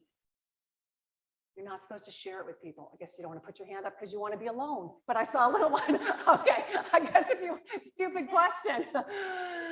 But that's what grievers think a lot. Do you know why they think that?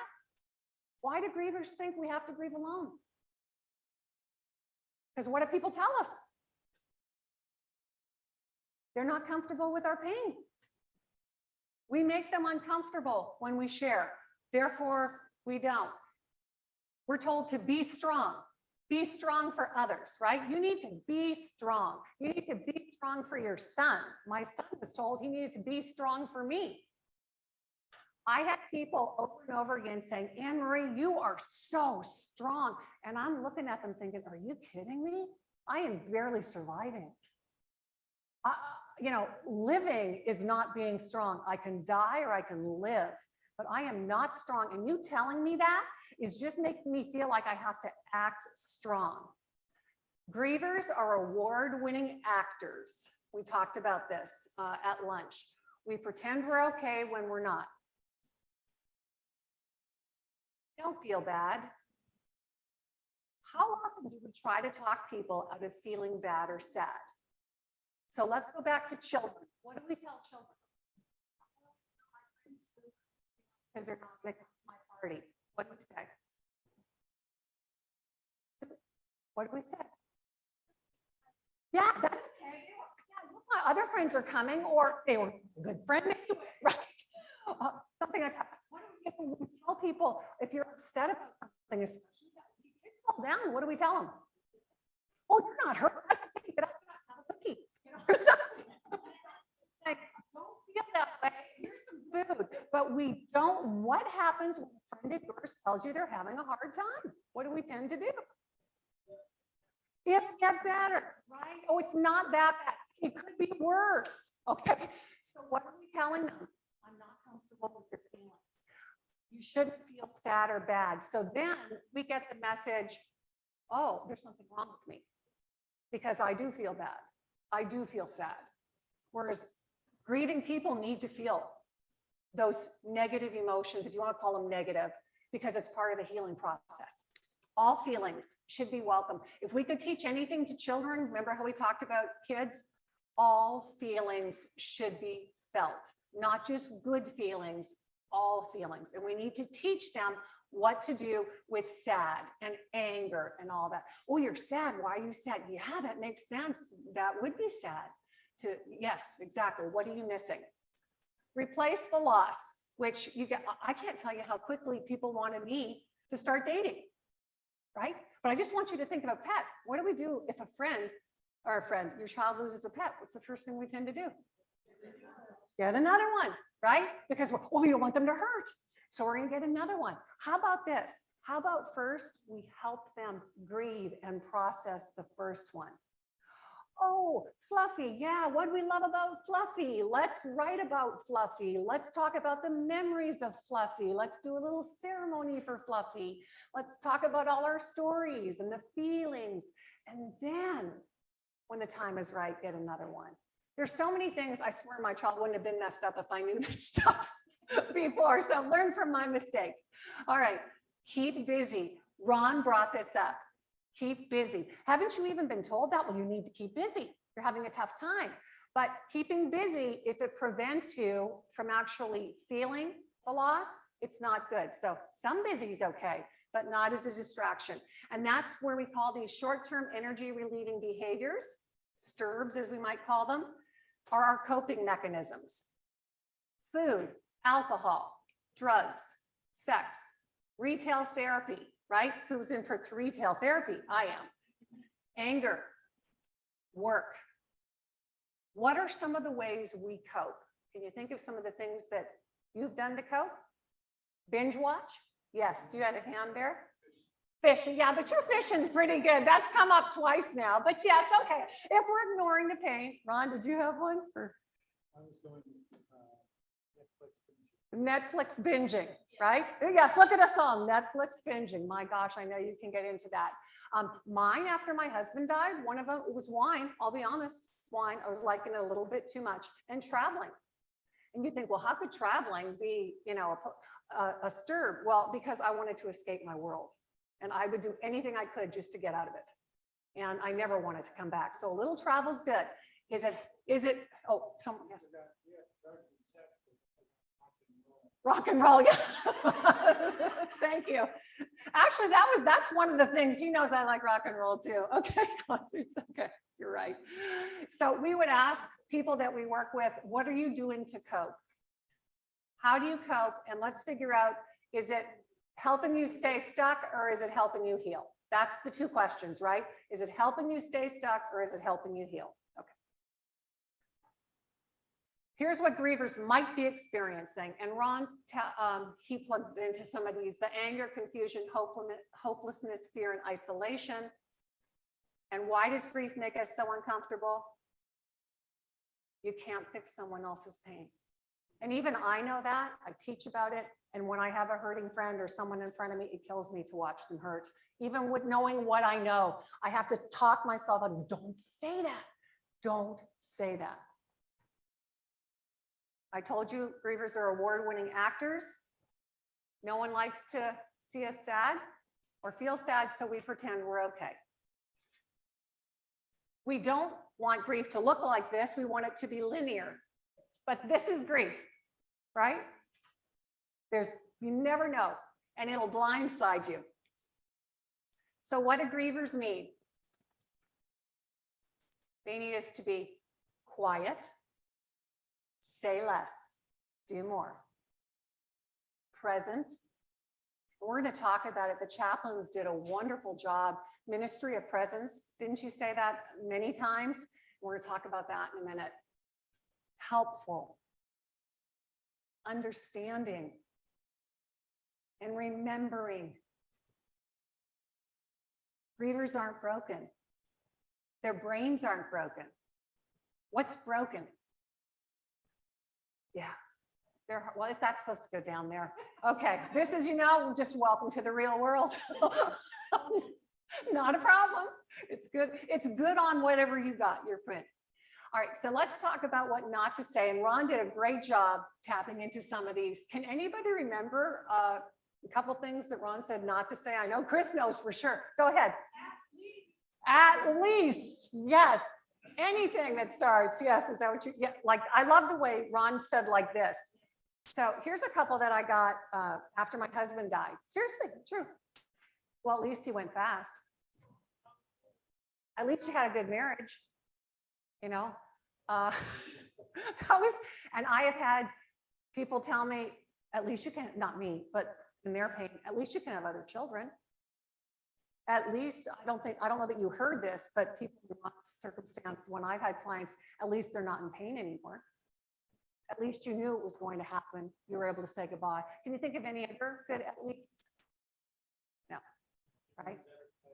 They're in a better place. At least they're in a better place. Well, yeah, I'll tell you what I'd like to say to some of those things. I know how you feel. No, you don't. No, you don't. Night my husband died, a bunch of people came into my room. Here I am distraught.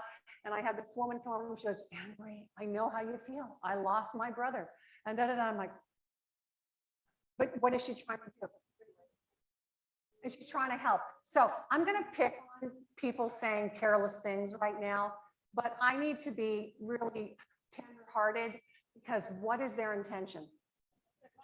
It is to help, okay? They're uncomfortable. They don't want to see you in pain. Is their goal to hurt my feelings? No. They care, they just don't know what to do, which is why we can help educate them, okay? So when I give them a hard time, I know that and by the way, these are the things that I used to say before my husband died. So I would have said them, and I did say them, and I was horrified. I had to apologize to a lot of people. You can still have another child. She's in a better place. Do you know how many times I heard, well, God needed an angel in heaven. Your husband's work was done and it was time. Well, why doesn't he take your husband? You know, I just really, okay. He's no longer in pain. Oh, you're going to be fine. You're strong. Oh, thanks a lot. Okay. It's God's will. Everything happens for a reason. Okay. And I'm telling you, these are things either my clients or I heard. Ron already touched on this one, but because I think that there's a lot of believers here, I'd really like to address it. God never gives you more than you can handle. And I heard that over and over again. And we really do people a disservice, I believe, when we say that. And I don't even know that that goes along with scripture. And this is my take on it. And I hope that you can correct me because I know we have pastors here. I think what they're referring to is the scripture where it says, God will not allow you to be tempted more than you can resist. And that is about temptation to sin, right? That you will never be tempted more than you could resist. Now, of course, we don't resist a lot. But this, I believe God allows us. I'm not saying God gives it to us, by the way, but I believe God allows us more than we can handle all the time. He doesn't allow us more than he can handle, and he's there with us. But to say God's not going to give you more than you can handle, that's usually not very comforting. Maybe there's another way we could say that. Like God cares so much about where you're at, and he wants to walk through this with you. Or he wants to strengthen you, whatever it is. But I'm sure, I keep on thinking God's up there sometimes about like the little angel in heaven comments and things like that, saying, shh, quiet, you don't know what you're saying. Please don't say those things. Time heals all wounds. Keep busy. Oh, aren't you over this yet? Oh my gosh, it's been a while now. Time to move on. Who said that? My brother. My brother. Because, you know, after 12 months, you're supposed to be over it. Has anyone ever heard that? Did you? Okay. What's that make you feel like? Who said something's wrong with you? Something's wrong with me. I'm not on the right time frame. I thought I was supposed to be over it by then. Be thankful you had them for so long. And of course, anything that starts with at least. When we talk about suicide, by the way, we don't say committed suicide. I'm sure the chaplain, what you were all, it's died by suicide, right? Died by suicide. One of the things too, when we talked about the kids doing a debrief and that, especially if it's suicide, and when I'm working with parents, I've been working with so many parents who have lost 20-something-year-old sons by suicide recently. And one of the things that I keep on trying to stress, and if we're doing a debrief, is it's tragic how they died. And yes, we want to acknowledge it, but they are so much more than how they died. They had a whole life. They had all these wonderful things. We don't want to just focus on how they died because they also lived, right? They also lived. What to say? Tell them the truth all the time. If you don't know what to say, tell them, this is really awkward for me and I have no idea what to say. Wouldn't that be appropriate for a lot of things? I just heard what happened and I don't know what to say. I was working with a woman, she had suddenly lost her husband and I ran into her in the hallway. And here, I should know what to say, right? I lost my husband. And all I could do was hug her and say, there are no words. I have no words that I can say right now that will do this justice. Well, that's the truth. I can't imagine what this is like for you. I'm so sorry for your loss. You do hear that? I wish I had the right words. Just know I care. And I would say, I find I'm so sorry for your loss. It's not quite as, I think it would be better if we said, I'm so sorry you lost your husband. I'm so sorry you lost your precious John, or whatever. Just add that. I think it's going to be a little better. There are no words. I don't know how you feel, but I'm here to help.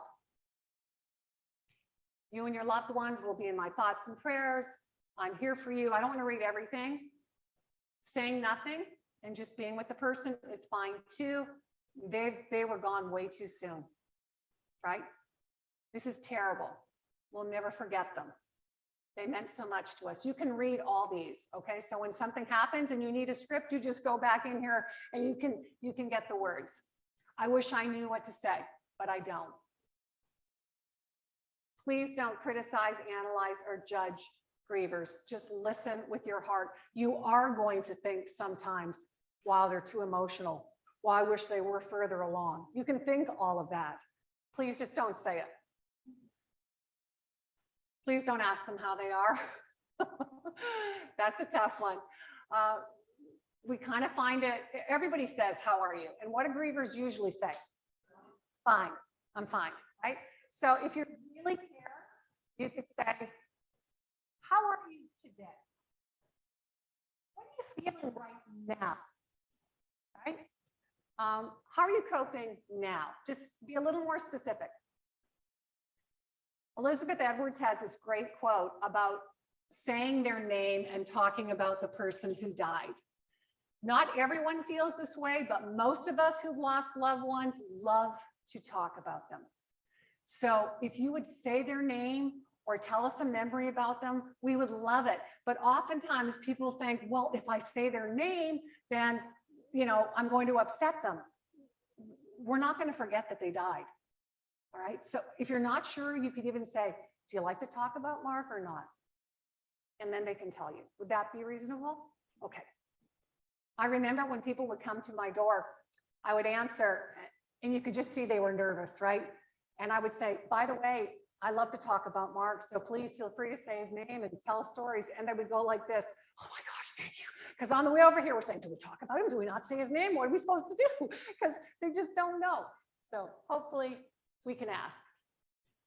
We want you to consider acknowledging anniversaries, holidays, and their firsts. So please, please, and I have something in my book, I have something for free on my website, you can do it yourself. Write down their date that they lost the person.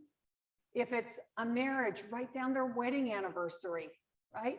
If it's, write down the birthday of the person that they lost. Because when you remember by sending a card or a text or anything like that, it means so much to us because everybody else forgets.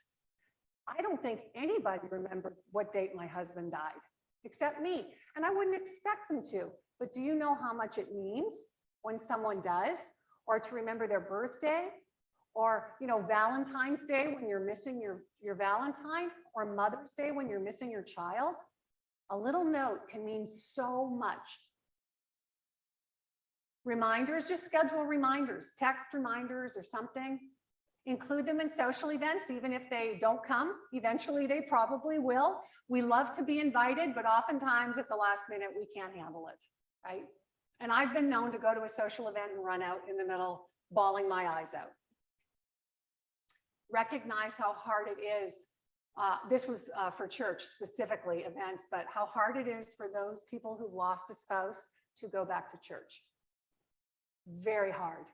We feel so out of place. Ron and I were talking about this. And I would think if you had a child, it would be the same as well. It would be very difficult. You just know something's different. And you go to events and you feel like you don't belong. So if you happen to be part of a church and there's a ministry there, or just reaching out to someone, maybe even picking them up or sitting with them. I had a couple at my church that finally, like, they would come over after and have me sit with them. And when it became time to pray, they both would hold my hand. Wasn't that beautiful? They were so sweet. I mean, that meant the world. And you know what? It wasn't the people I thought that would have done it, by the way. And that's the other thing grievers will find out. The people that you think are going to be there, I don't know. But then these other people just show up, which is great. So that's nice. The second year, and I hate to say this, the second year is often worse than the first. Can anyone attest to that? Okay, so this is what happens. People think you're supposed to be over it and move on after the first year. And so you think that too. And then all of a sudden the second year hits and you're like, oh my gosh, it hurts more. How can it hurt more? I didn't think I could hurt it more. And I don't know if it's that the reality sets in that they're never coming back. Maybe there's some shock.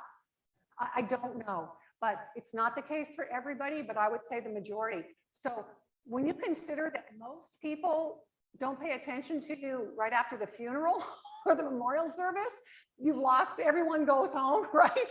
And you're left with this mess. And now it's a year later and they think you should have moved on and you're feeling even worse. Who can we share that with? So my goodness, if you're that person who understands this, you can make all the difference in the world. Like, I love it. We were talking about, you have that 12-month bereavement, aftercare.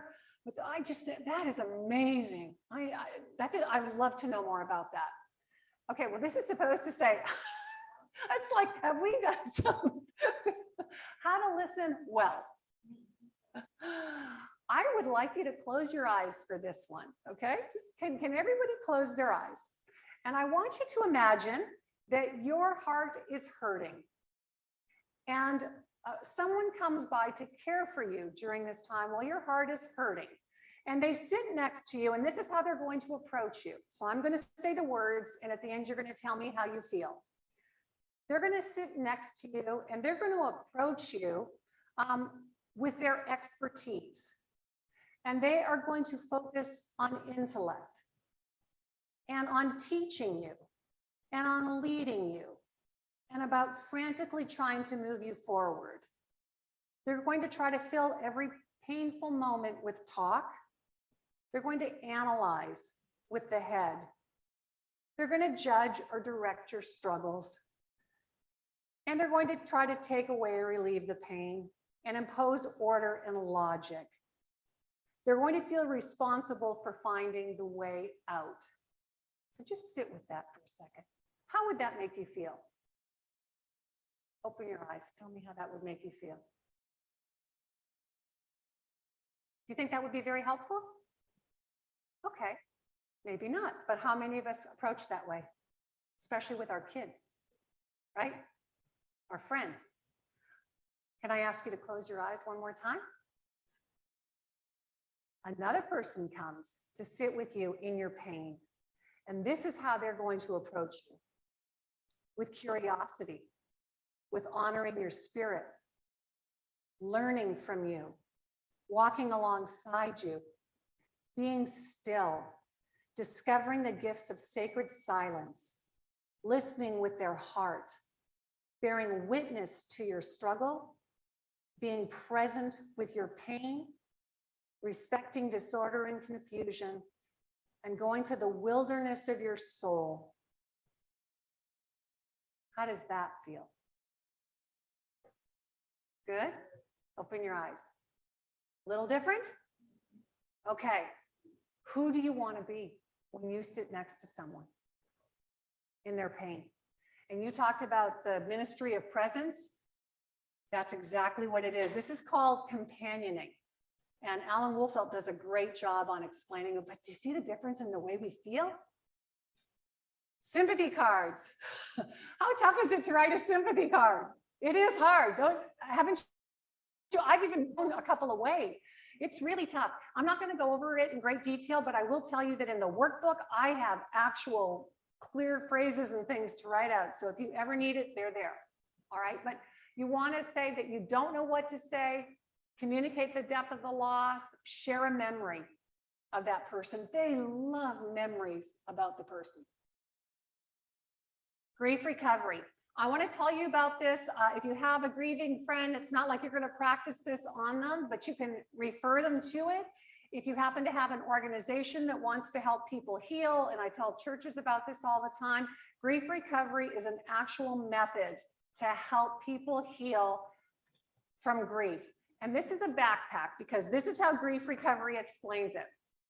I want you to imagine that you are born with an empty backpack, okay? Life is good. And then as you suffer loss and pain, rocks fill up your backpack. So let's talk about some of them from childhood. Maybe you have a verbally abusive father. That's going to put a rock in your backpack, right? Maybe a dog dies. That's going to be a little pebble, maybe. What if your parents get divorced? Is that a pretty big rock in your backpack? Okay. What if you're bullied? That's another rock in your backpack. Okay. You move a lot.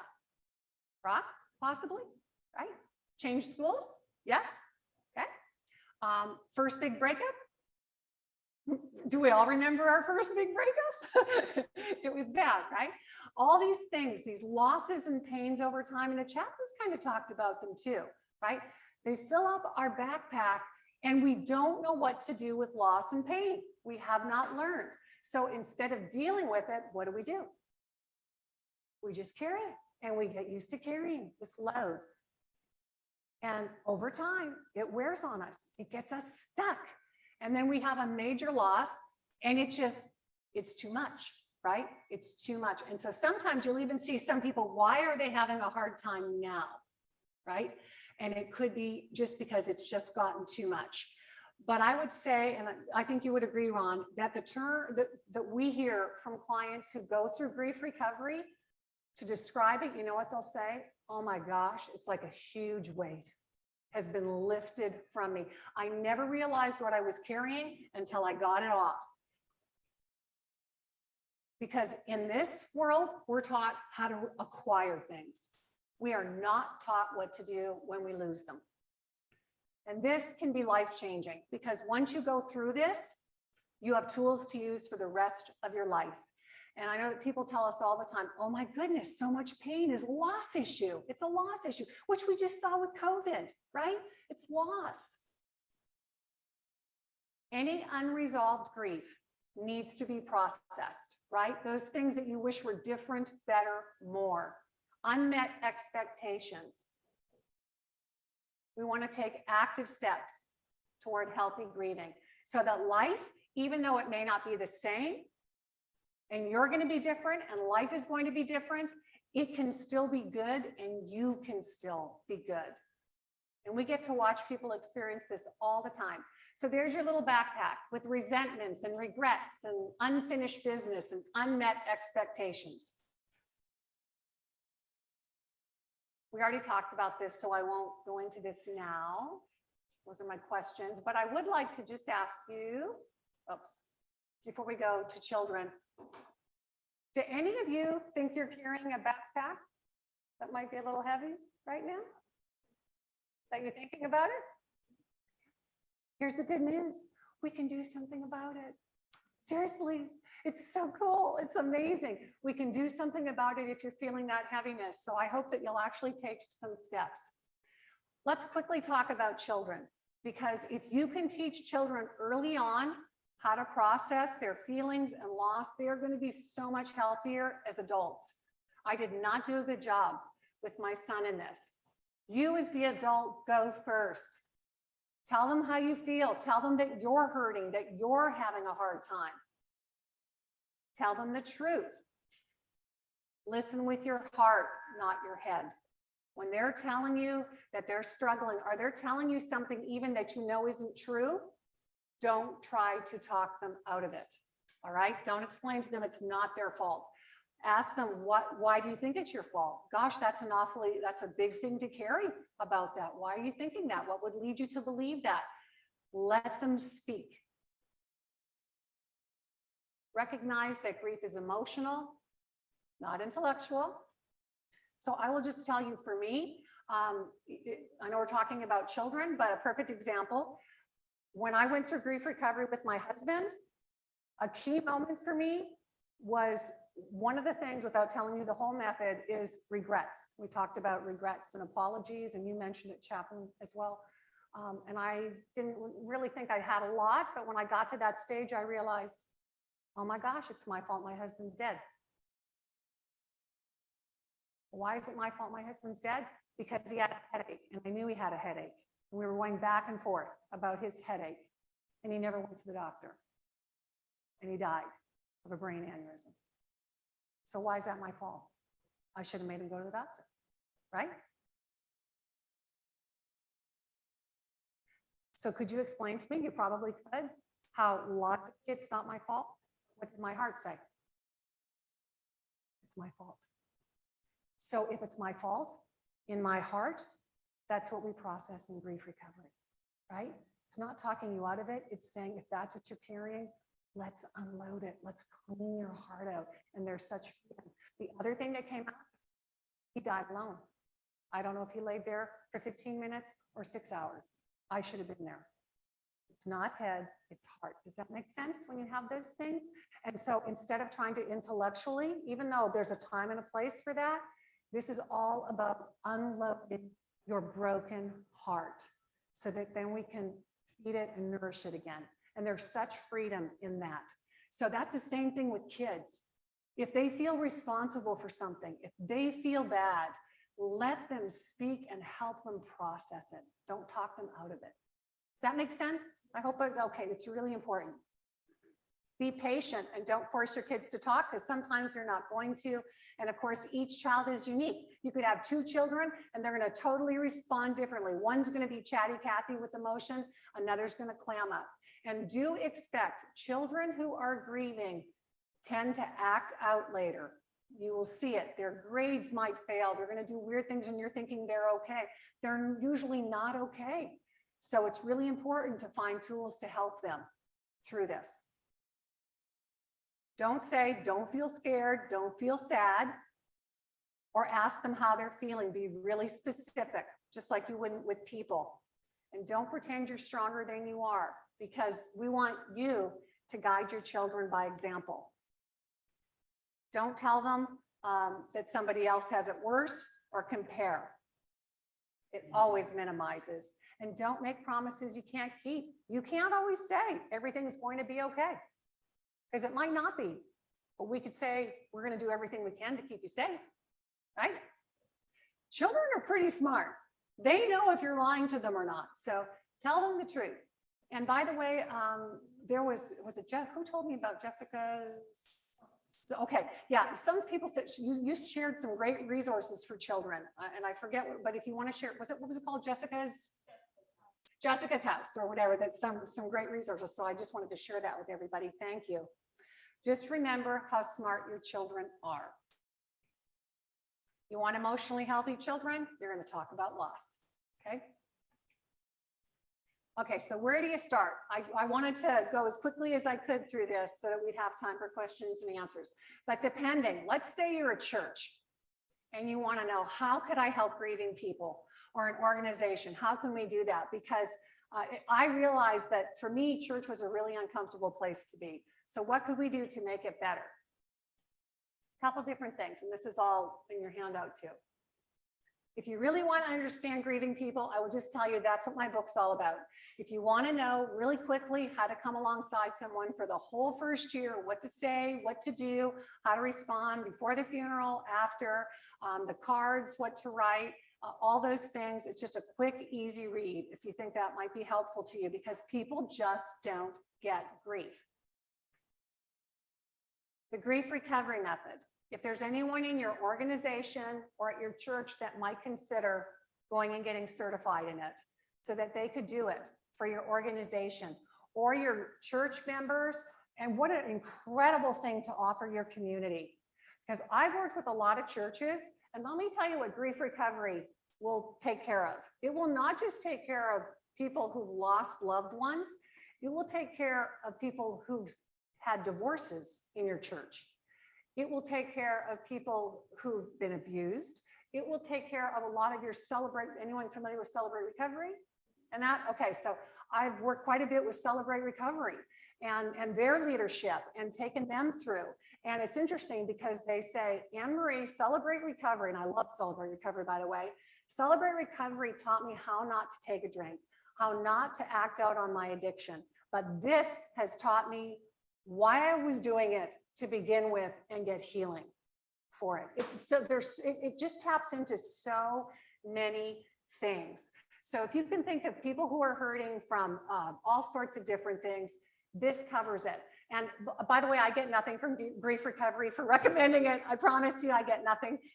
But that's how much we both believe in it. We really do. So you could send someone to Grief Recovery. You don't have to get certified, but if you want to get a couple people in it, they can do groups. They can work with people one-on-one. They can do workshops for parents of children to help them. And that's all in what I've given you. But you can refer them. If any of you are feeling a tug on your heart, like I need some to clear out my heart, you can look them up online. Grief Share. Have you heard of Grief Share? Your church? Great organization. I love Grief Share. I went to Grief Share. I work with Grief Share now. I speak at Grief Share. It's a wonderful faith-based group, and it's a community for believers who are hurting because they lost a loved one. It's really supportive, and there's just that community feeling. So I highly recommend it. If you're a small church and you can't do much, it's great because it's in a box, right? It's so easy to do. Grief Recovery is harder, and it's certainly better than nothing, but the two are different. Grief Share is really more support with hope, but Grief Recovery is really about healing. A holiday workshop. If you're a church, or even if you have an organization that wants to help, how grievers can manage the holidays. I do a whole workshop on that. Do you know how stinking hard the holidays are when you are missing your loved one? So to help grievers actually know how we can make Thanksgiving and Christmas and all those things better and use them as opportunities to remember our loved ones, as well as heal and grieving them. I call them, they're kind of brutal. They're beautiful and brutal at the same time, but they don't have to totally suck. Okay, there's some things that we can do. A grief letter. I encourage people, and again, if you're a church or an organization and whatever you're using, I teach people how to write, I call it a grief letter, to let people know how they're doing. And there's an example of it in my workbook. You don't have to look at it now, but basically it would say, it could be in your holiday card, it could be on an email, it could be in a Facebook post, but it just says, hey friends, I know that a lot of you care for me, and you know I'm hurting after the loss of my husband, Mark, and you don't know what to do. So here's a few things I'd like to tell you that could help you help me. One is, I'm gonna hurt for a long time. Please be patient with me. Two, I love to talk about Mark. Please say his name. Three, please invite me to events, though I probably won't come, but I appreciate the invite. I hope you understand that I say I might come, but then I might not at the end. Be patient with me. I'm not going to tell you what I need, so please don't ask. Just come and do something. That's a hard one, okay? One of mine in my grief letter was, please don't forget about my son. He's hurting too. And then finally, this is going to take a lot longer than you think. So please be patient with me. Whatever it is that that person wants to say, but I have a little formula on how people can create their own letter. But do you see how that helps? Because their friends are walking around saying, we don't know what to do for you. So when you give us some guidance, this is great. They're like, whew, okay, wonderful. Tell us. Have a check-in person. I always recommend this at a church. If you can have a check-in person, let's say Susie loses her husband, Tom. If we decide that, okay, Marilyn is going to be Susie's check-in person, and for a year, Marilyn's going to check in with Susie once a month, just like yourself. I'm not talking every week, once a month for 12 or 13 months, that you're just going to check in and see how she's doing. Isn't that manageable? Right? Just someone to care, as opposed to everybody trying to figure it out. A remembrance event. A lot of times churches will hold events once a year, or it doesn't have to be a church, it could be another for the people who are lost. Let's actually do a ceremony. And I have a little ceremony that you can do where they remember them and they acknowledge them. You can give them ornaments, whatever, but it's like, we remember that there were a lot of people who lost loved ones this year. So let's do something for them. That can be a great idea. You could start a widows or a widowers group. I do a widows tea once a month, and those widows love it And they are wild and crazy. It's amazing to me what they do, but they love it because they're with people who get it. You could have a help for widows, a practical help, because they're the ones, they don't know what to do. And you know, the widowers, sometimes they could use some help too, because you know, and I'm not trying to be sexist or anything, but some of them don't know how to cook. They don't know how to climb. I'm like, seriously, someone's going to come and give them a little help. They might not know certain things about the house. And again, I don't mean anything against guys, but they can use some help too. What do they need? You could have a Valentine's Day event. I have a pastor, because I shared it and now he's doing it. I forget what state he's in, but he takes the widows and widowers out for lunch every Valentine's Day. You know, how special do you think they feel, right? You could have, if it was something immediate, you could get on something like Meal Train and they sign up for meals to help them right after the loss. It's amazing how quickly that goes. And then there's card care. That's what I call it. Whereas you could have someone, they know exactly what holidays are going to be a tough time, right? Because we've written the dates, the anniversary date, you know, Mother's Day is going to be tough, or Father's Day. And we have these cards all ready to go. And maybe the check-in person is going to do the cards, or we have a card care ministry where they know. We can have things written, dear Sam, we know that this is the anniversary of your beloved Julie's death. And we just want you to know that we remember. How awesome would that be? Can you imagine if someone's workplace kept track of that too? It doesn't just have to be the church, could be anywhere. But you have them ready ahead of time. I've created a spreadsheet. It's called the Do Not Forget Them spreadsheet. It's your grief care planning guide. If any of you want it, my email address is there. I'm happy to mail it to you. It's an Excel spreadsheet and it looks kind of like this, right? So we know who they lost, the date of the death, what are the family members' names, right? Who's the check-in person? What are the notes? What are the key dates that we need to know? And who's taking care of them? What are we inviting them to? So we could do something like that. And obviously, if it's a small church or small organization, maybe you can't do that, but maybe it helps. So it's like a fire hose of grief information. I know, we're wrapping it up. Key points. You can't fix it. Get comfortable being uncomfortable, because being with hurting people is uncomfortable. And listening to you chaplains again, and what you go through and the way you so eloquently and gracefully handle it was amazing to me. And I can't imagine the pain that you see all the time. Thank you. And hospice is just, this has been really educational for me.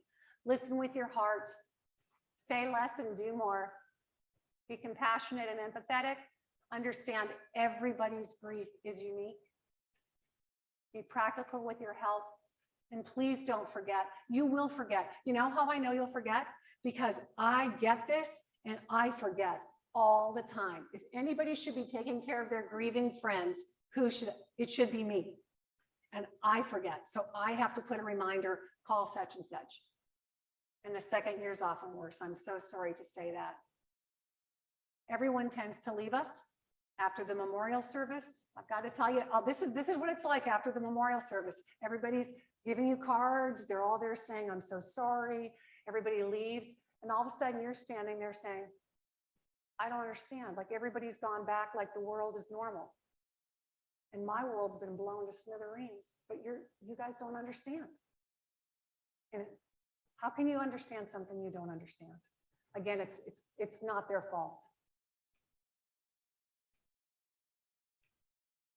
Don't ever say move on or get over it. I think you know that one. I call losing a sibling the forgotten loss, because when parents lose a child, they get a lot of attention, and there's a sibling that has just lost somebody who understands them like nobody else in their life. And that sibling tends to get very little attention. So I would say if someone could remember that, that would be awesome. Don't say you're going to be there or you're going to do something if you don't. We already talked about no judging.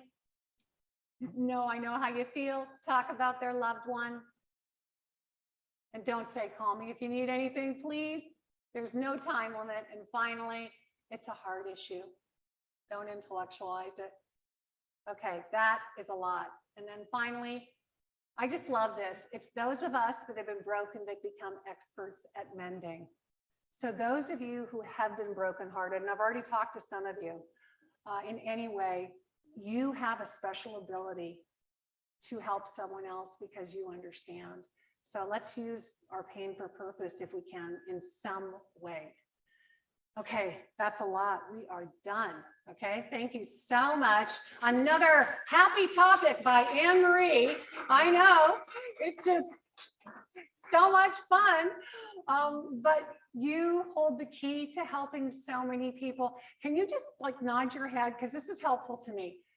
Did you learn anything from this at all? Was this helpful? Because if so, I want to, okay, very good. And I know I'll take questions if anyone has any, but just so you know, I'm here too if anyone wants to talk privately after or share anything or whatever, you know, we're here. But does anyone have any questions?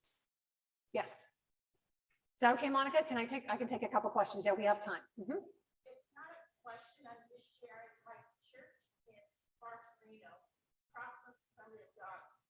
We started a ministry called Heart to Heart Ministry, and this is where the widows and widowers meet at one of the casinos, breakfast specials, and each person is given a particular month of the year. That month, they're sending the sympathy cards or the get-well cards to those members of the church. And that gives them the fun, it gives fellowship on a monthly basis and purposeful. I love it because you're giving them community with people that understand them and they're doing something. You're absolutely, that is a wonderful idea. Thank you. I love it, giving them purpose. Any other questions, comments, situations we can help you out with?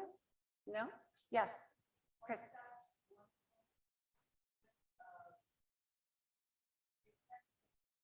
Mm-hmm.